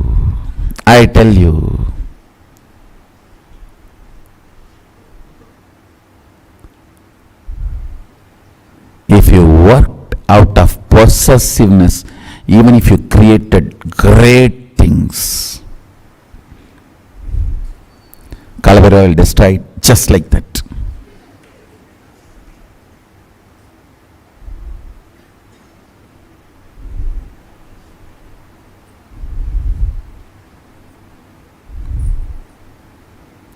Go on functioning out of this one principle, owning, not possessing. Even your being, everything you have, knowledge, understanding, life, your business itself should be centered on this idea.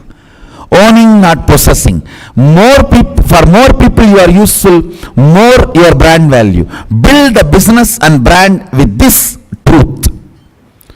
Your business will be spiritual practice. Your life will be successful. All Hindus, living Hindus, should do their business based on the principle of owning, not possessing.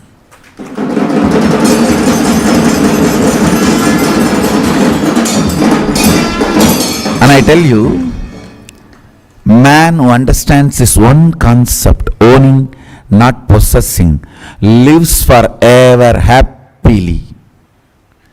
Long life, because possessing releases intense adrenaline, owning makes intense dopamine release.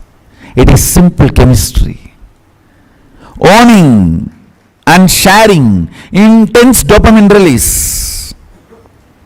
Possessing and insecurity, intense adrenaline release. More adrenaline, quicker you age and die quicker. More dopamine, more anti-aging and live longer.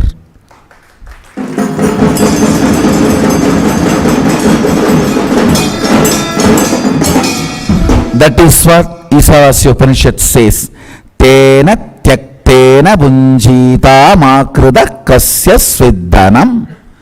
By owning and not possessing, let you all live for hundreds of years.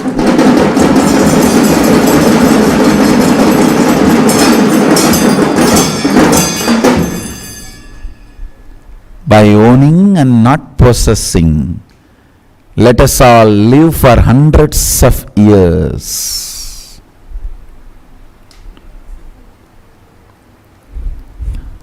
Physics of fortune is Tyaga, owning, not possessing. The knowledge you have, own only to facilitate for more and more people. Chemistry of fortune. What kind of a chemistry you need to be in to attract fortune? Listen.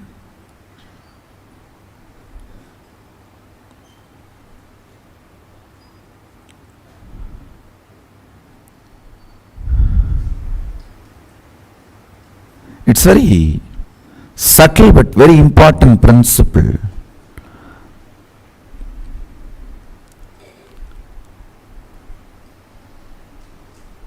There is a statement by a great Siddha in Tamil. It has become proverb also. Vayil thangadadu vayittril thangum. Anything you don't chew well will become fat in your body, stomach. When you eat, if you don't chew well, if it doesn't stay in your mouth for a long time, it will stay in your stomach for a long time. Means it will become a fat, belly fat. You don't understand there is no teeth in the stomach. You forget. There is only teeth in the mouth. So if you don't grind here, there is no grinder here. No, you are not understanding. Understand? If you think, no, that acid is there, that will disintegrate, then more acid need to be released. So because of that, more acidity and more gas. Gas and acidity is because the food does not stay in the mouth for a long time. It remains as big particles. So for that to disintegrate, more acid need to be released. Naturally, that more acid creates acidity and gas. If you want to get out of acidity and gas, a very simple practice. Take a needle and start eating only through needle. No, really. will not be acidity or gas. Just do this for 3 days. Just 3 days. It is equivalent to Nirahara Samyama. Eat through the needle. It is equivalent to Nirahara Samyama. All your gas, acidity, everything will disappear in 3 days. Because the food will stay in the mouth. Then it does not need to stay in the stomach. Your system does not need to release large quantity of acids to disintegrate the food.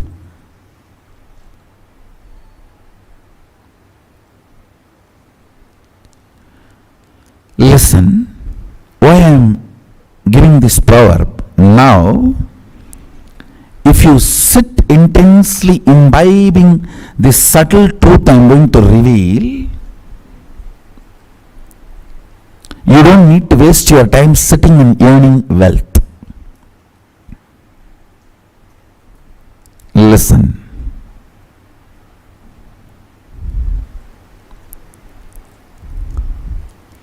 I'll give you only simple logic. Whenever you are excited, inspired, you make many beautiful, life positive, powerful cognitions. It's like when you are in love, the commitments you give. After that you suffer, that is different.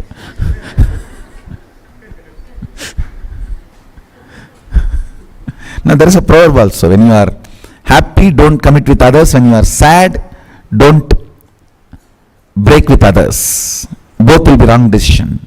I tell you, when you are happy, give more commitments to you. When you are sad, do more breakup with you.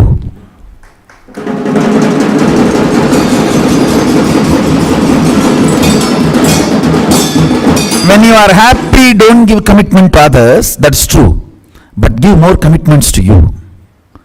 When you are sad, don't break with others, but break with you.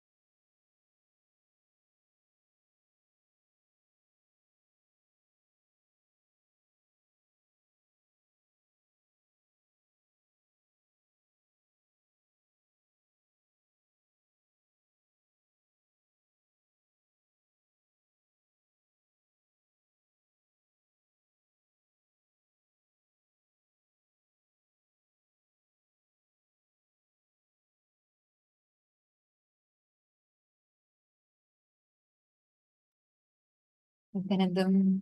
Yes, all of us just showered the very, very, very powerful revelation from Swamiji on, are you manifesting Lakshmi in your life? What is the right attitude to have money? See, understand, the cognitions you carry inside you plays a major role in this. The myths that you believe about wealth, the wrong cognitions that you carry against wealth, all these things actually disrupt the wealth manifestation in you. For us, it's a casually you'll be thinking. You might think casually, saying, poor people are good people, rich people are bad. When these kind of cognitions are cherished in you, what happens? You start making your inner space such that you yourself will start believing in these lies and you will not manifest well. Listen, first and foremost, the most important thing, you do not manifest what you desire. You manifest what you believe. The belief you carry in you, the cognitions you carry in you, that is what manifests as a reality. How many of you are understanding this? Can I request all of you to please post here in the chat what exactly you're understanding about wealth manifestation and what is the right attitude to carry inside for manifesting wealth and abundance. And can I request all the participants to please come on camera? How many of you really want to have a breakthrough financially? You really want to have a breakthrough?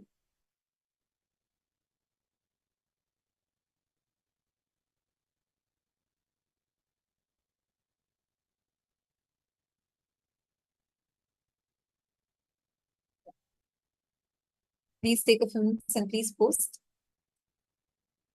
How many of you are very serious? Yes, I'm very clear. I want to have a breakthrough in my wealth. I really want to come out of my loans, or you want to manifest that abundance, anything. Please take a few minutes and please post here. So first, what we're going to do is, before wealth comes in you, how active, how involved and enriched were you? How many decisions were you making per day? How many people were you reaching out to? And how you were contributing to people? What was your physical activity, strength, energy, the mental stamina, and will persistence? Can I request all of you to take a few minutes and write this down? Please write this down.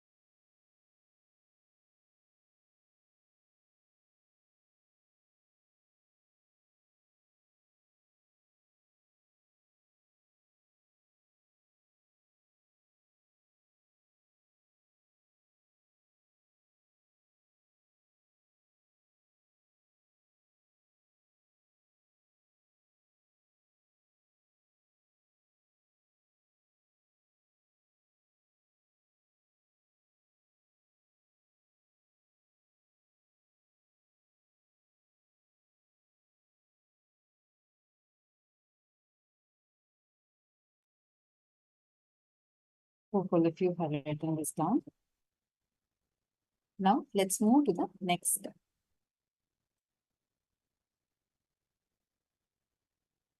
Look in.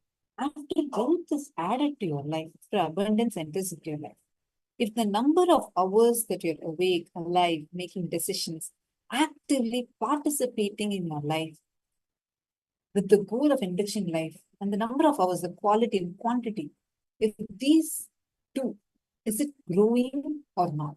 Only if it is growing in you, only this number of hours that you being awake, the number of hours you being active, alive, only if that is growing in you, then you are actually manifesting that. Be very clear about this. Only when this is growing, you're even manifesting wealth and actually being wealthy. So it is too important first for us to analyze this. And second part of this,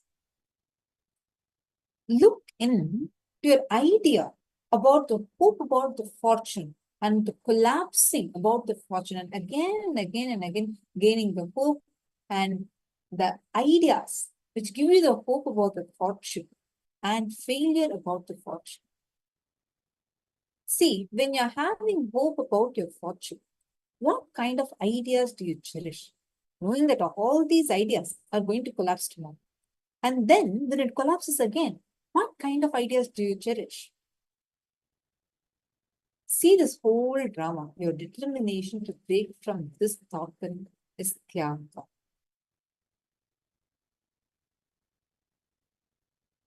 Take a few minutes and spend a few minutes to look into this.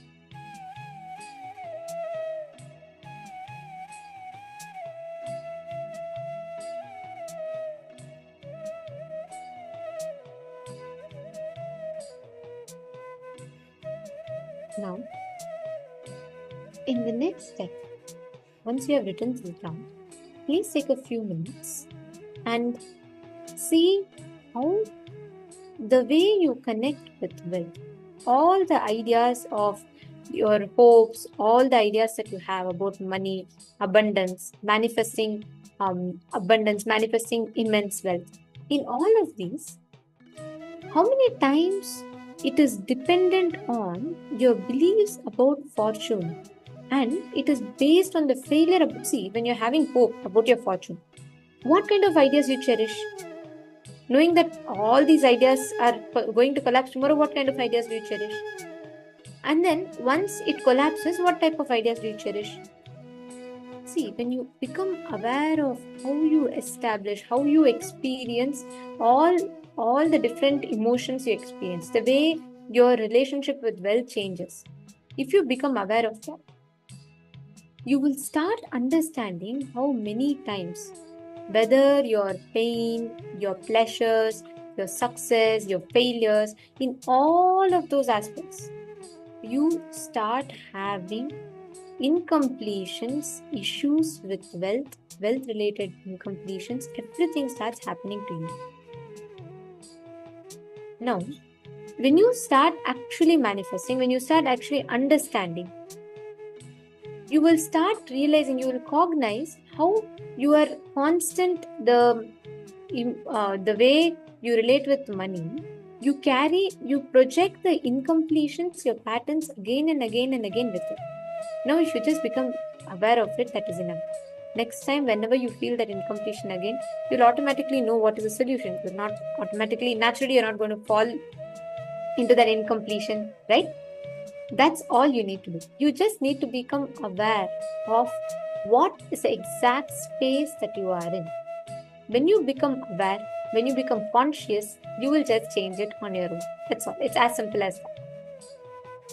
Now, we're all going to be entering into the next session where we are going to be understanding about how you can complete the wealth restricting patterns in your life. Swamiji elaborately reveals about how the patterns that restrict you for manifesting wealth can be completed, and let us learn about that now. Let us understand how we can complete with all the patterns that restrict us from manifesting wealth. So let us all enter into the session.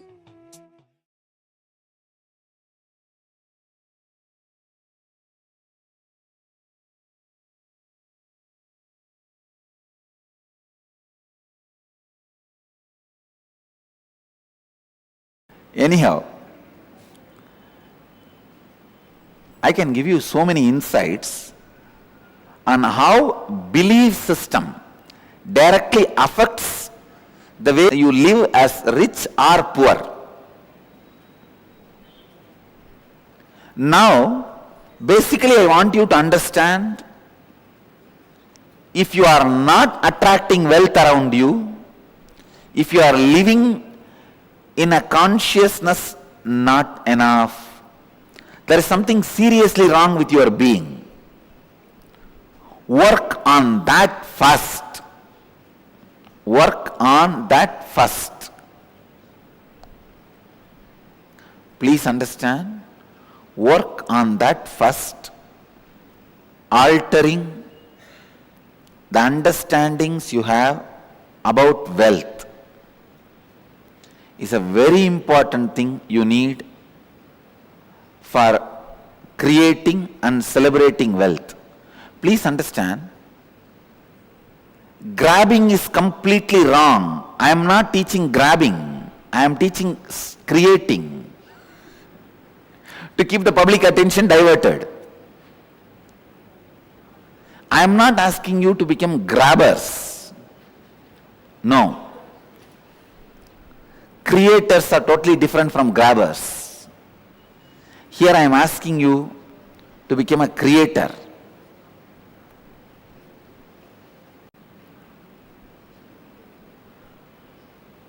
Many of your desires, your movements, your actions, you complicate. Because you have a prejudice, it cannot be solved. All of you understand? how you relate with yourself.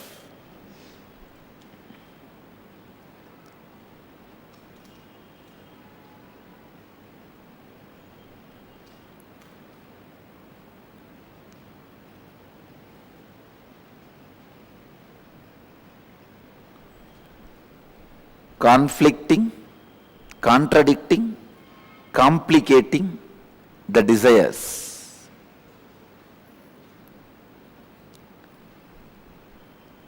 I also wanted you to understand how you relate with yourself. In two ways you relate with yourself. First, the lower identity or the lower ideas you carry about you, or the higher identity, higher ideas you carry about you. If I have to give an example, very small things sometimes you feel, no, I cannot walk 3 floors and go to my office. So I don't want that job.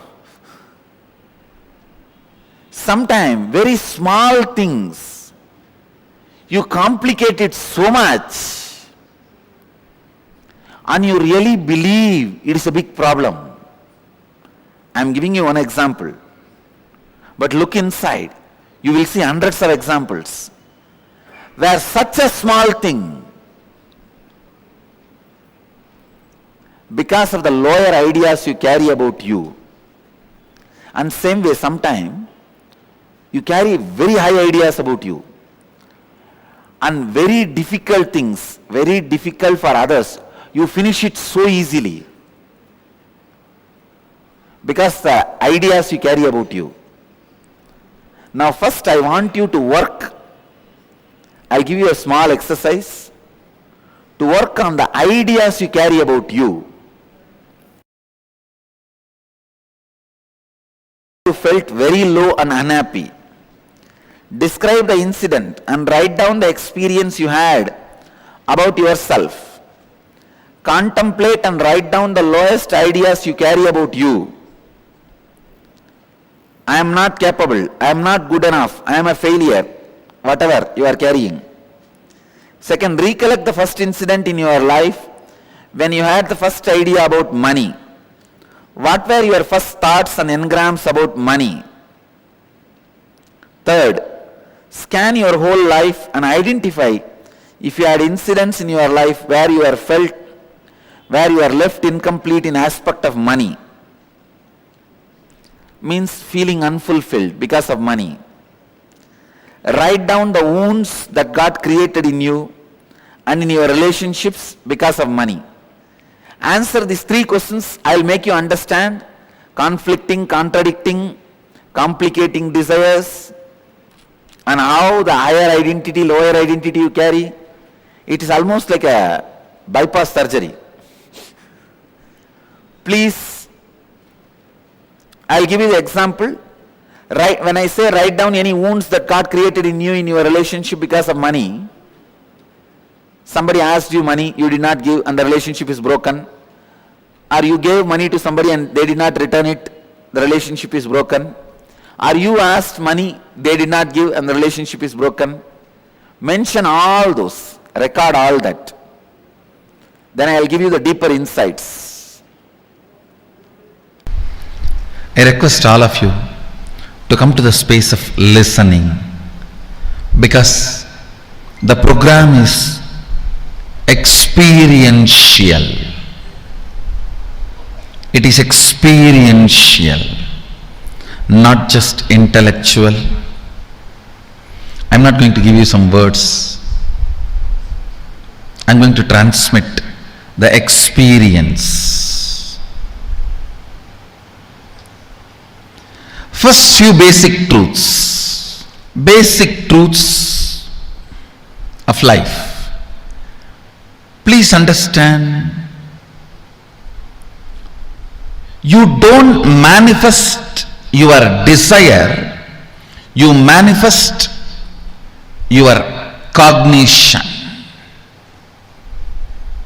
You don't manifest in your life your desires, you only manifest in your life what you believe.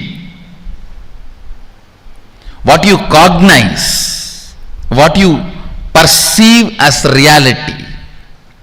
Most of us say, oh, I really desire wealth, I desire happy life, I desire health. Then why are you not manifesting it? The science of manifestation,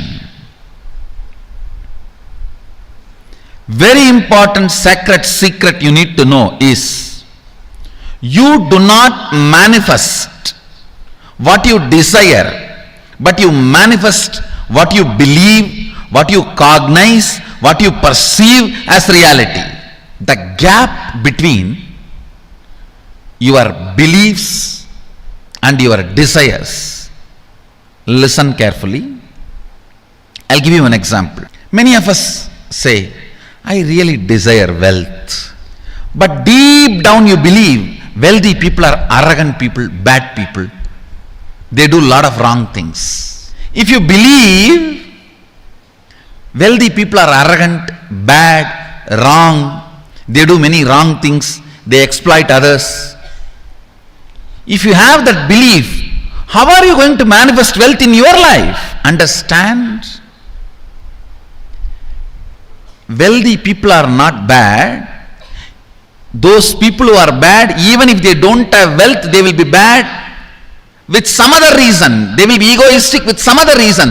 They will be exploiting with some other reason. I have seen people exploit their poverty. I have seen here in the ashram many times. The way they demand, if you don't attend to their demands even 1 inch, oh, because we are poor people, you don't attend to us? I have never seen a rich person demanding. I have seen billionaires coming here. I have never seen them demanding, because by the time you make billions, you are beaten by society so much, you are polished thoroughly. You know how to deal every situation. But I have always seen, to be egoistic, to be exploiting, to be demanding, it is not necessary you have to be wealthy. But you always have an idea. Wealthy people are egoistic, bad, demanding, exploiting, doing wrong things to others. Listen carefully.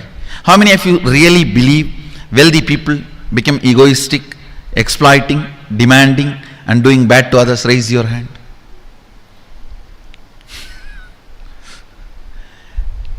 When you believe something, you will manifest only that.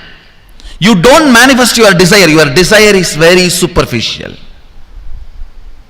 Your reality is made out of the stuff called your perception and cognition, belief system. Your reality is not made out of your desire. Your desire is not the material out of which your reality is made. Your perception is the material out of which your reality is made. If you desire wealth, but you believe, perceive, cognize wealthy people are bad, or wealth is too much responsibility, naturally you will not manifest wealth in your life. The gap between your desire and your perception is what I call mental patterns. Listen carefully.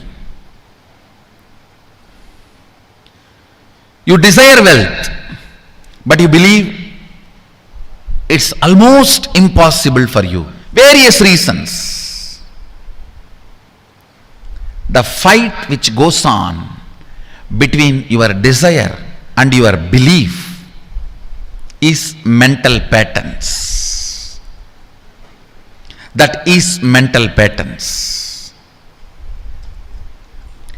Anything you cognize, you create a certain energy field about your cognition. You attract situations, people, everything around you to make that cognition into reality. All you need is will persistence. Will persistence. means not next 12 years sitting and doing meditation. No, I don't call that as a will persistence. Your decision, you are not going to give up your intention, is all I call will persistence. You can continue to be eating, sleeping, driving, doing your routine. You are not expected to sit under a tree and close your eyes and do something till your jata grows and penetrates the ground. No, I don't call that as a will persistence. Deciding not to give up on your intention is will persistence. Wealth is not even just money or currency. Money is one wealth, currency is one wealth, the assets are one wealth, and being alive, active is one wealth. All this put together is wealth. It's not just currency, it's not just money, it's not just assets, it is being active also. All the four put together is wealth. Money, currency, assets, being active. Listen,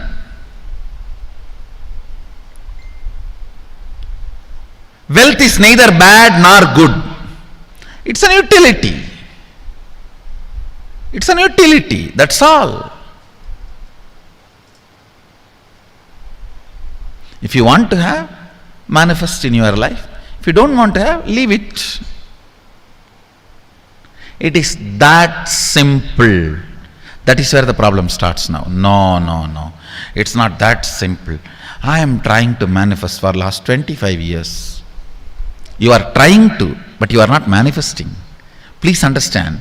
You may be having desire, but you don't have belief. That's a difference. Desire is different. Belief is different. Desire is different. Belief is different. You may be desiring to have wealth. You may not be believing it as your possibility. You may not be perceiving it as your possibility. You may not be cognizing it as your possibility. Understand? The first and foremost important step we need to do to create an energy field of attracting wealth. As I mentioned, there are tons of researches proving in the modern day, anything you cognize, you become energy field for it.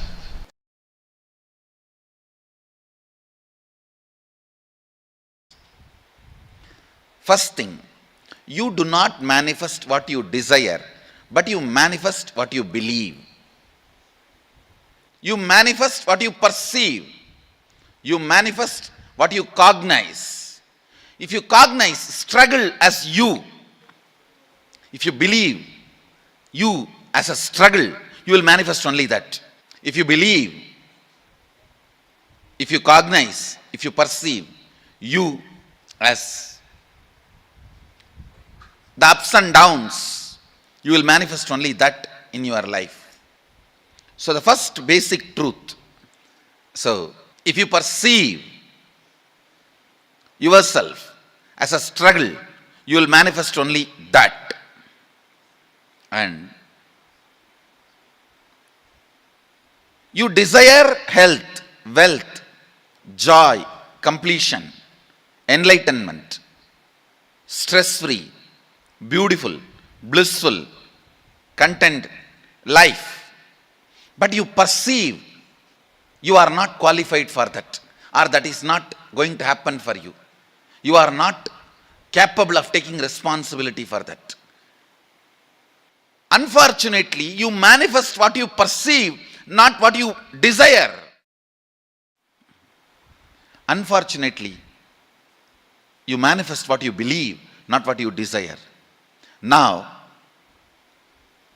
this gap, struggle, is what I call incompletions, mental patterns. When the completion starts happening, your perception, your beliefs become your desires. your desire and your beliefs becoming one is what I call completion.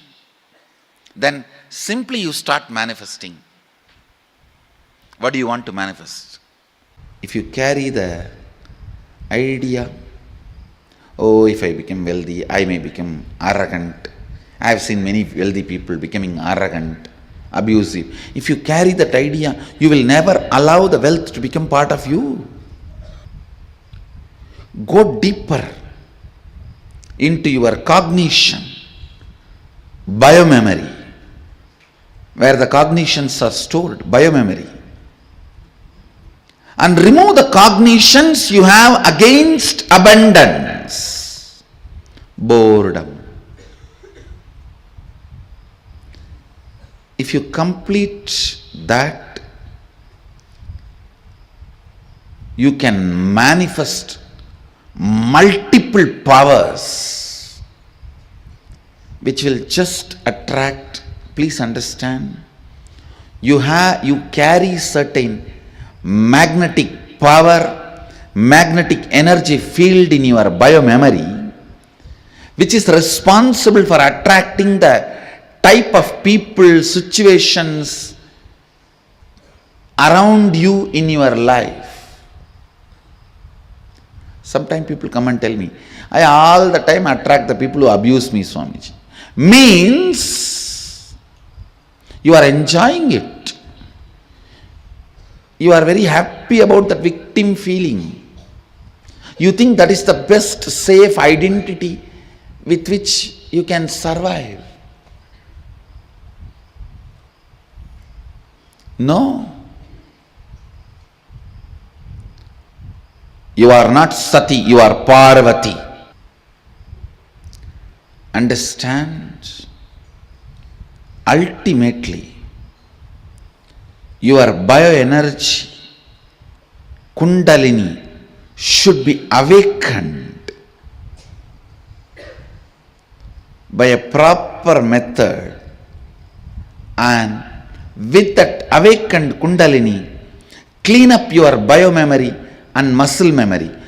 The patterns, thought currents, mental patterns, internal thought currents you carry related to your actions are stored in your muscle memory. Please listen carefully. For example,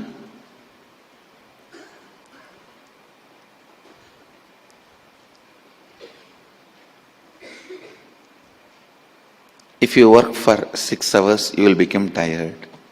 If you carry that internal thought current, by 6th hour you will be tired. Sometime, if you are driving to see your friend, after that 6 hour also you will not be tired, because that doesn't look like work. Listen, friend's house is never too far away, because the memory you are going to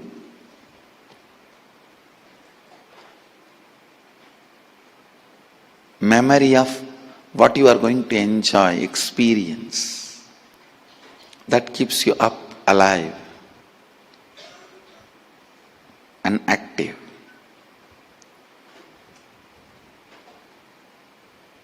Whatever actions you do, thought currents, mental patterns you carry about the actions,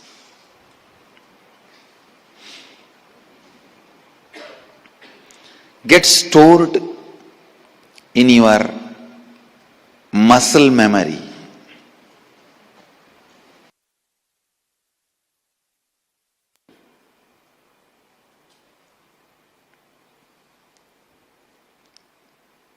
Muscle memory.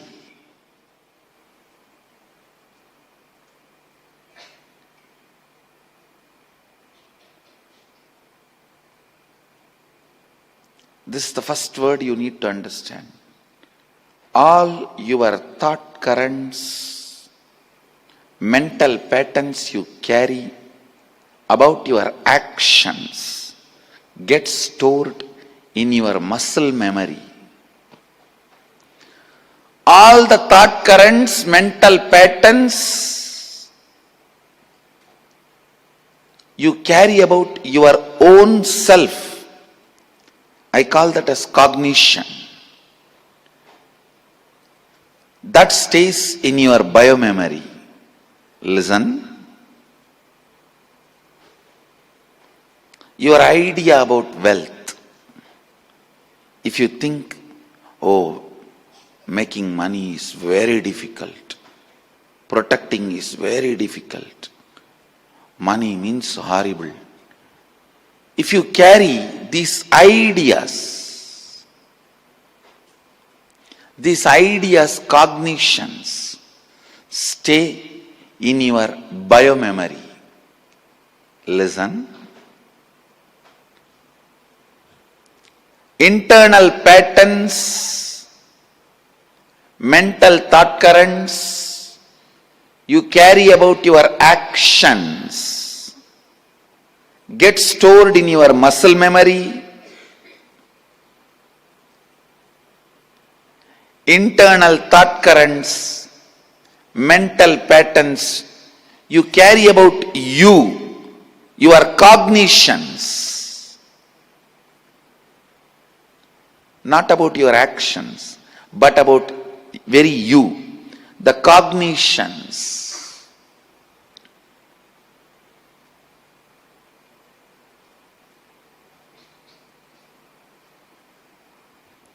Those very cognitions are recorded in your biomemory. For example, if you carry the cognition, rich people are always rude, violent. That very cognition is enough. It will never make you rich. It will never allow you to become rich, because you feel, if I become rich, I may become like rowdy. I may become arrogant. Understand? The cognition you carry is very important, whether for money or for wealth or for abundance.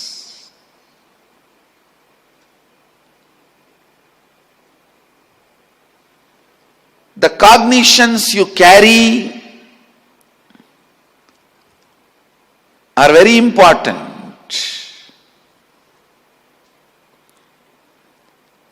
If you are attracting poverty, if you have attracted ill health, if you have attracted incompletions in your life, be very clear. You have attracted it. Means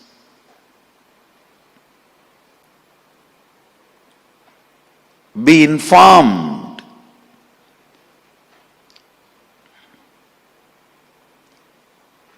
Either in your muscle memory or in your biomemory, you carry mental pattern or internal thought current which cherishes, enjoys poverty, ill health, incompletions for various reasons.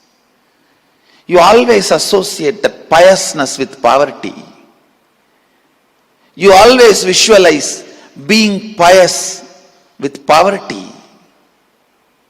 Maybe you cherished a wrong visualization, a wrong image, a wrong thought current, a wrong mental pattern.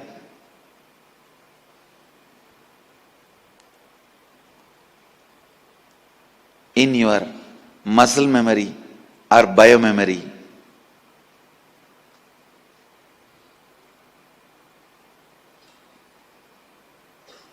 In your doing cognition or being cognition. In your doing memory or being memory. Maybe these two words you will easily understand. Instead of muscle memory, we can use the word doing memory. Instead of biomemory, we can use the word being memory.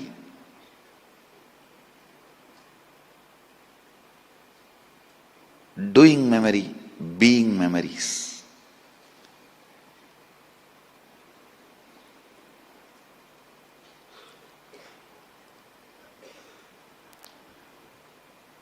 Now it is time you should discover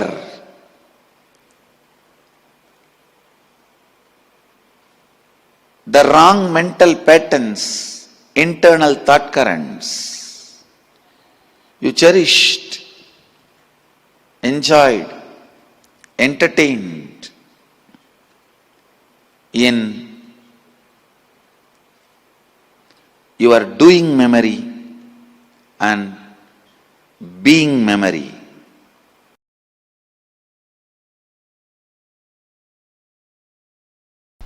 How you cognized money, wealth, what all your perceptions and beliefs and cognitions about money. Let's dig out. Let's get them out first. The moment you remember money, does it bring tremendous pain, suffering, impossibility, all that in you?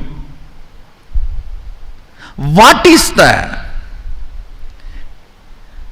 emotion or energy it invokes in you? So put your pen to paper and just keep writing whatever comes to your mind.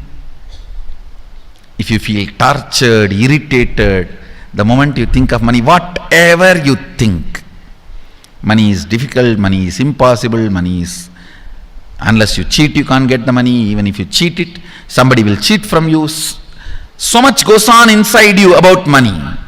Your incompletions with money. Just spend few minutes and let's dig out all the incompletions, mental patterns we have, perceptions, beliefs and cognitions we have about money. Listen, the first step we need to do now, cleaning up, completing these mental thought patterns, the incompletion patterns related to wealth, and stopping them from recurring. Please understand, biggest problem is when you do not recognize something as a pattern, it continues to exist in you and recur. Known or unknown, you can complete. You can be out of it. It is possible. It is possible. I'll explain the science of completion. Understand, this one technique can help you whether you want to get rid of your headache or your whole ignorance and get into enlightenment. Whether you want as simple as healing your headache or as complicated as enlightenment. Anything, this one technique can give you. This one technique, it is a complete end-to-end, alpha to omega.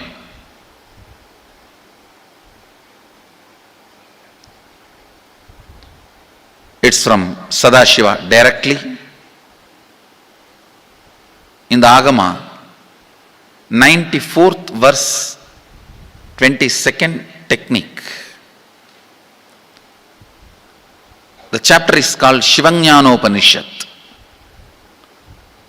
and also called as Vijnana Bhairava. Chittat yanta kritir nasti mamantar bhavayet iti vigalpanam abhavena vigalpair uchito bhavet. You don't have to remember. I am uttering every time so that I will remember. That's all. No, it is just to keep the purity of the teaching. I want all of you to know, whatever I am sharing with you is my personal enlightenment experience, which is in tune with the earlier master's experience. My apta pramana, my atma pramana in tune with the apta pramana, means the earlier masters, the shastra pramana. Only that can become your sakshi pramana. Never learn from a person who does not have atma pramana, enlightenment. He will be only pandit, repeating.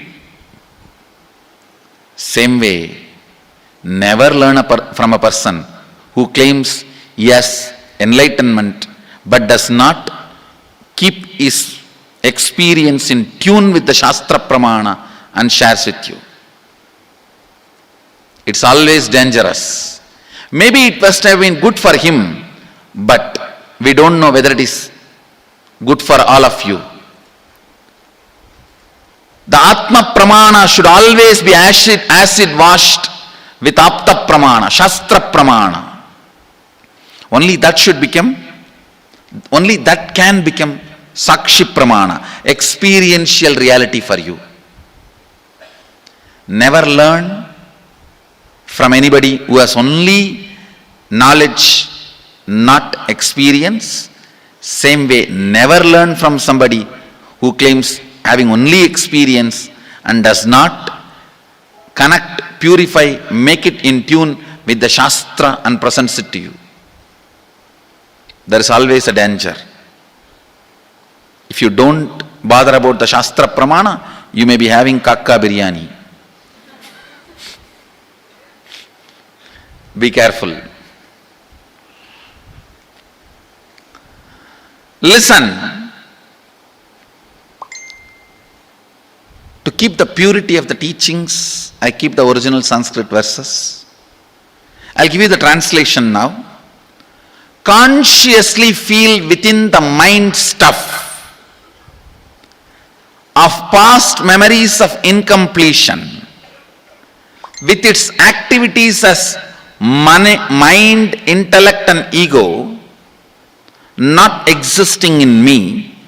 By contemplating this way in your inner space, disidentify from the past impressions and memories of completion. Put your active attention at the space of past happening. Relive these imagined impressions and memories of incompletion. Then the mind stop having fully ceased from its present characteristics of forming thought patterns and cognitions is complete. Thus you become complete and achieve the original space of complete completion. Listen. Now I will explain. I have read out the translation. I will explain what to do. Now you wrote many of the patterns, incompletions, thought currents you are having about money, ideas, cognitions you developed about money from the young age. Do only one thing.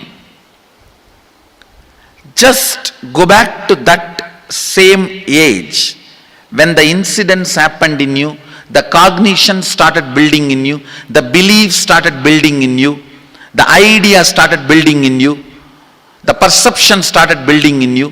Relive the same situation. I am not asking you just remember. Remembering means, for example, something happened at the age of 7 which is still hurting you about money. You asked 1 rupee from your uncle and he did not give, but he gave it to his son. It's still sitting and hurting. If now you are 47, this happened 7. You being 47-year-old person and remembering what happened at the age of 7 is remembering. Forget you are 47, forget who you are now. You may be having millions. Just become that 7-year-old who asked and did not receive. For you, that 1 rupee must have been almost life. I have seen people, they develop even wheezing when they were not given as simple as a chocolate or an ice cream by their friend or family or brother. I have seen. Because for a child, it may be life. Just go back, forget who you are now. Become that person. When that incident happened, relive. Just see what has happened at that time.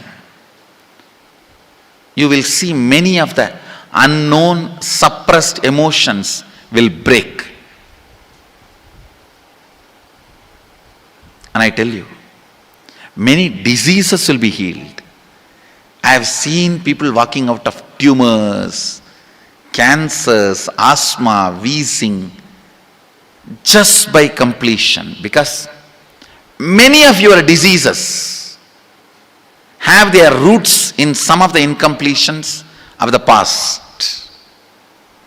When you relive, many pain parts in you breaks. Pain bodies collapse. The pain patterns melt down, which completes many other issues which you don't even remember.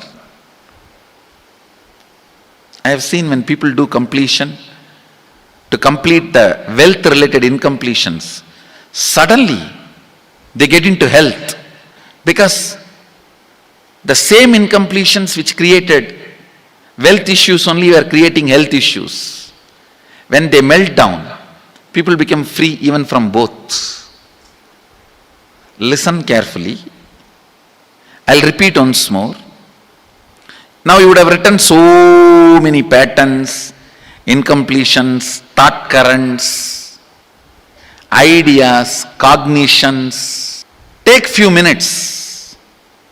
Go back to each incident, each pain, each hurting.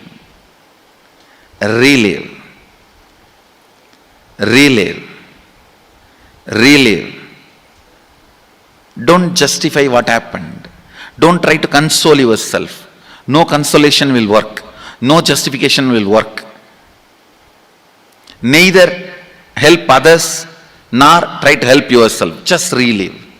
I've seen when somebody has tears, others try to console. No, relax. You are not more compassionate than me. Let me do that job. You don't interfere in my job. Let you just go through. Even you don't try to console yourself. That is not going to work. If something has to break inside, let it break. It's okay.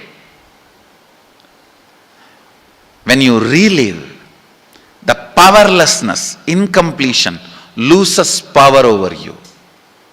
The end of the day, when you sit and calculate the result of your existence of last one day. See, every night when you sit and think, what is the essence, result of my existence of this whole day? Whatever I did, what is the essence? What have I achieved?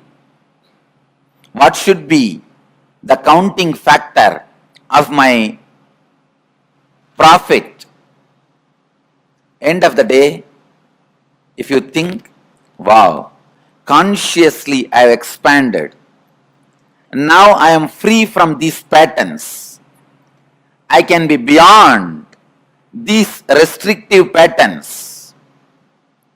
If this is your goal, if this is the calculation with which you function, accumulating wealth is right.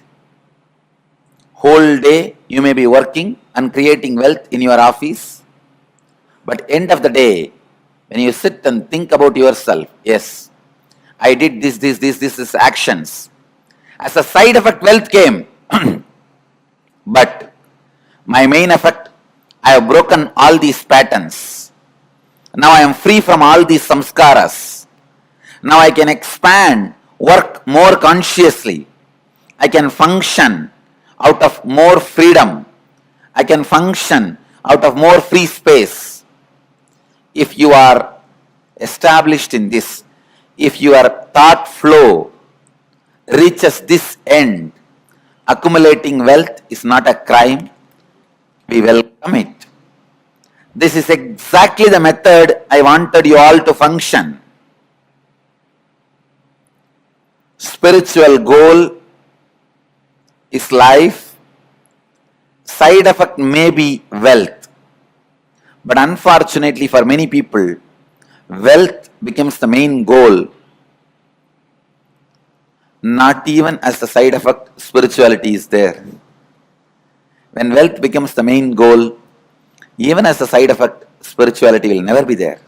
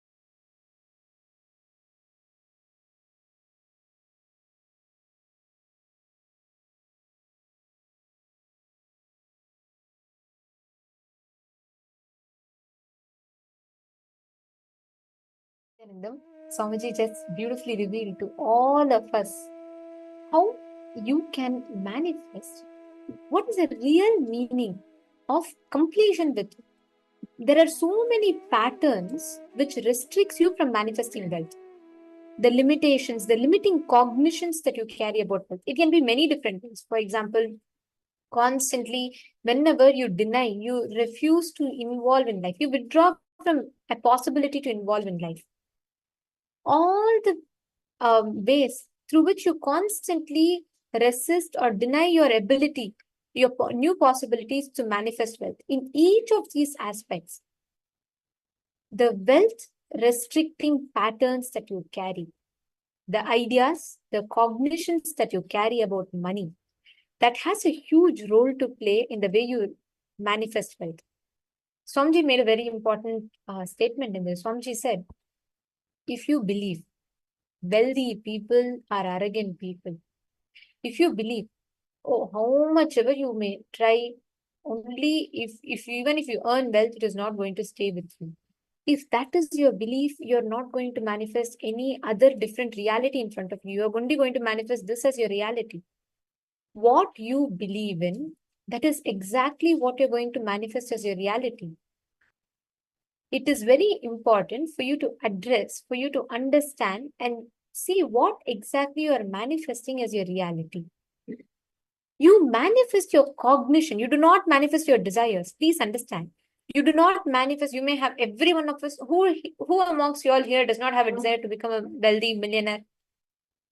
Everyone has. Every one of us want to manifest wealth, fulfill whatever we want, have as our goals or intentions to manifest wealth. The only thing that stops you from manifesting wealth, the only thing that's an obstacle is your belief. You have a desire, but do you believe it is a question? And that is what you need to ask yourself. The belief you carry inside you, that determines whether you can manifest wealth or not. If your belief is against, if you believe that it is not possible, even you may try, you may go for 10 or 20 jobs, but still you will not be able to manifest wealth. Sit with yourself. First, identify all the beliefs you carry about money. See, don't write your desires, right? Keep that separate. Write down the core beliefs, the cognitions you carry about money. For example, wealth is very difficult. I have seen people fail. Everyone who's tried for wealth has struggled all their life but never manifested it. What is your core belief? Pen that down. Take a minute or two. I request every one of you to write it down.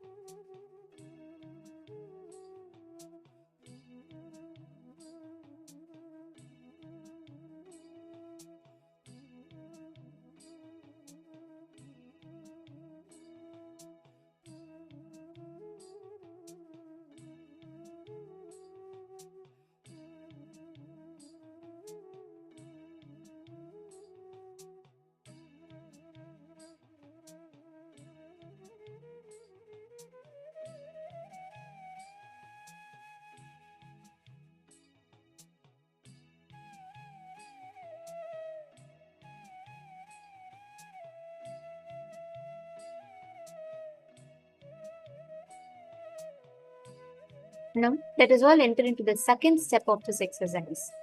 I request all the participants to now pen down each of the perceptions and beliefs that you carry. Pen on the exact incident where you developed it.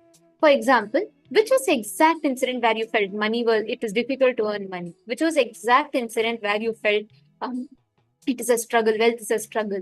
Every incident, write it down in elaborate detail. Go through the whole thing and pen.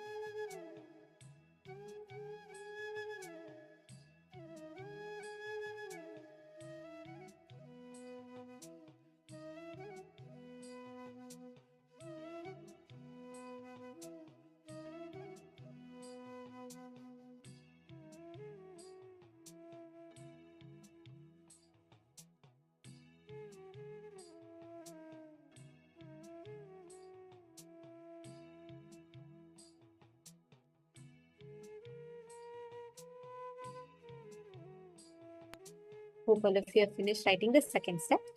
Now, go back deeply. Relive every step what you have written, that incident in detail. Complete with all the pain that you carry, all the incompletions that you carry relating to wealth in you. Take it sincerely, sit and look in each step process. Relive wherever money brought you tremendous pain. Just do one thing. Go back to the same age when it happened to you. All the cognition started building in you. The beliefs started building in you. The ideas started building in you. The perception started building in you. Relive the same situation over and over and over and over again and again and again. I request every one of you to sincerely sit and do this. Please relive. Please take a few minutes. I request every one of you to relive. Go back to the same age. Forget what age you are now, your logic right now. Now you may think, oh, no, now I'm earning money, so I think it's okay. No, but at young age where you got the cognition that money is a struggle, getting money is a suffering and struggle, go back to that age, relive, go through the whole thing intensely.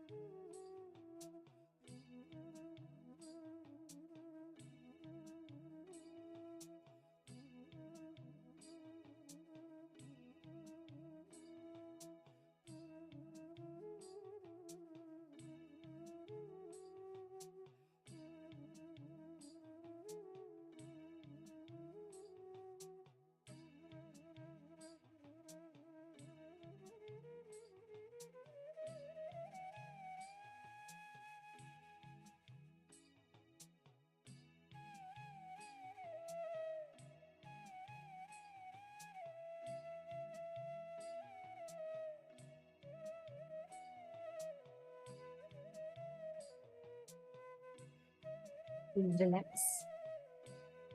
Hope all of you have finished.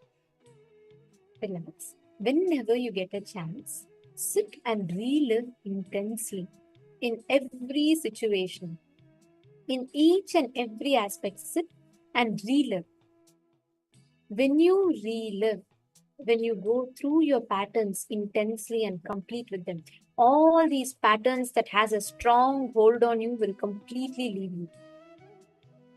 When you complete with this, you will start manifesting real wealth, real abundance. You will be able to have breakthroughs, amazing breakthroughs, the way you manifest wealth and abundance in all aspects of your life.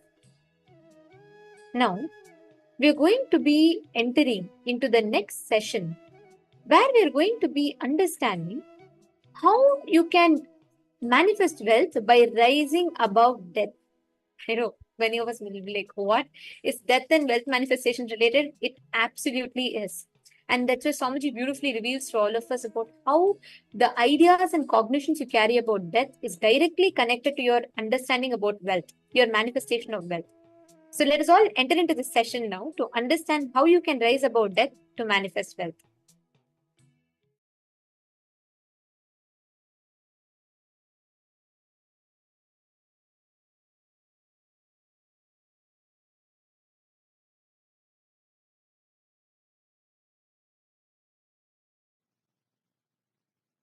When you focus on mastering death, listen,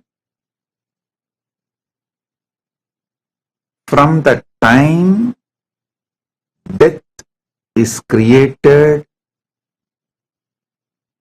Paramashiva has given the knowledge of deathlessness.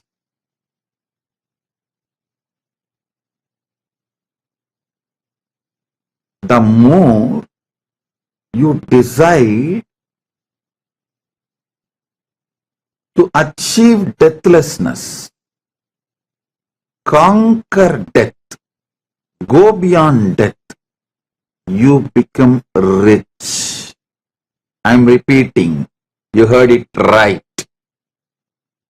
Anyone who wants to become wealthy, rich, start contemplating about death. Start focusing on how to become deathless. Listen.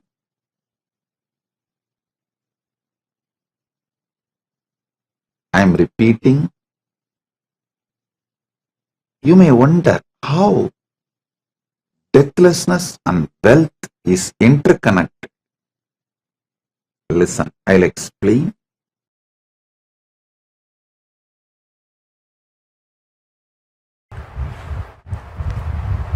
Listen.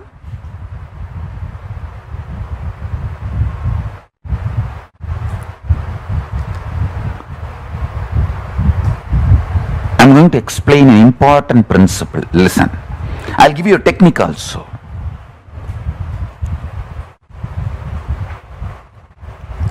Death is happening continuously in all of us in multiple level.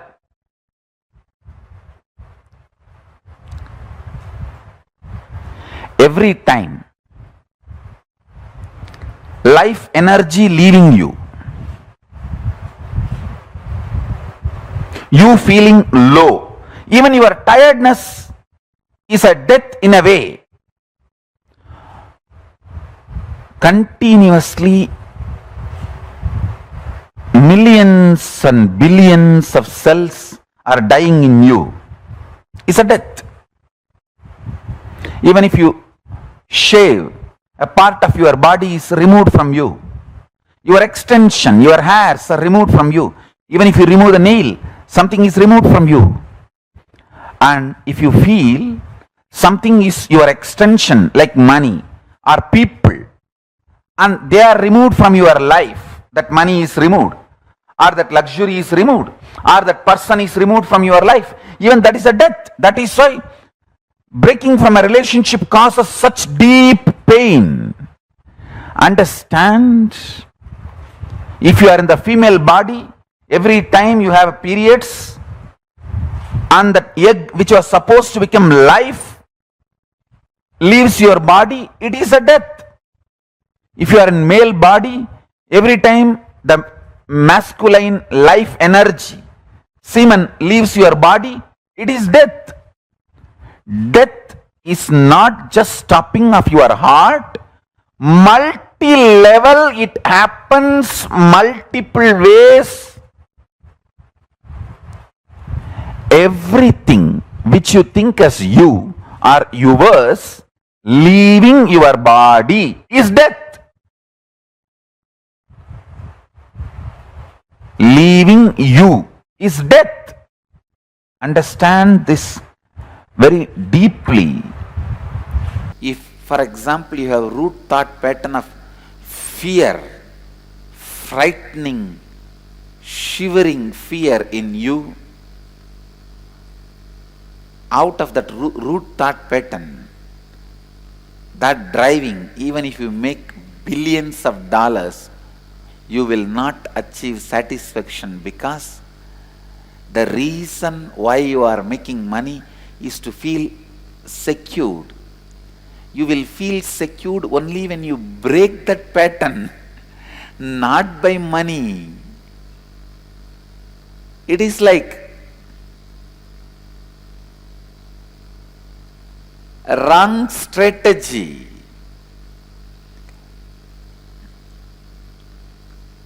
Wrong strategy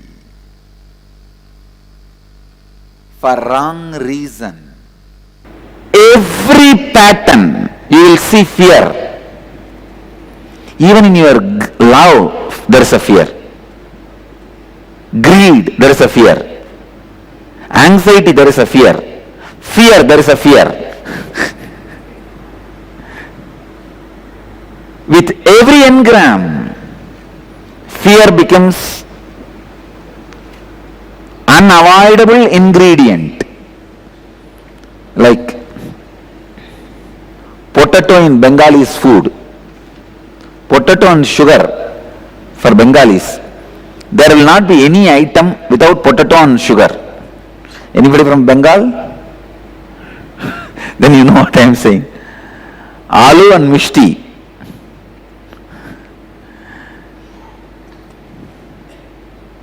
For Tamilians, this pickle, whatever you may eat, whether it's a curd rice or anything, but without pickle, food is not complete. For the Andhra people, that avaka, gongura chutney. Without that, food is not complete. Same way, fear becomes inevitable ingredient in all the life. In every decision you make, in your devotion, there is a fear. You project only your fear on God. In your relationship, there is a fear. When you accumulate wealth, there is a fear. After accumulation, there is a fear. If a cell phone rings, there is a fear. If it does not ring, there is a fear. You are waiting for some call. Continuously, there is a fear.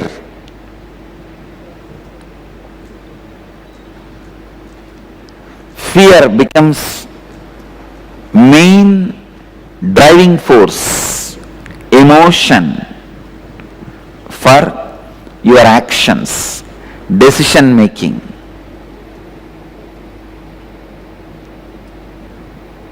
Let me tell you honestly, fear is nothing but just adrenaline in your body.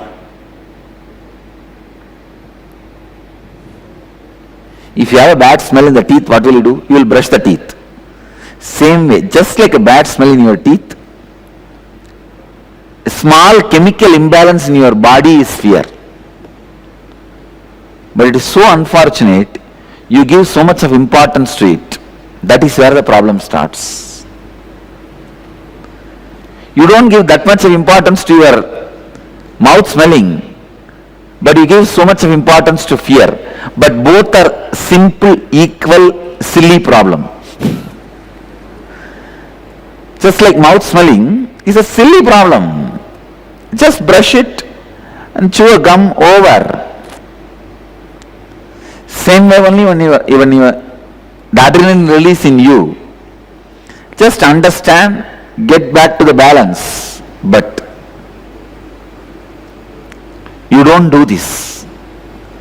Sometimes I wonder, people, just because of the fear, they create the problem itself. They are afraid this may happen, this may happen, this may happen, and make it happen. They create all the situation for that to happen. I have seen in the love affair or in the family relationship, I may break from my wife, I may break from my wife, I may break from my wife. So now in your heart you have set the climax. You breaking from her is the climax. So now you will be working towards it. Any day only when the climax happens, you will feel life is fulfilled. You achieved what you wanted.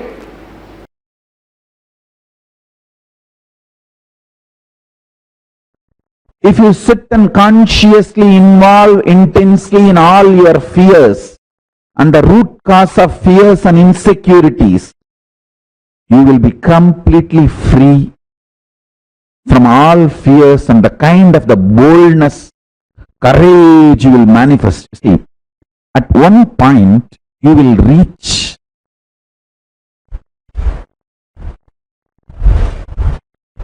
the source of your fears, you will feel everything is over. From this moment, whatever way life happens is a bonus. That's all what can be done. When that shift happens to you, that is the moment Yama, Kala is giving you the blessing of not taking life for granted and liberating you from all the fear-centric behavioral patterns. See, at one point in my life, I reached everything is over. Now, if I am alive from next moment, whatever way I may exist is a blessing, bonus. Understand? Listen to this very carefully. This realization is the boon from Yama, Kala.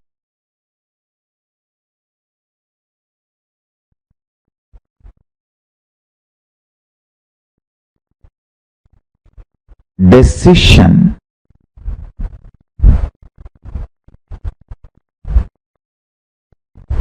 not to hang on to our fantasies about life and our fears about our fantasies. Understand?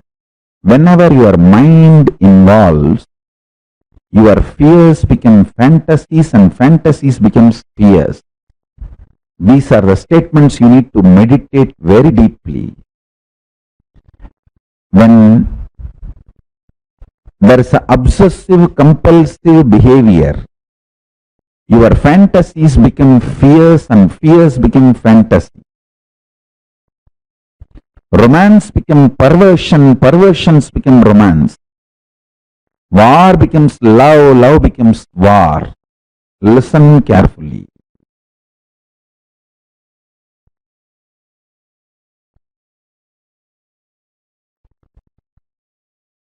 At one point in my life, I reached externally in the outer world, any situation, if I am going to be alive, remembering I exist, it's a blessing. Nothing more can be taken away from me. And internally, if I am still able to consciously cognize I am existing, without a mental breakdown, that itself is a blessing. There is nothing more. I don't expect any bliss, or I am not afraid of depression anymore, or the worst mental states, mood swings, or the worst external conditions. See, the fear of the worst possible external conditions and internal conditions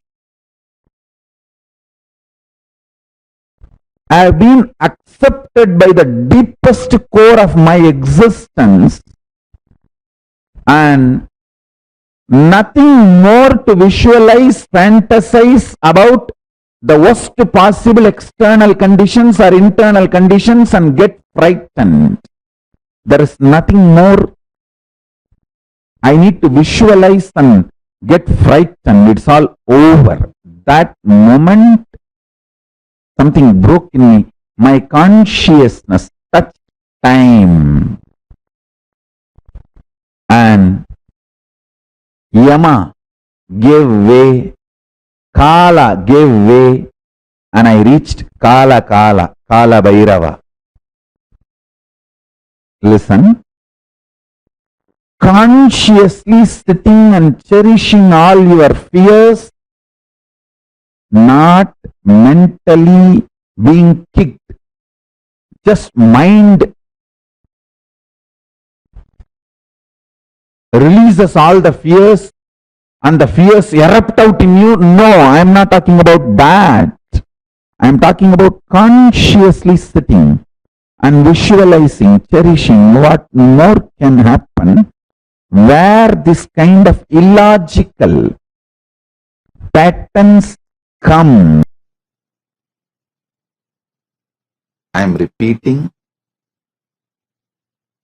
You may wonder how deathlessness and wealth is interconnected. Listen, I'll explain.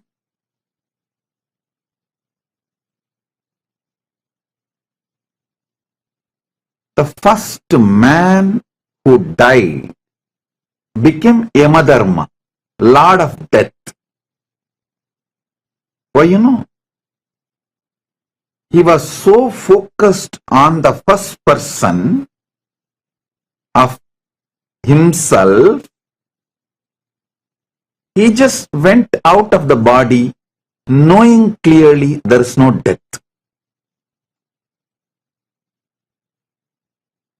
The more you are focused on the first person,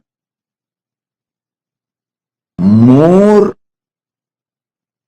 deathlessness happens in you.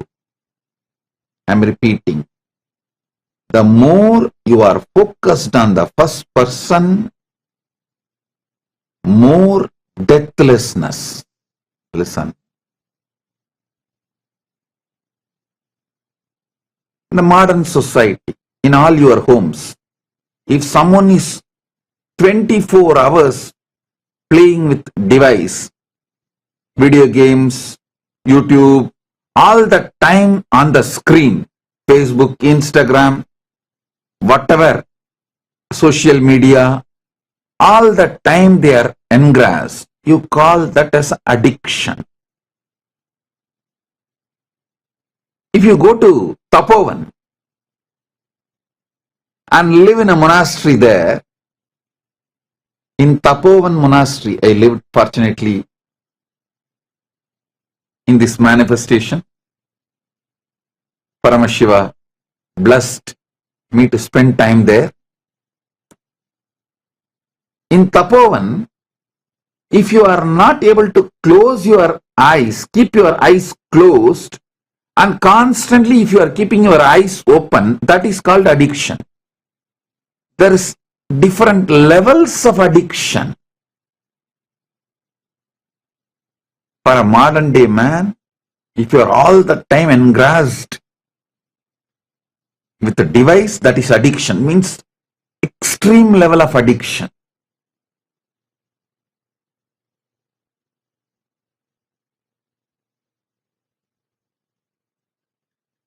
If you are in Tapovan, you just keep your eyes open continuously, if you are not able to keep your eyes closed, focused inside, that itself is an addiction. I can say that is a initial level, first level addiction. A, this device addiction is Z. So there are various levels of addiction. The more you focus on the first person, your addictions will start leaving you. Listen. I am not saying you will be de-addicted. Your addictions will forget you. They will leave you. Without even knowing how many addictions you are crossing and dropping, you will get de-addicted. Getting de-addicted without even knowing how many addictions you are getting rid of is the ultimate de-addiction. Listen. The focus on first person. I am repeating. Focus on first person makes your consciousness stronger. You know how to make your body stronger. You even know how to make your mind stronger. First and foremost method is focusing on your first person. The more you focus on your first person, you make matured decisions about your life. You live and manifest larger than life energy.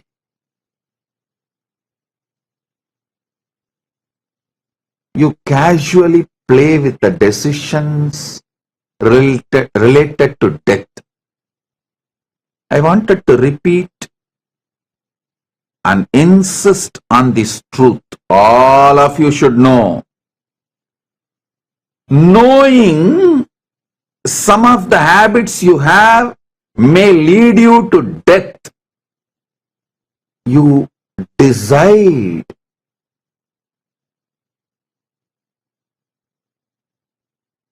to turn your face away and you decide to live with that blind spot. Everyone knows, everyone who smokes knows smoking is injurious to health. They have their own justification. What is there? Without smoking, even if I live, what is there?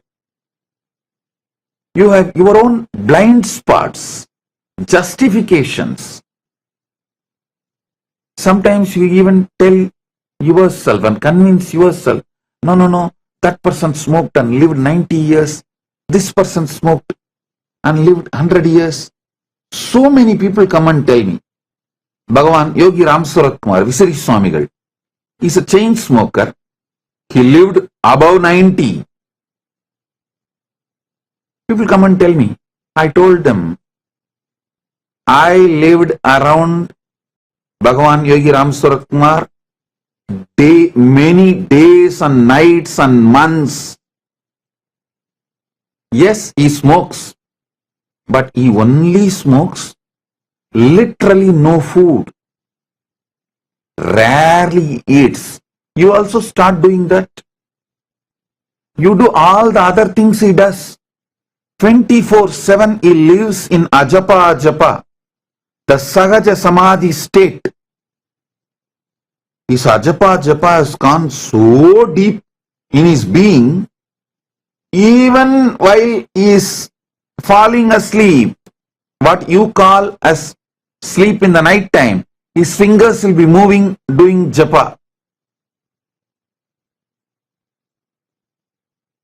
I have seen, even in the middle of the night, when he is fully resting, his fingers will be moving doing ajapa japa, his lips will be moving, doing ajapa japa. Your justifications are your justifications. That is why they are called justifications. Your justifications are your justifications. That is why they are called justifications. They are not facts.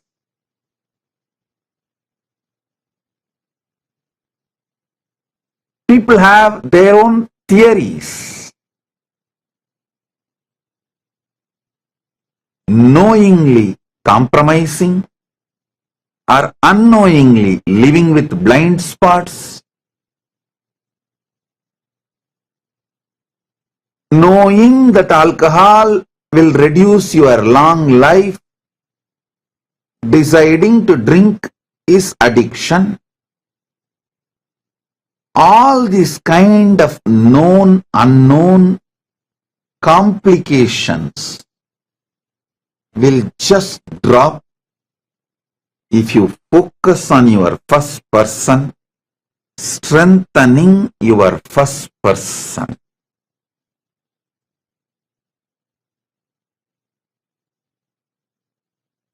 Strengthening your first person will make the words you utter towards yourself and others very matured. The ideas you plant within you and on others will be highly matured. The ideas you carry about life will become highly matured. Wealth is nothing but being matured with life. I am repeating, wealth, richness is nothing but being matured with life. The situations of life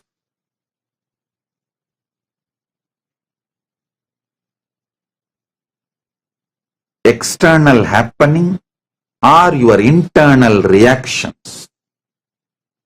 Your internal actions which caused external situations. With everything,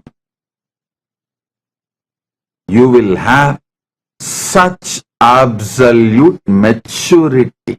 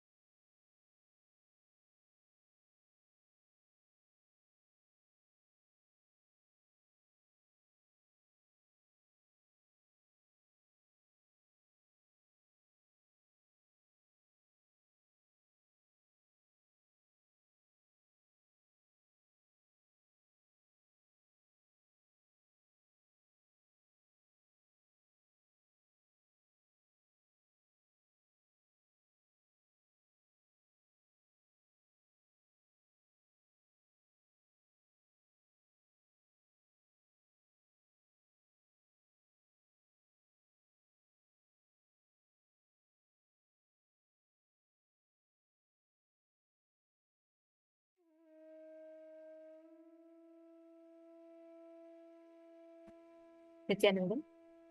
Our sincere apologies to all the participants. We would like to complete with you all for the inconvenience caused. There was an issue in the audio and video for all of you.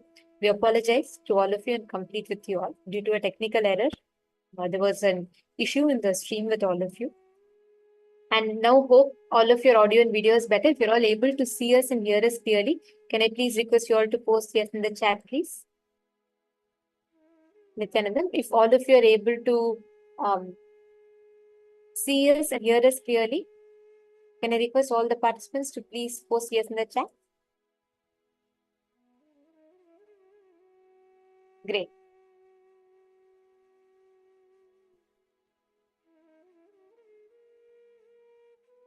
Now, every one of you that are watching us today, we have been learning about wealth, understanding wealth, the lifestyle, how wealth manifests, how you can manifest wealth, what are all the different techniques, methods using which you can manifest wealth in your life. And today we've all learned about how, whether it is through rising above death, whether it is through manifesting the right powerful cognitions or understandings about wealth. In each of these aspects, we have learned how you can go beyond all the incompletions and patterns you have and how you can actually start manifesting wealth. Now, we're all going to be learning one very, very important thing. Swamiji very beautifully revealed to all of us about how when you raise above death, you can manifest wealth. It might be very surprising, right? It might be very paradoxical. How can you, how does knowing about death or understanding about how death happens, how does that help us manifest wealth? But Swamiji very beautifully revealed to an important truth to all of us. How you experience all the different patterns, the perceptions, the powerless cognitions you carry within you, all of them put together determine how you manifest wealth. Your relationship with wealth is largely dependent on how you experience, how you understand, how you manifest wealth. Now, we're going to be understanding what the various different techniques and methodologies through which you can rise above death. One of the important and beautiful ways that Swamiji reveals for this is seeking the source of your first person. When you start seeking the source of your first person, when you actually start manifesting, seeking the source of your first person, you will suddenly see so much of wealth and auspiciousness will happen. Suddenly you will see all the wealth will start pouring in, wealth will start manifesting. When we say seeking the source of the first person, what does it mean? How do you seek the source of your first person? What is that first person? Swamiji tells how you experience as you, what you experience as you, the core of you. Seeking that source of the core of you, that is what is seeking the source of first person. Swamiji very beautifully is going to now reveal to all of us about that. How do you seek the source of your first person? And what does it mean? What are the different techniques to raise above death to manifest wealth? So let us all enter into this session and let us listen to Swamiji's revelations now.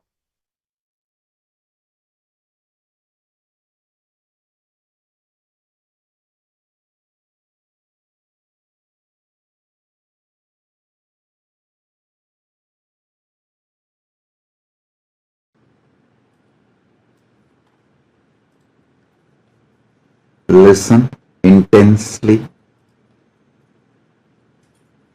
get involved intensely, sincerely, drop everything,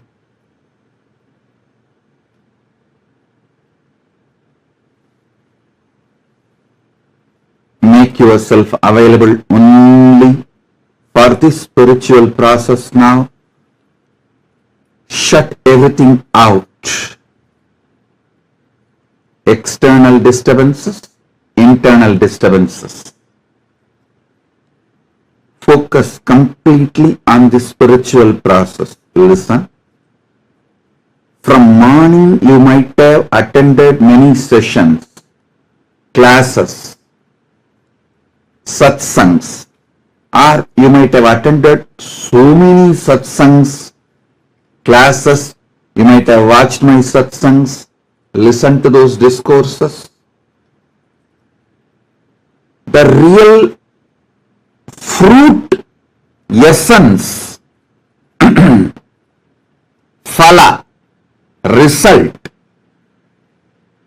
of all the satsangs you heard is going through this experiential process.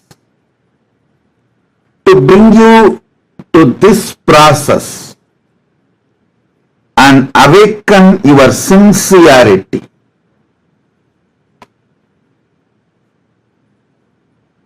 to bring you to experience this spiritual process, this oneness, is the purpose why I am speaking day in and day out. So understand, it is time you are going to experience for what you have been waiting all this time.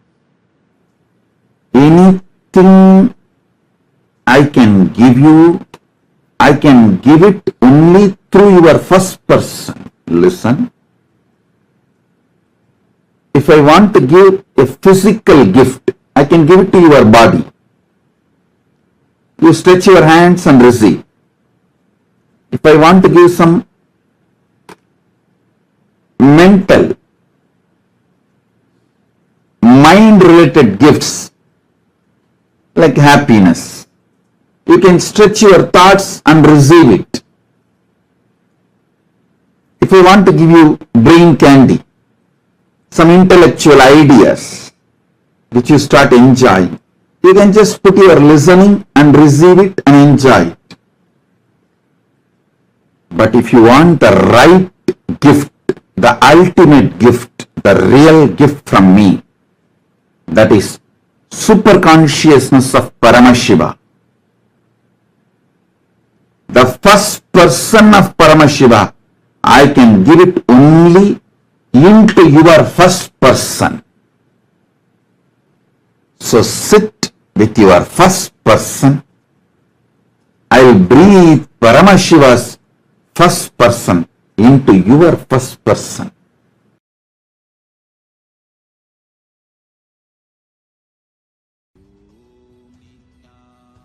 Do you repeat your name to remember who you are? No, you just know who you are. Same way, Shiva is the name of real you. You don't need to repeat it. It is your identity. It is your Satya. It is your Parama Satya. It is your existence. Listen. You feel you exist. Am I right? All of you feel you exist.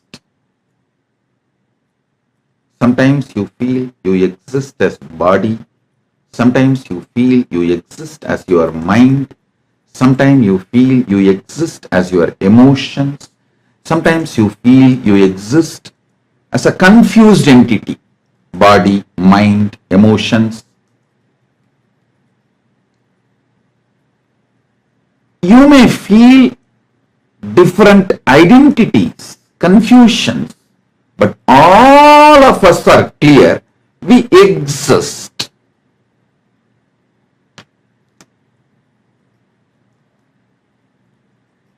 Now, sit and remember you, that feeling of I inside you. How you feel inside you, I. The first person, just remember, cognize, focus yourself on your first person. when you sit with your first person, so much of emotions, unmanageable thoughts, pains, everything erupts. It is usual, don't worry. First step, just remember your first person, how you are feeling you now, right now, how you feel about you. It can be anything. You may be feeling your body is you, your mind is you, your emotions are you, anything you feel as you. Come to first person, which you are experiencing right now. Just see which is the source of your first person and sit. So listen, sit. Just see your first person, what you feel about you, where your first person is vibrating, how your first person is experienced by you, how your first person is perceived by you, how you feel your first person. Sit with it now. Paramashiva will breathe himself in you right now.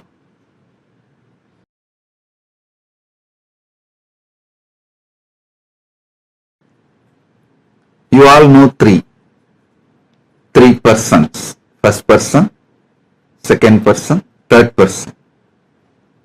When you focus on the second person and third persons, it leads to a lot of fear, greed, incompletions, guilt, all problems. But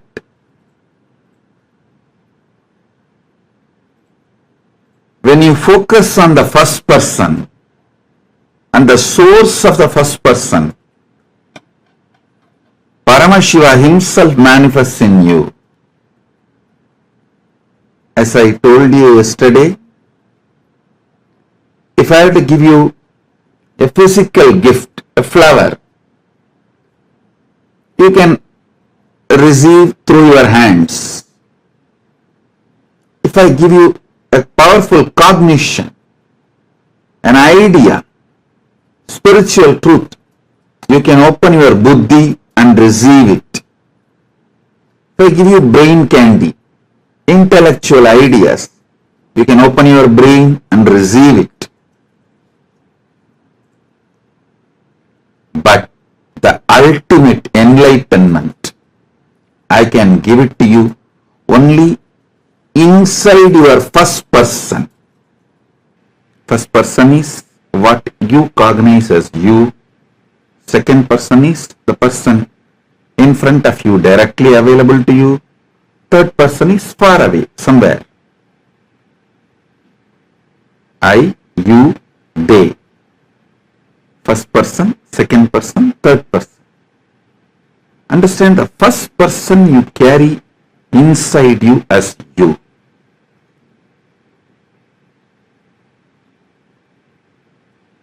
If you focus on that, the greatest truths, Parama Satyas, can be given to you as experience. The more you focus on first person, more you will find joy, peace, celebration, intense energy.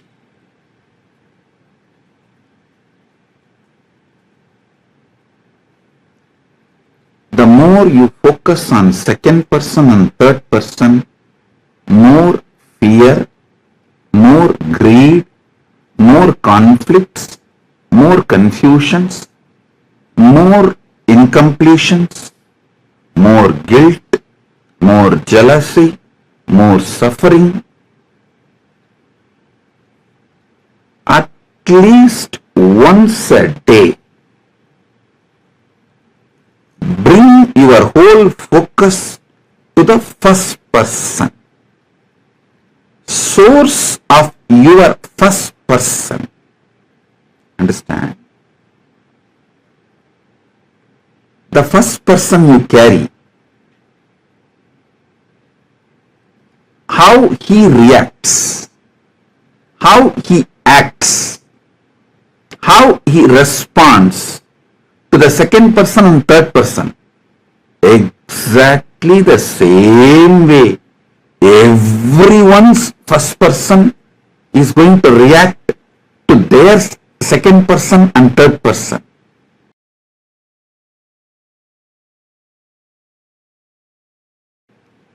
The stuff out of which your first person is made, the programming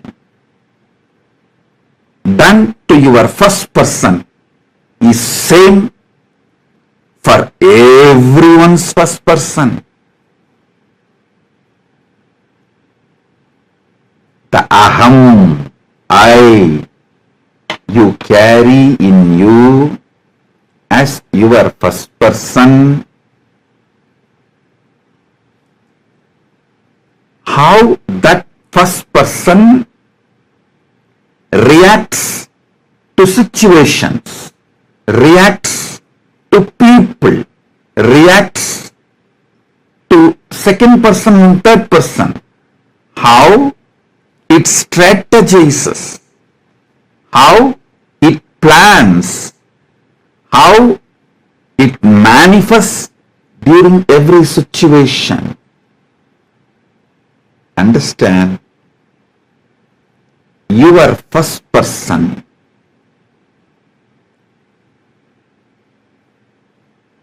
the stuff out of which your first person is made and the programming done to your first person, it is same for everyone's first person. Understanding this and making conscious decisions in your life is conscious life. Trying to hide this Paramasatya, trying to forget this Paramasatya and go on making decisions and strategies in delusion and expect that nobody will find it out. Like a cat thinks the whole world goes into darkness, whole world gets blackout. Blackout happens all over the world if it closes its eyes. Just like poor cat celebrates its ignorance and continues to believe if it closes its eyes, the whole world is dark and blackout happens in the whole world. Same way, by forgetting the Paramasatya, by not keeping the Paramasatya in your cognition, by pushing the Paramasatya under your carpet, you trying to live is delusion, unconscious life. Unconscious societal conditioning does not teach you the truth, the stuff out of which your first person is made, the programming done to your first person is the same for everyone's first person.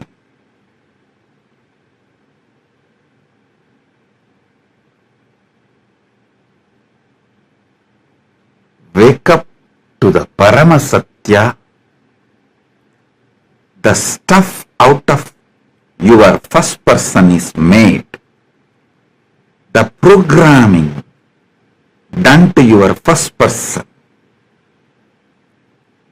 The kind of the reaction your first person does, kind of strategies your first person does, kind of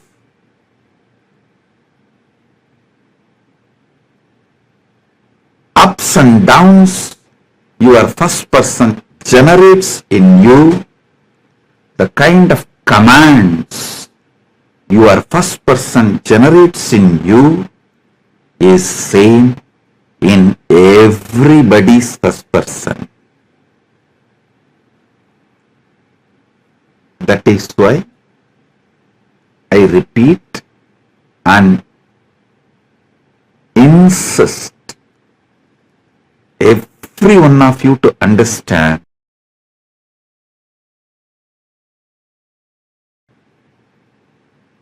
person is made out of the same stuff. Everyone experiences their first person. Understand this one point. Your first person,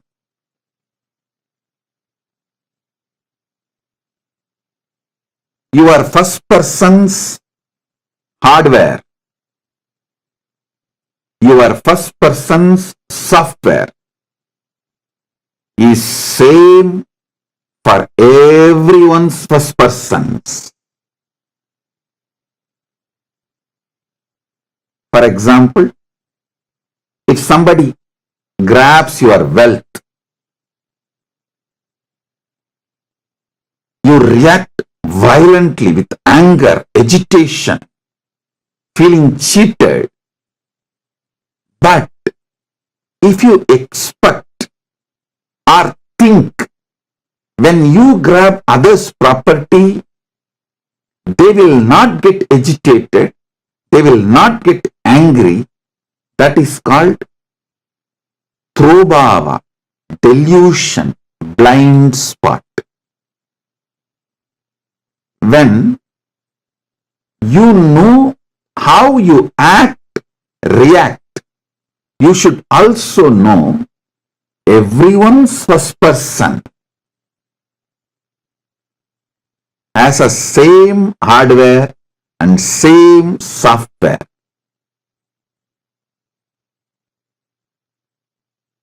With this clarity, if you think, function, your whole life will be in pure sattva. See, when people show you simple love, simple care, you become excited, joyful. You may have billions of dollars, but a person in the street giving you just $1 worth rose, you get wide smile. Understand, it is same for all billionaires and never take them for granted. Even if they are billionaires, if you can give just $1 gift, you will please them. It is not the value of the gift, but the attitude pleases them, just like how you are pleased. In every step, remember the hardware and software and the energy supply to your first person is same for everyone's first person. The energy supply, fuel supply, life supply for your first person is the cosmic first person. Same for everyone. Anything pleases you, pleases everyone. Anything agitates you, agitates everyone. Understanding this ultimate truth and functioning, frictionless, joyful, smoothly is sattva. Even though you experienced repeatedly, even though life teaches you repeatedly, your blind spots are not cute. Your blind spots cannot change the existence of your life. You know, if you try to strategize cunningly towards someone, you will get the same from that person. When that person strategizes cunningly towards you, how you react, the same reaction will happen from that person when you cunningly strategize towards that person. Knowing this, still you think your cunning strategies are cute and they get victory for you. You are deluded. You are living with large blind spots. You are in Throbhava. Realize these fundamental truths about life. This is the natural law of life, dharma. This is natural law of life, dharma.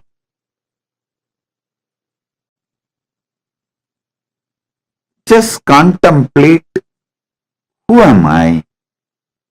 Where am I? What is really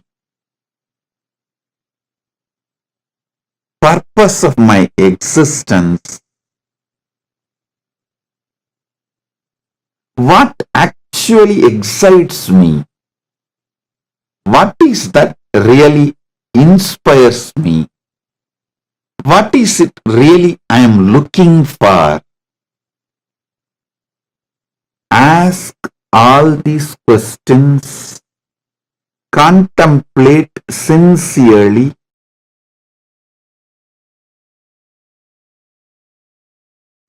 Listen. If you have the deep quest about the first person and fall into the state of Trigunatita, the cosmos will respond to you with answers, suggestions, supporting you to resolve your quest. If you fall into Gunatita state with this quest, Paramashiva will directly resolve it. He will directly come to you and attend to everything and manifest the highest reality in your very life. From today, I will initiate you intensely. I will breathe Paramashiva's first person in you. So in the night time, when you put the deep quest, not just questions, quest about your first person and fall into yourself, you will fall into Paramashiva and Gunatita state. You will get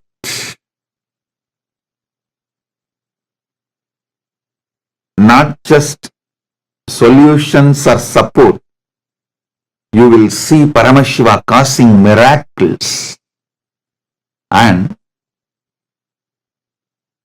straight away resolving, straight away manifesting, straight away doing what need to be done to you. The ultimate for you. I tell you, falling into Gunatita state is the plan for miracles. All the initiated disciples, if you are already initiated, many times you would have experienced whatever you contemplate and surrender it to me, within next few hours, you see the responses coming in your life.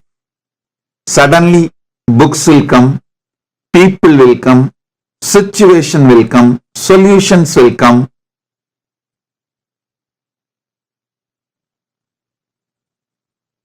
This is Trigunatita state.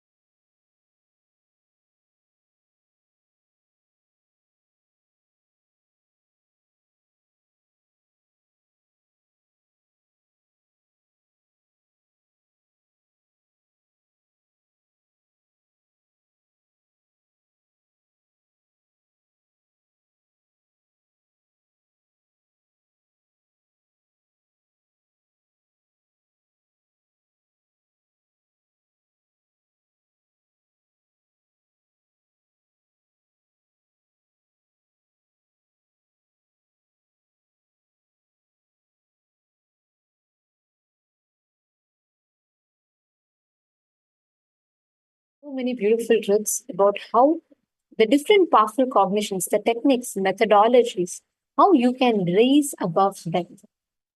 Seeking the source of your first person. When you seek the source of your first person, when you ask yourself, when you go into the depths of who you are, what you are, how you are, when you start seeking, you will manifest that space beyond the depth. I request every one of you to post your favorite powerful cognitions from this session, whatever Swamiji revealed.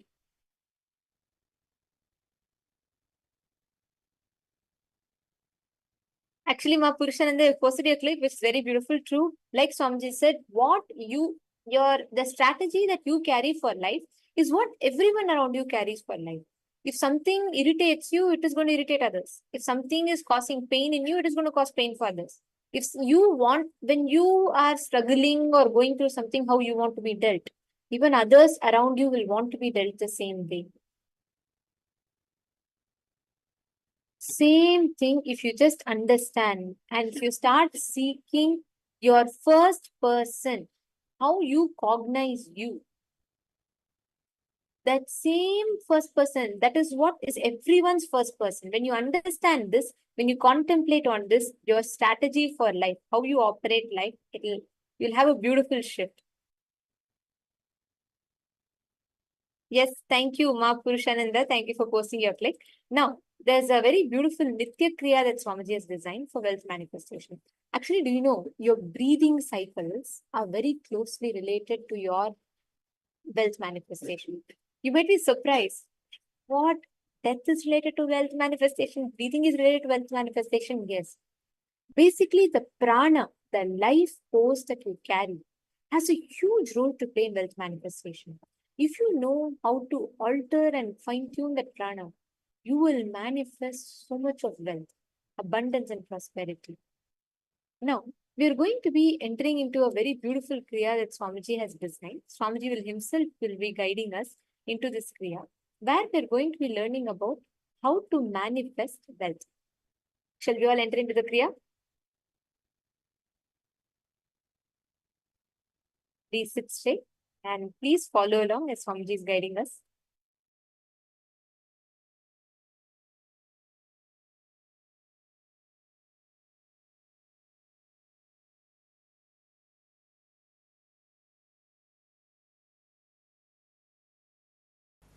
Today's subject for the satsang is wealth, creation and sustenance.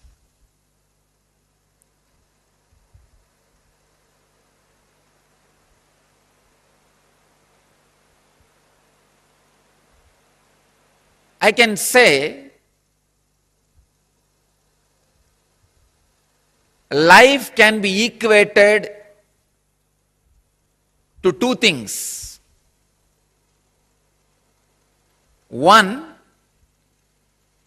the ability to achieve what you want in the inner or outer world, or just getting stuck in both the world.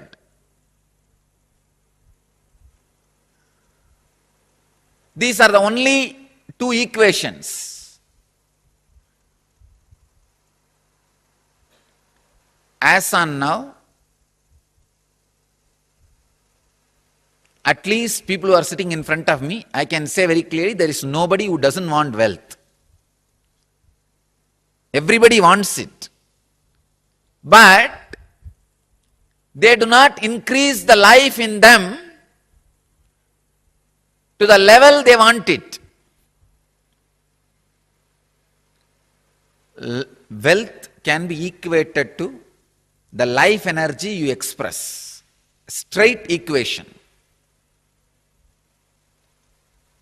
Because as on now, a normal man has wealth as the first priority in the life.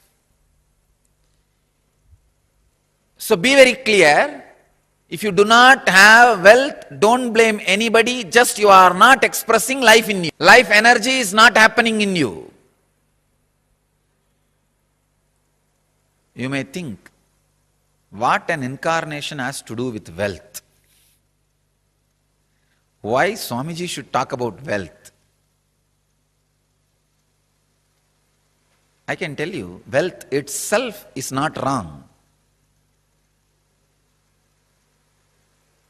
Your concept about wealth, if it is correct and proper, not only it will not be wrong, it will be right.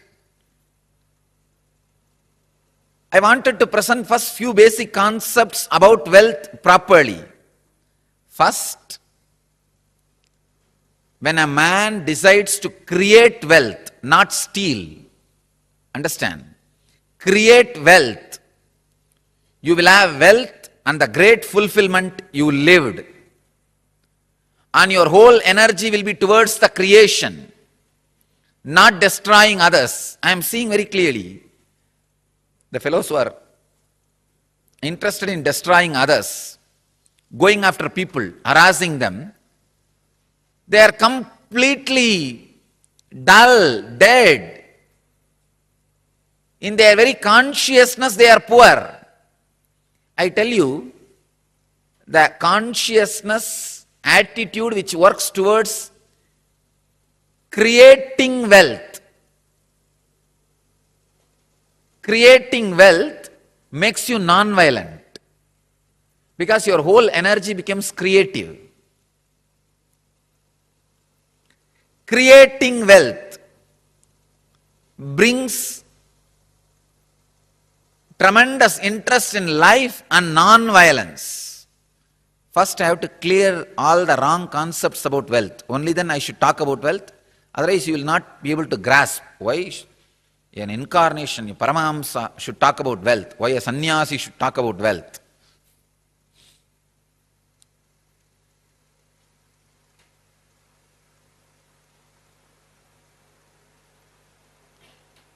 Only he can talk about wealth because he has gone beyond wealth.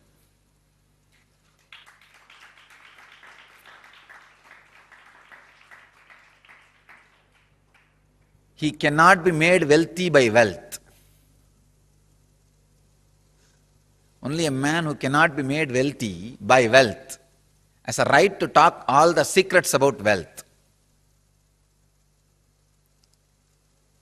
Only those methods of grabbing, stealing, robbing is wrong, sin. Otherwise, creating wealth, if you are contributing something directly to the people, universe, if you are grabbing from others without contributing anything, that is what is sin. So creating wealth is intrinsic part of life.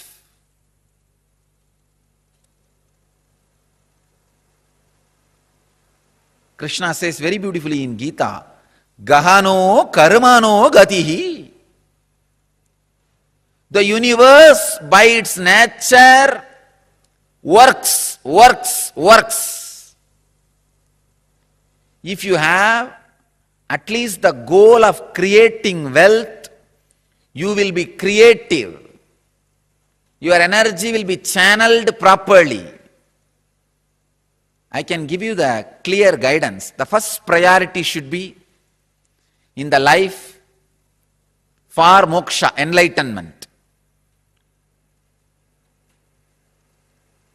Till that happens, the second priority can be creating wealth. Understand? Not grabbing or robbing or stealing. Creating wealth.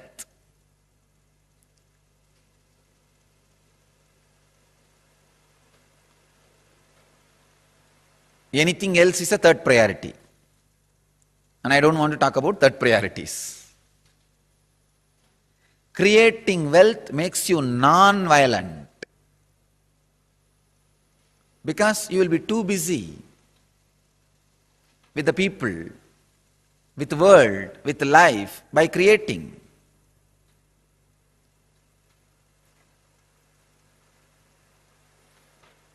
First, remove the guilt about wealth from your inner space. Second, understand the expression of life through you is equivalent to the wealth you create, not grab, you create. So the more and more life energy starts expressing through you, more and more you create.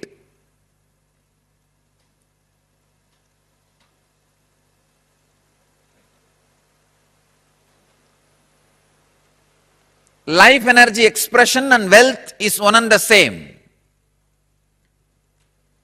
Seekers always justify their poverty as their spiritual quality and innocence. So if you are not wealthy, understand, if you have decided not to create wealth, great.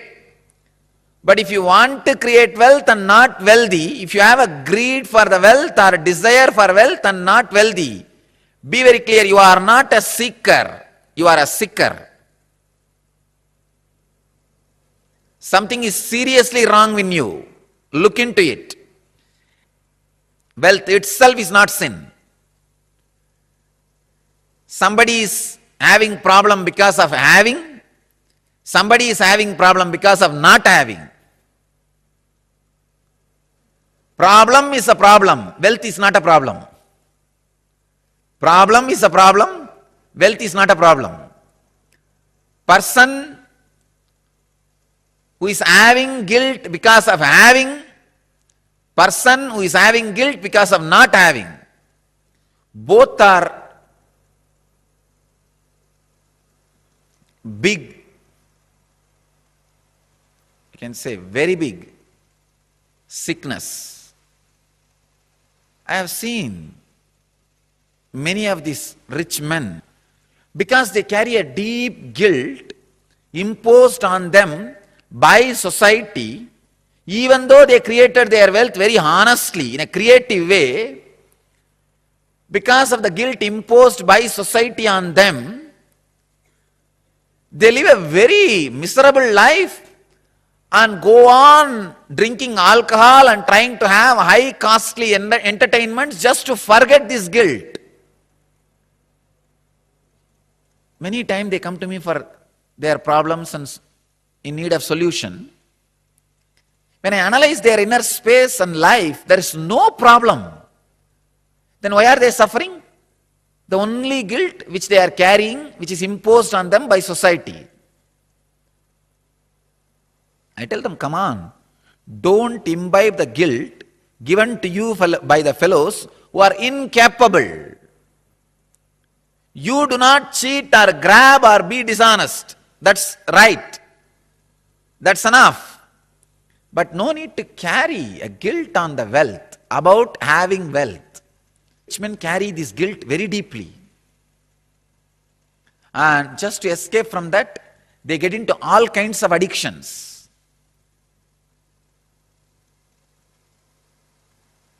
And their life is hell as a fellow who doesn't have money.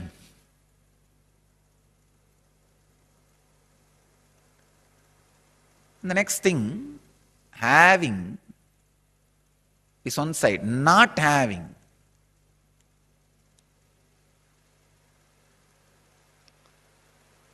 This is a very funny side. Having the desire to have wealth, not having it, but giving a valid reason why they are not having it. This is also another important slave mentality. We always think work not done plus valid reason is equivalent to work done. And your mind is such a cunning mind, it creates very valid reasons and justifies itself. Why? You are poor, and not only that, adding sacredness to poverty. Who are adding sacredness to poverty. Relax. Don't add sacredness to your scaredness. Because you are scared of life, you back out from life, and for the feeling of scared, you add sacredness. You start saying, no. You see, I am not the kind who can tell lies. This word is a lie. I am not the kind who cheat others. What is there? Little bit, 2 meal, and 1 small house, and 2-3 piece clothes. That's enough for life. If it is enough, why are you going around and bragging about it? Be content. The fellows who talk about their poverty being their great quality will not keep quiet, because they are trying to make sacredness out of it. It is such a cunningness, how people brag about their wealth and try to create identity. People brag about their poverty and try to create identity. At least when you brag about your wealth and try to create identity, you will be little intelligent, because society would have beaten you, you would have learnt a lot of lessons from society, and you will be more creative. But if you are bragging about your poverty and creating an identity, that is the worst cunning identity. I tell you, I faced all problems in my life only from the fellows who claim they are poor and try to create sacredness for poverty. Rich fellows have a lot of maturity, I tell you, and more sincere when they take up spiritual truths in their life. See, I am telling you, I am declaring the new Smriti. I am a Smritikara. Not creating wealth is sin. I am declaring it very clearly. Just like a grabbing, stealing, accumulating wealth in a wrong ways is a sin, grabbing, stealing, robbing, how it is sin. Same way, not creating is sin. It means what? You don't take the responsibility for your actions. Your actions are not focused. It is like just cheating in the name of work. I have seen Abba, all types of cheating. I have seen people doing all kinds of cheating. We have this wrong concept. Work not done plus valid reason is equivalent to work done. Work not done plus valid reason is equivalent to work done. It's a very funny.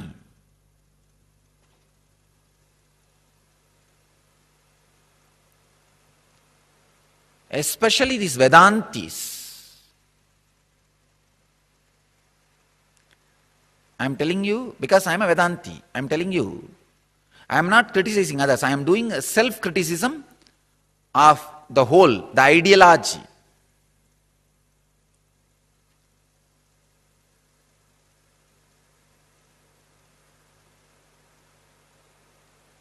Vedantis missed to give a right understanding about wealth to society.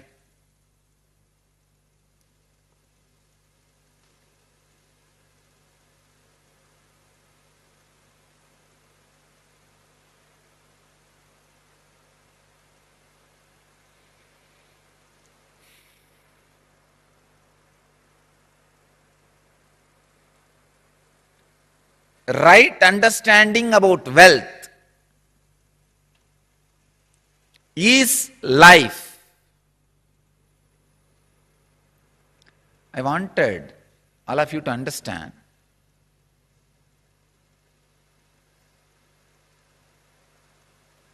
Donating or doing charity is nothing wrong, great. Sharing is nothing wrong, great. But being cheated is something seriously wrong. People tend to mix being cheated and charity together. No. If you want to donate and share, great, nothing wrong.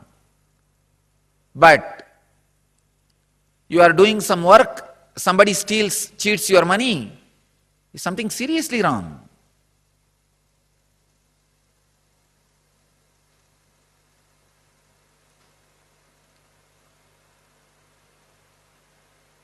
Be intelligent. Be little more practical. Stop the mental blocks and a deep hatred you carry for work. Please understand. As Krishna says, Gahano karmano gadi. Life's flow is work. If you are not creating wealth, all your work is happening in wrong direction. Your work is happening more in the line of destruction, not in right direction. I tell you, when you listen, hear the truths about wealth and manifesting what you want from a master, when you go to him and ask for what you want, even if he does not give what you want, he will give what he wants really you to have.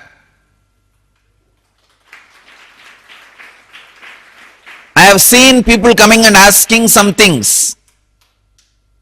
Really, what they asked wouldn't have happened, but suddenly something in them changes, ready to receive what I want to give. They are new beings. They come back and tell, what I asked did not happen, it's okay. You are there for us. You are there for me.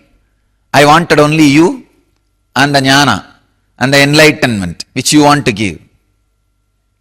I feel, wow, once more, the truth is expressing.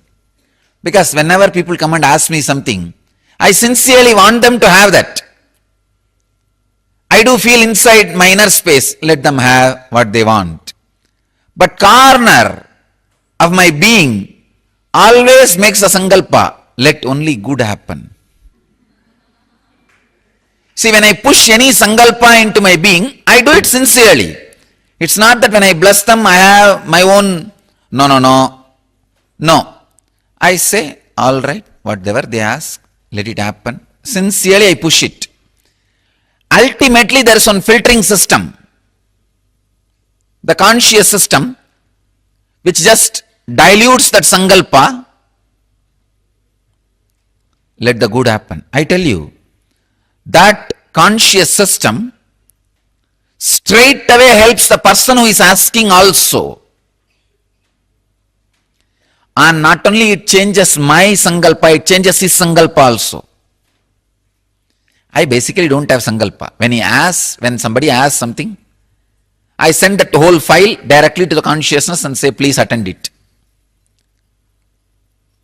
Usually consciousness grants, if it is not good for the person, it at least immediately grants the right thing for the person. The person evolves. I have seen hundreds and hundreds of times it is happening. So, even if you don't get it, ask to God. Ask Him. Ask the superconsciousness. Ask enlightened master. Even if you don't get it, because you will get the right thing. Getting wrong thing is the worst punishment. I tell you, even if you don't get it, ask only your father. Sometime what you want your uncle will give, but it may not be good for you. It may be good for him because he will have good opinion about him in you. That is why uncles always give what you want, but dads always restrict. Your mom and dad will always restrict because they know what you need. But uncles will always give. All devils are uncles. All demons are uncles. They give what you want because they need your voting. And they need you as their customers. But mom and dad doesn't give as you ask. They give as you need. So I tell you, even if you are not given, ask only mom and dad. So even to know about wealth, better to know from an enlightened being. Creation, sustenance, ability to handle when it is destroyed. Creation, sustenance, ability to handle when it is destroyed. This three dimension about wealth need to be known. Creation is all about high enthusiasm. Understand? The whole thing, the creation of the wealth, I am boiling it down to one word. Intense high enthusiasm. I challenge and I promise. Just radiate high enthusiasm in any line you touch. Even if it is a line of collecting garbage, show high enthusiasm, maintain the high enthusiasm 11 hours a day. 11 hours is something like a cycle. I am saying 11 hours a day, just for 21 days maintain high enthusiasm. Do it as a practice. Anything you do, I challenge. Not only you will attract tremendous wealth, suddenly the very attitude and life you are having, attitude and life, attitude and attitude towards life, both will take a quantum leap. High enthusiasm. I can say, maybe I can use a word, a little strong word, terrific enthusiasm.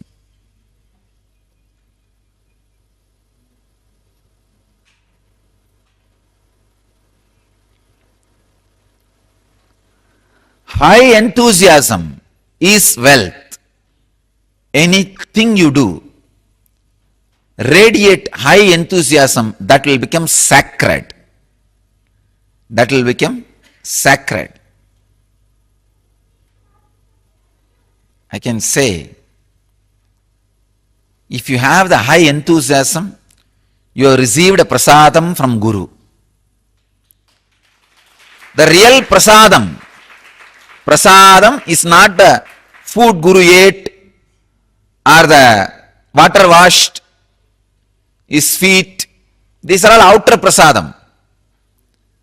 The real prasadam is the high intense enthusiasm.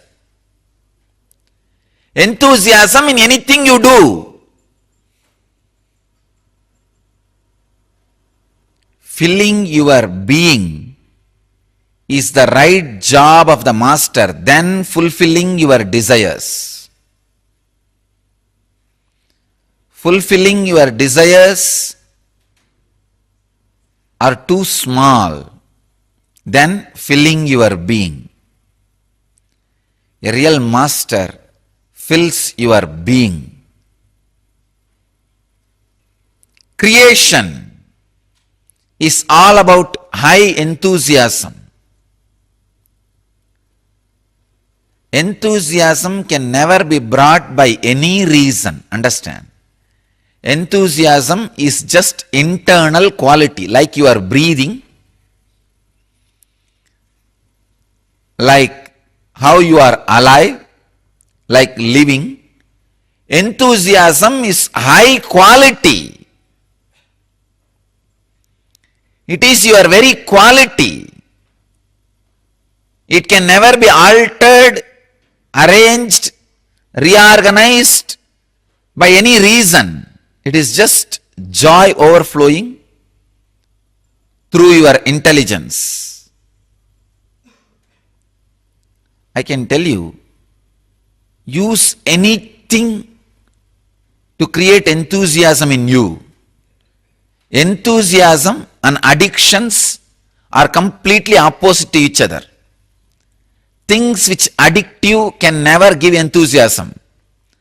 Things which give enthusiasm to you can never addict you. This is the truth. Don't think you can create enthusiasm through alcohol, through drugs. No. It doesn't happen. Maybe demonic excitement can happen by alcohol and drugs. Demonic excitement is not enthusiasm. In demonic excitement, you are not creative. You are violent. You just jump around like bhutas. They do not know what they are doing.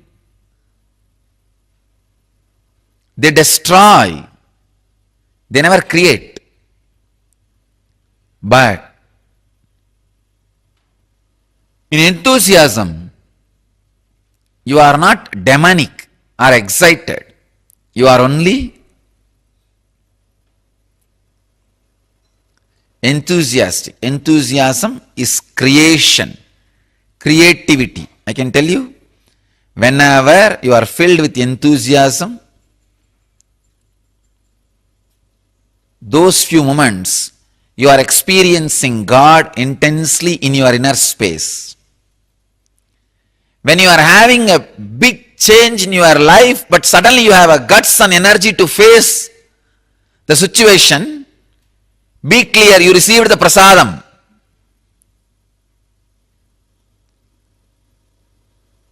Sacred prasadam. High enthusiasm is real wealth.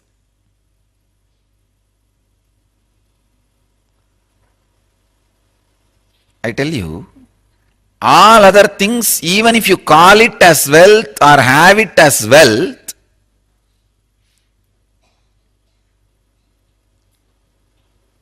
it doesn't stay in you as wealth, stay with you as wealth. High enthusiasm is intense wealth.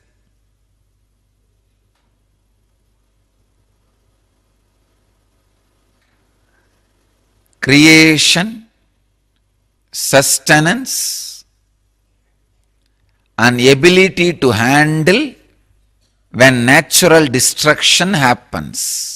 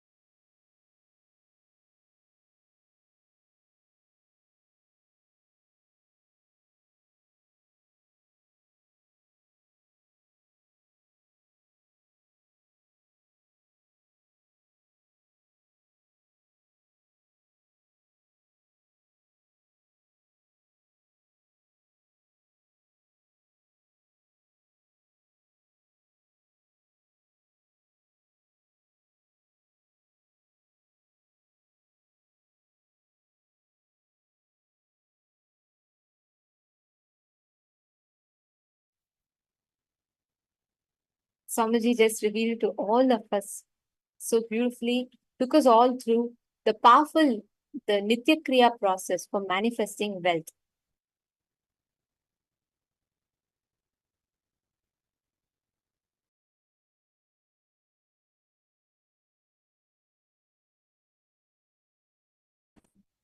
The prana, how your prana flows, is very important for how you are able to manifest wealth in your life.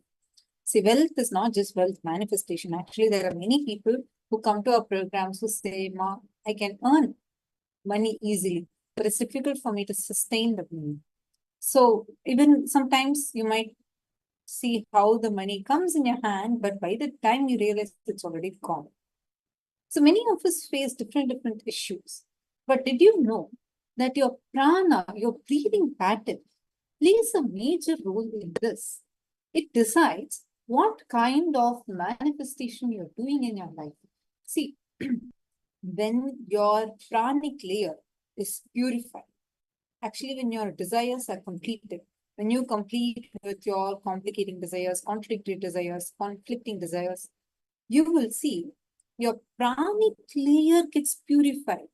And Swamiji with his initiation also purifies that pranic layer, which helps you in the most powerful way to manifest abundance in your life. So it's a very powerful kriya that we all were just blessed with. How did you all enjoy it? Yeah? How was it for you? Did you all enjoy the kriya?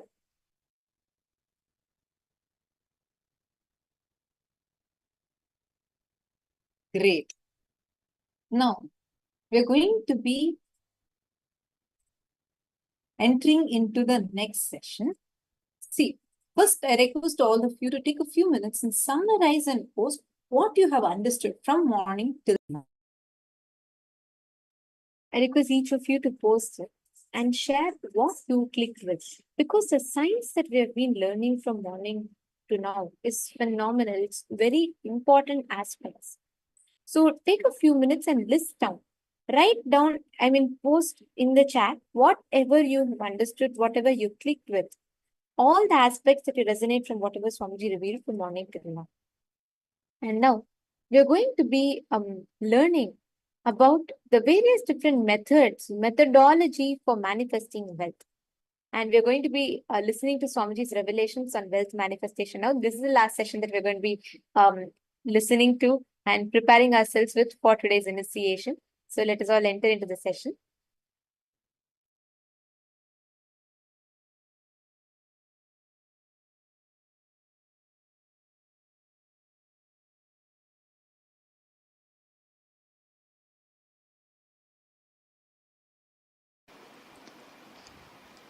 Understand the abundance.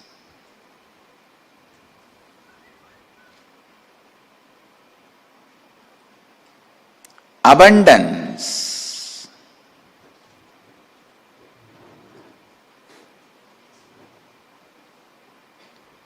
is the space from which you can manifest. Go on manifesting the life as you want.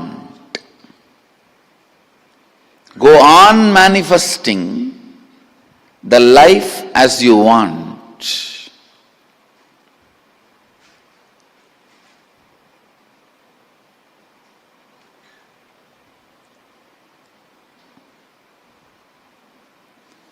If you just have billions or trillions or multiple zeros getting added in your bank account, but do not have energy or the health to live your life, and feeling tired and bored all the time, I won't call you person with abundance. You may be a person with a lot of money, but not wealth or abundance.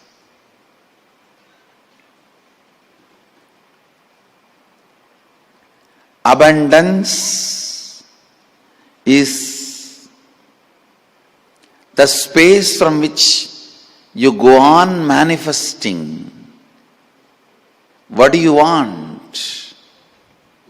Intelligence, health, energy. Whatever you want, you go on manifesting.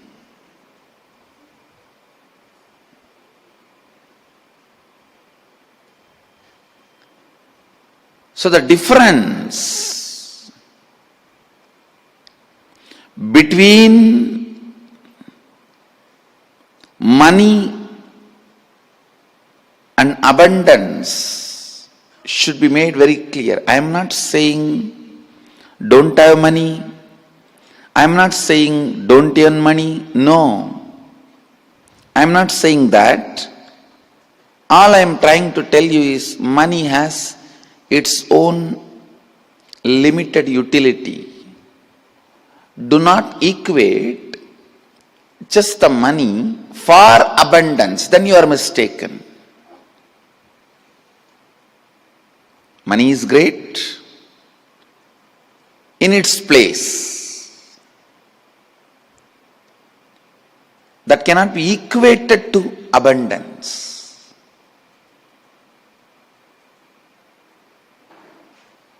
So understand,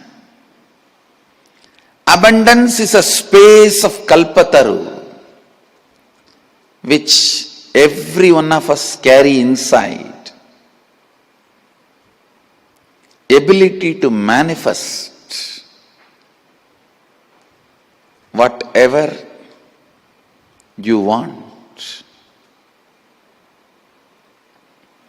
whatever you feel, whatever you think as a completion of your life. Understand, that is why the original Vedic tradition was never currency based. It was direct grain based or metal based. The lower rung of the economy was grain based, and little higher rung of the economy, the mid level of the economy was metal based. The highest level of economy was precious stone based, but never imaginary currency based.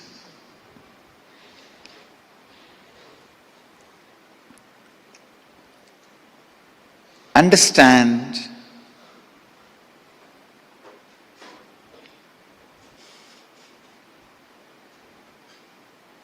I am not against the currency or I am not against the money,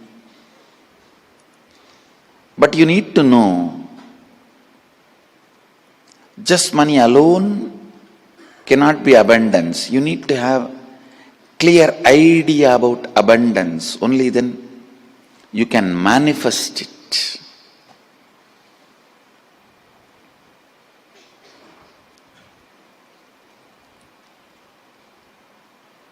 If you are clear about what you want, 90% of your problem is solved. If you are clear about what you want, you have reached it 90%. 90% of the journey is done.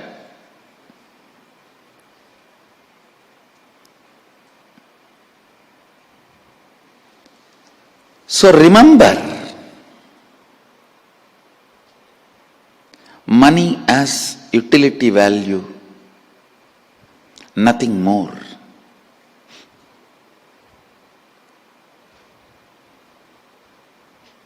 Abundance is something more than money. It may include money also, but it is more than money.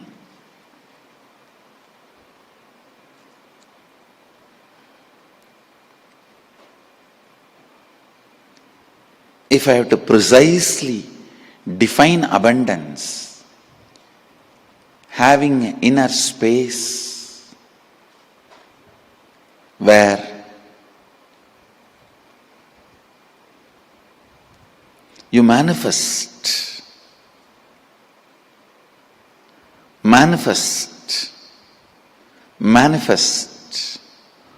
go on manifesting. What do you want? Whatever you want,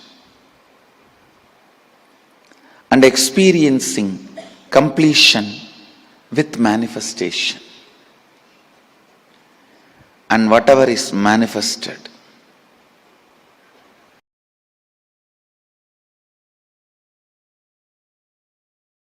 I tell you exactly that same pattern, only still I am living with money. At the age of my third birthday, I was 3. Usually in the young, I'm born and brought up in a village, Thiruvannamalai, Ramana Maharshi's place. Now it is a little kind of a town, but in those days it was a village. I'm talking about 35 years before, one generation before. So it was a village. Usually in the villages, all the family people will give money for the kids during birthday and all these auspicious days.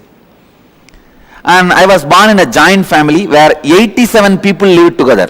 Just few days before for my biography I calculated, 87 people lived in one house. The house is 80,000 square feet.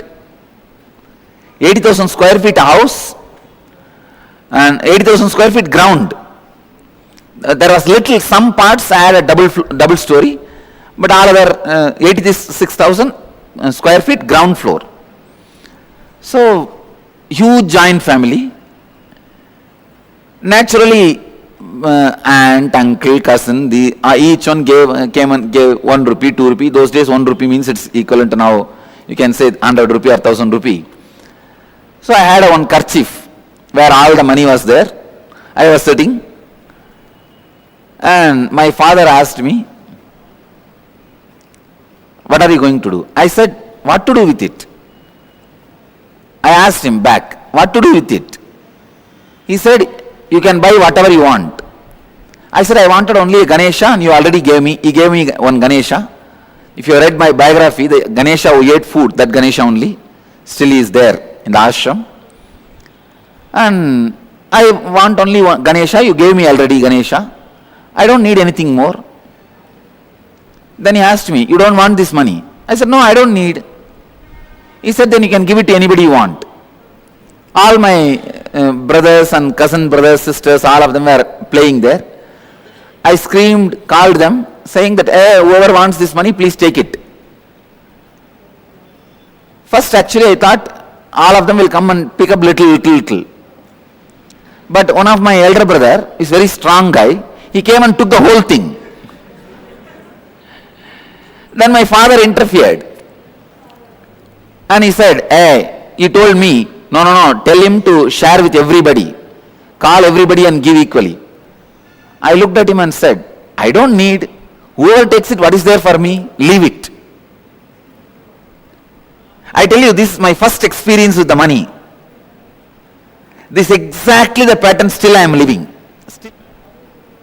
And I also wanted to tell you, any project I want to do, money comes. Simply it comes. All I need to do is tell that I am going to do. Now today morning I said, and I am going to build an hospital. I tell you honestly, now I don't have money. But I will tell you, next time when I come, I will be announcing. Money has come, we are building the project. I just know. See, money is simply extension of your understanding about you. Your strength on you. Your strong belief on you. I am not talking something impractical, please understand. No. I am not talking anything mystical or impractical. Whatever I am talking is a formula. It is not just miracle happens only in my life. It is a formula which can happen in every one of your life.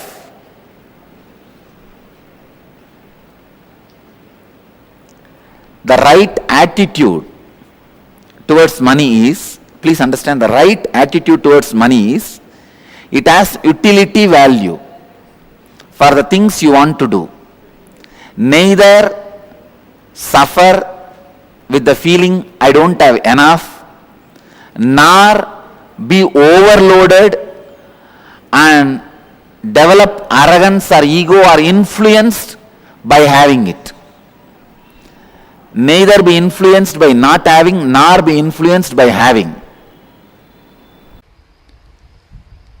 The only solution to have abundance in the life, go deeper into your muscle memory, remove this tiredness, life negative patterns.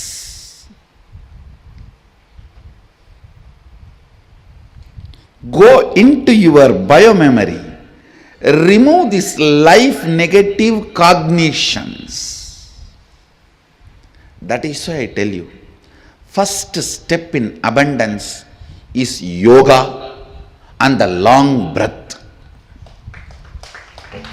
Breathing deeply and yoga is the first step in abundance. Because that is when even your muscle memory is ready for abundance. Go deeper into muscle memory, biomemory,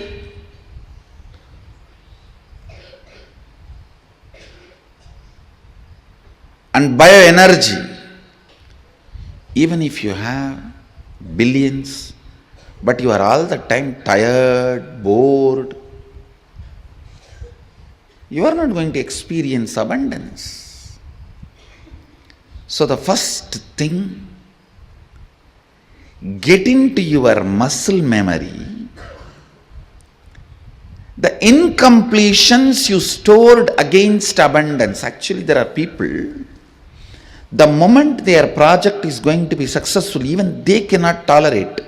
They will fall into tiredness and confusion and collapse it, destroy it.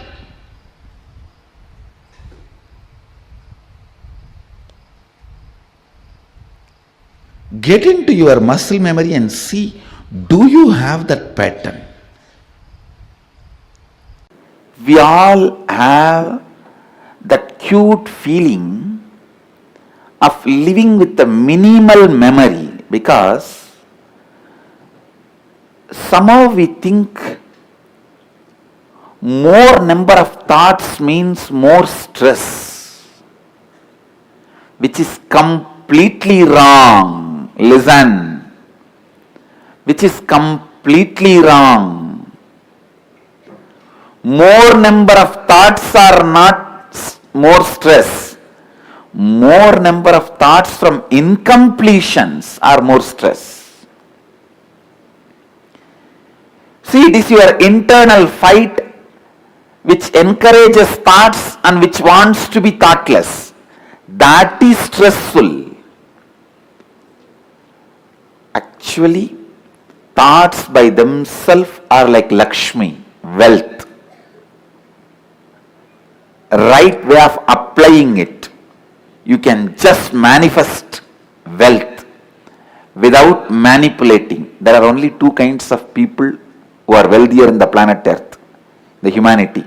One who manifest wealth, other one who manipulate wealth. That's all. Thoughts are like Lakshmi. If you know how to manifest them, you will manifest wealth. But if you are stupid to manipulate yourself, you will be manipulating wealth. Anything manifested can never be taken away from you by anybody. Anything manipulated can never stay with you, however you may try. I am telling you. Anything manifested can never be taken away from you, however you try. how much ever your detractors, opponents, enemies try, nothing can be taken away from you.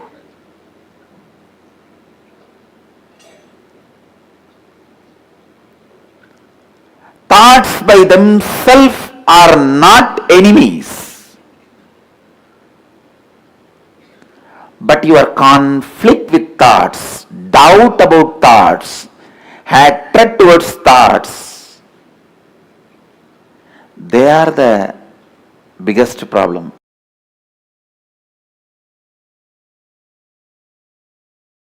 Go on manifesting powers that will actually make you healthy, wealthy. For example, if you are moving a matter, don't think just you are only moving a matter. You will be cleaning your liver and kidney and heart during those moments. If you even medically test, your internal organs will be at their best performance. When you move a matter, time stops working on you and the anti-aging happens to you. A reversal of all the physical damage done to your body by time happens. If you just move a matter through power manifestation, your yoga will become amazing. Your digestion will become amazing. And your wealth manifestation will become amazing. Because you need to understand all power manifests from the space of Mahadeva, Sadashiva. It's not that for each power you have a separate mantra and you use that mantra, only that power manifests. No. You use tantra, not mantra, which is same for all power manifestation.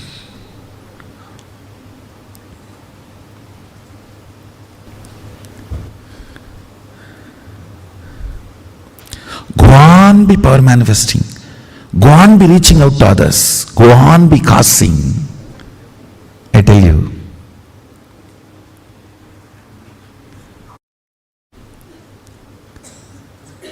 That just makes you a pure channel of Mahadeva, Sadashiva.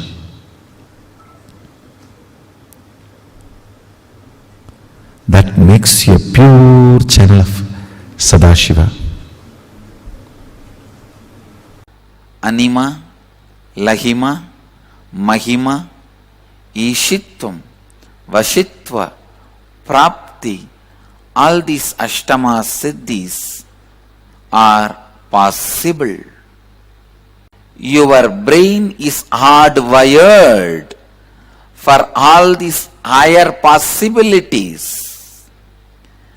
Just because common man did not have access to the science does not mean it does not exist. Just because common man does not have access to the country's treasury, you can't say country's treasury does not exist.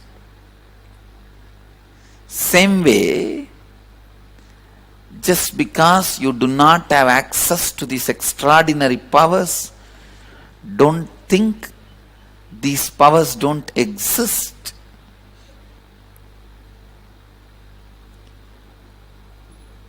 All these great powers are possible. It is a simple inner science.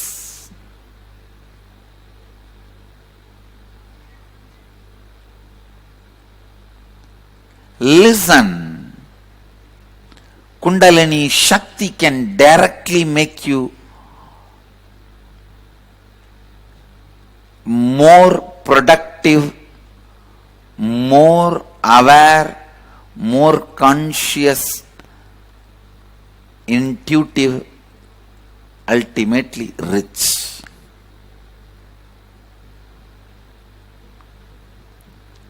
It will take away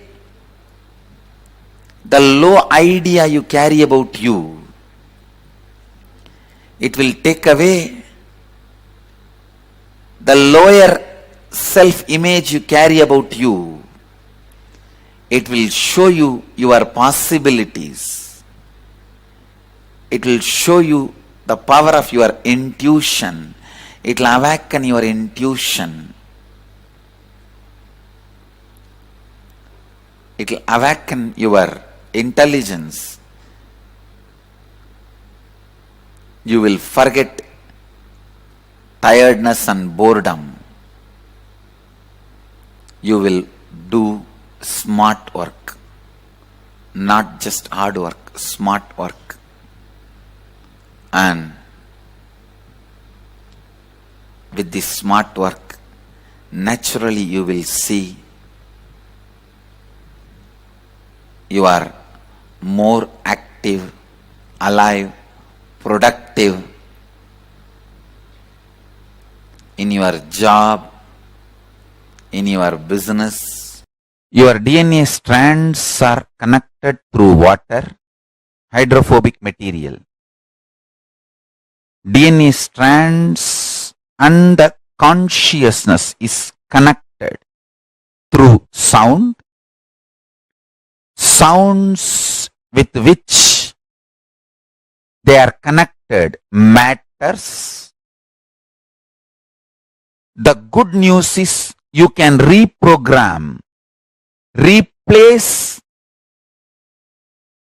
the old sounds through which your consciousness and DNA strands are tied together, connected together. The great news is you can use these 4 opportunities to do it easily. I'll give you the precise conclusion. Whenever you feel hungry, angry, lusty, sleepy, intensely reverberate your whole being with Mahavagya, Om Nityananda Paramashivoham, with the decision, let my being, let my consciousness manifest itself through my DNA using this Mahavagya as connection point. Let Mahavagya be the connective point. I tell you, immediately you will experience Kailasa. This Mahavagya is directly from Kailasa. Anyone who decides to use Mahavagya to connect your consciousness and DNA will have the ultimate superconscious mutation. You will manifest health, you will manifest wealth, you will manifest beautiful relationships, you will manifest blissful life, you will manifest knowledge, you will manifest Paramashiva Jnana, the ultimate powerful cognitions, and Paramashiva Vijnana, ultimate applied science of Paramashiva, and all the powers naturally. In right place, if you have your wealth, you will attract more investors who will put their wealth also with you to take care. In wrong place, if you have your wealth, you will attract thieves who will try to come and snatch it and take it away and go and make you poor.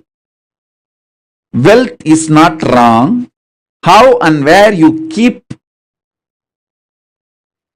is going to decide whether you are going to attract more wealth or lose what you already have. Look into your life, what all the way you can manifest wealth to fulfill your plans.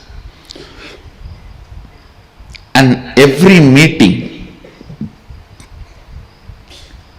align yourself to your third eye and start. You just know what the other person is thinking and you will talk to make the meeting successful. Third eye is the biggest gift you can use in 1000 ways to manifest abundance in your life. It was used Dunstan. He is asking, we have a lot of debts and it's very frustrating. How can we reduce debt this year? Very practical question. Many people are suffering and struggling with it. I tell you, please understand. Many of you may be having this issue. Listen. Listen very carefully. I am not going to give you any mystical solution. Don't even think the solution I am giving is mystical. Very practical. I tell you. Debt, I am defining. Debt is nothing but the man's lifestyle of never looking into his money. Listen. You have so much of incompletion, pain. The moment you remember about money, you never look into your accounts, what comes, what goes, till whole thing collapses. Let me ask a very bold question. All of you are here to know about the secrets of attracting the wealth. How many of you have so much pain the moment you remember about wealth and you never look into your balance sheet? Raise your hand. True. He himself is raising the hand. I am telling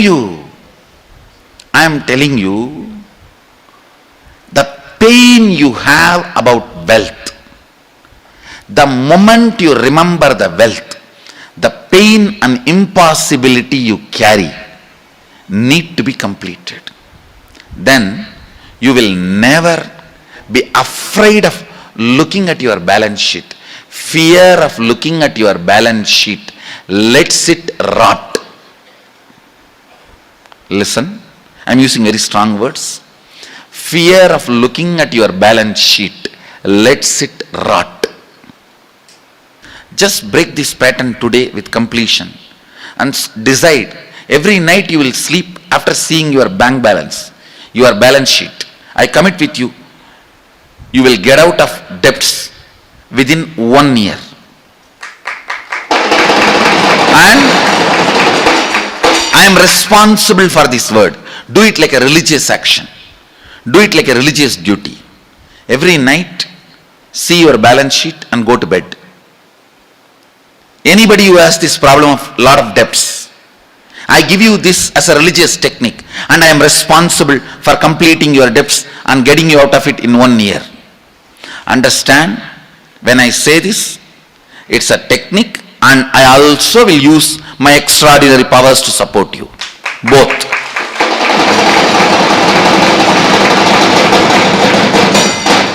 Teachings are not always just teachings. It is to support you to get out of powerlessness. When you start following the teachings, there will be naturally extraordinary things happening, because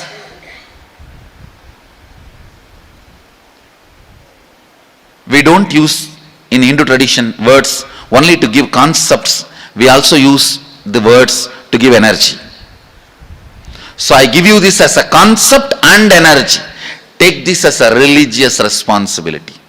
My Guru has instructed me every night, balance sheet, movable assets I have, immovable assets I have, debts I have, loans I need to pay, and the precious metal I have, because we Indians, precious metal is one of the important part of our life. Whatever, see once, and this is the net worth, and sleep. Do this as a religious duty. Do this like a meditation. You can call this as Lakshmi Puja. Every night, few minutes.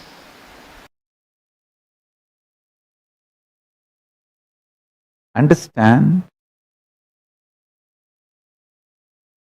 wealth is all about the time you spend in higher consciousness. In higher consciousness, you just know how to work with the system. Whether you want to have money or you want to have health or you want to have influence or anything, you just know the simple straight methodology.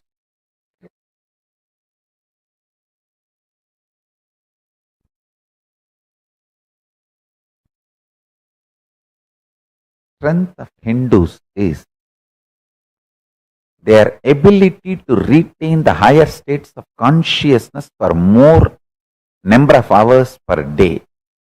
That is why anywhere they go, richest ethnic community, Hindus, any country they go, whether it's a US or Canada or UK, any country, you find Hindu settlement. Trinidad Tobago, richest ethnic community. It is because their ability to retain the higher states of consciousness for a longer number of hours in the system.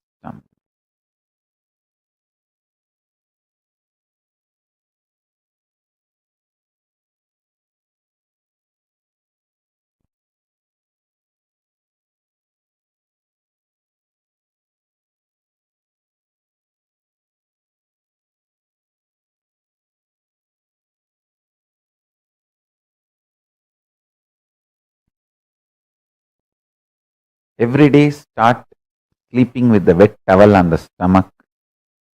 Even that will help you in a very big way to live in higher states of consciousness.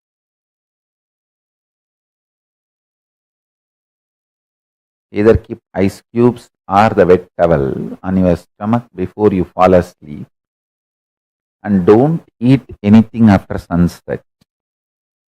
You start following this, the raise in your consciousness, super consciousness, will happen. I tell you.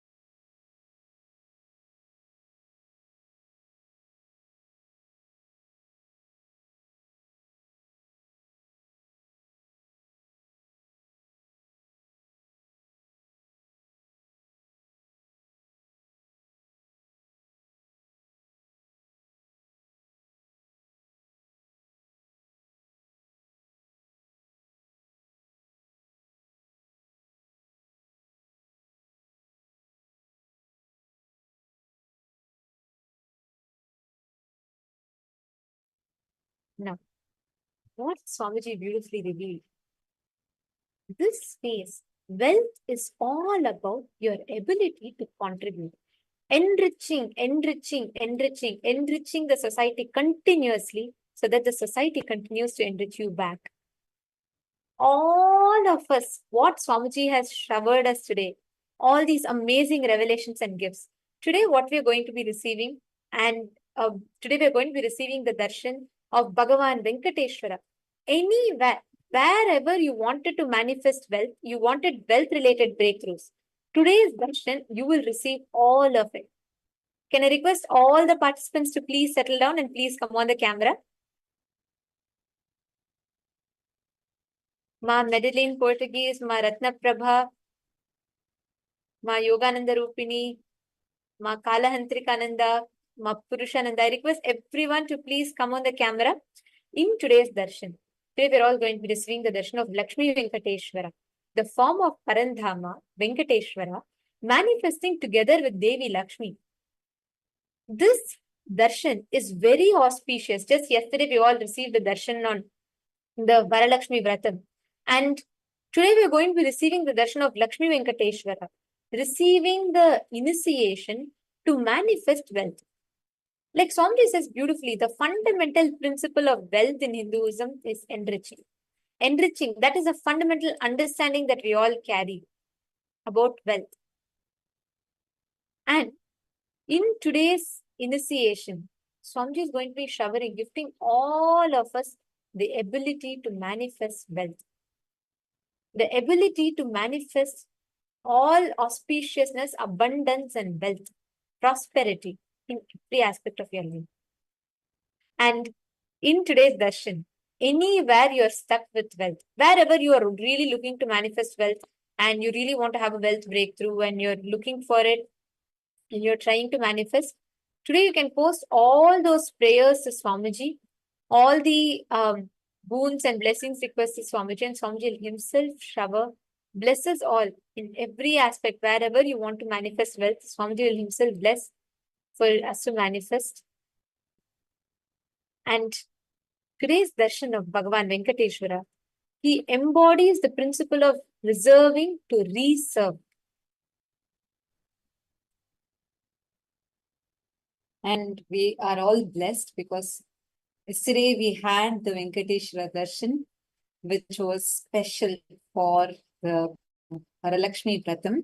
And today, for all the participants and viewers, whoever, especially many of you that missed it yesterday, out of immense compassion, Swamiji has blessed that all of you, whoever is going to be attending today, are also going to be receiving that punya of having the darshan.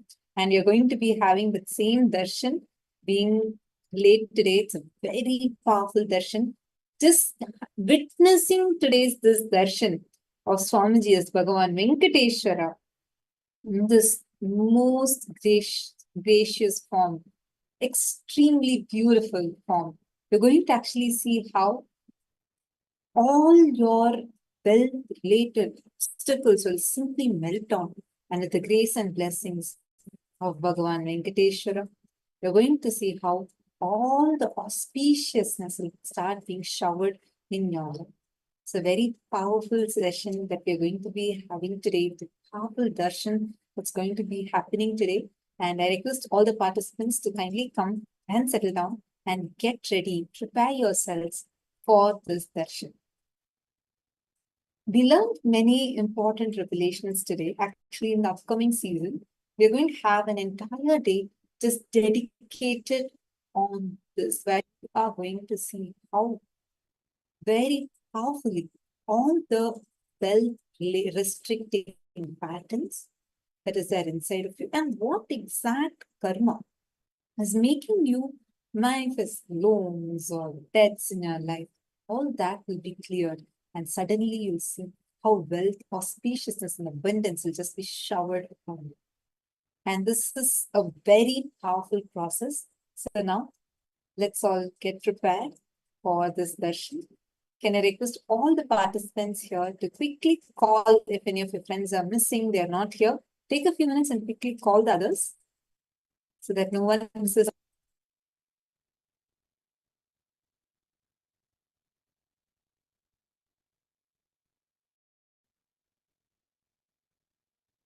Actually, today's darshan, right? Anyone who receives darshan today, initiation today, this is like the best thing that can happen to them, because wherever they're stuck, anywhere, like for example, someone wants to settle a loan, they're really looking for it, or you're looking for money to come from one particular source and it's not been happening.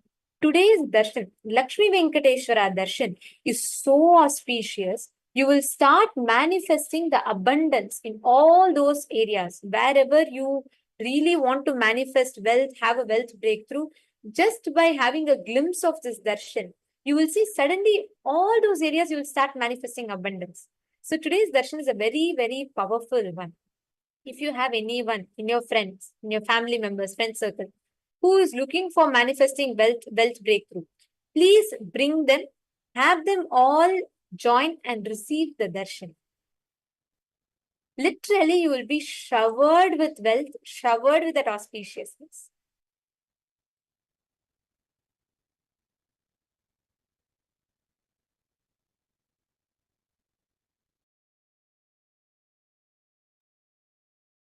I request all the participants to settle down and let us all get ready for the.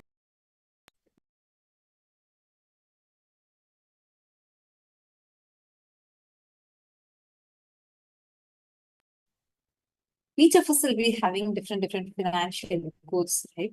Can I request all of you to write down what do you want to manifest in the aspects of earning, spending, and sustaining? What all you want to manifest in terms of earning money, and how you want to sustain the wealth, and how about spending? In these three aspects, what is your goal? Just have one in each category and write down this goal and please post it here. Once the darshan starts, you can actually post it in the chat so that you can receive the direct lessons from Bhagavan Venkateshwara. Beautiful form. Actually, yesterday, whoever were locked in for the darshan were extremely blessed, because all of us received the special darshan, and this is a surprise darshan, and we all received this shower of compassion from Swamiji as Bhagavan Venkateshwara. And today you're going to see how this auspiciousness and abundance will permeate every dimension of your life.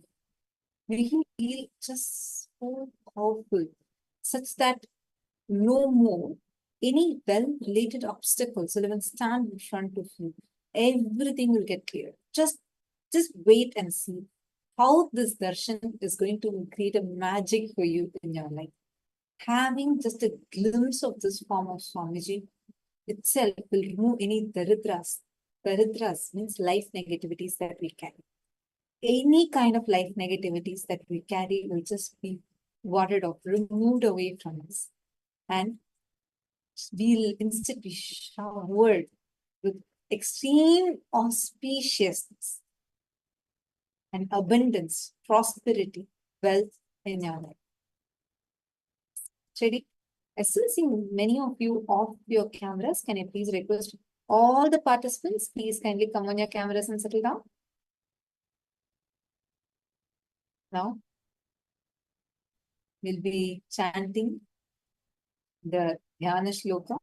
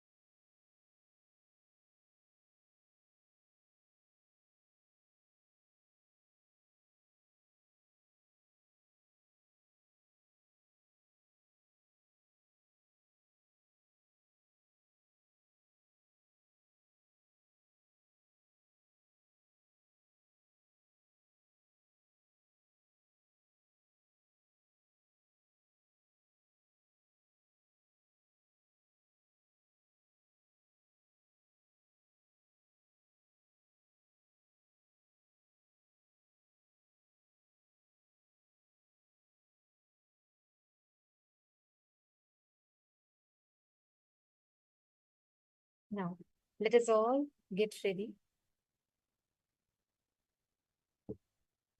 Please close your eyes. Sit in the deep meditative space of gratitude. Let us all get ready to receive the most auspicious and powerful darshan of Bhagavan Venkateshwara, manifesting through his Paramavatara, through the Nijavatara, as the Supreme Pontiff of Hinduism. Close your eyes. Prepare your inner space to receive the most powerful darshan just by having a glimpse of this form. All sorts, any kind of wealth-related obstacles or issues you carry, all of them will simply be wiped out, and you'll be showered with all the auspiciousness, abundance, and prosperity.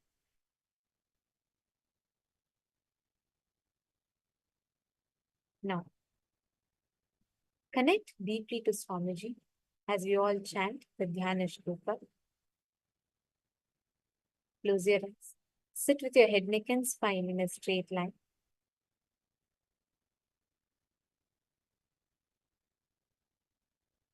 Let us all receive the darshan of Keshavarthamurti, the form of Paramashiva, who has half of his form as Keshavartha, which is half of his form with Parandhama. Close your eyes. Connect deeply to Swamiji.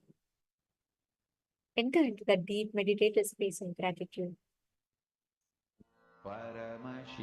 सव्यांगे विद्रुमाभं शशिकलधरं भस्मरुद्राक्षभूषं वामाङ्गे श्यामलाभं मणिमकुटयुतं पीतवस्त्रातिशोभं सव्येटङ्काभयं स्यादितकरयुगे शङ्खकौमोदिकी स्यात् किञ्चिल्ललाटनेत्रं विलसतु पुरतर श्रीहरेर्धदेहम् सव्येटङ्कं परस्मिन् कटकसुजलजं सिन्धुवेणीसुनन्दं वामार्धे सत्किरीटं रुधिरजलनिभं व्याघ्रचर्माम्बराढ्यं कालर्धे लोचनार्धां कलितसमपदं शुभ्रयज्ञोपवीतं हर्यर्धं नौमि शम्भुं सकलशुभकरं सर्वसम्पत्कराढ्यम्. Now, in the same space, deep meditative space of gratitude, let us all enter into the darshan. Please remain seated in the deep meditative space of gratitude.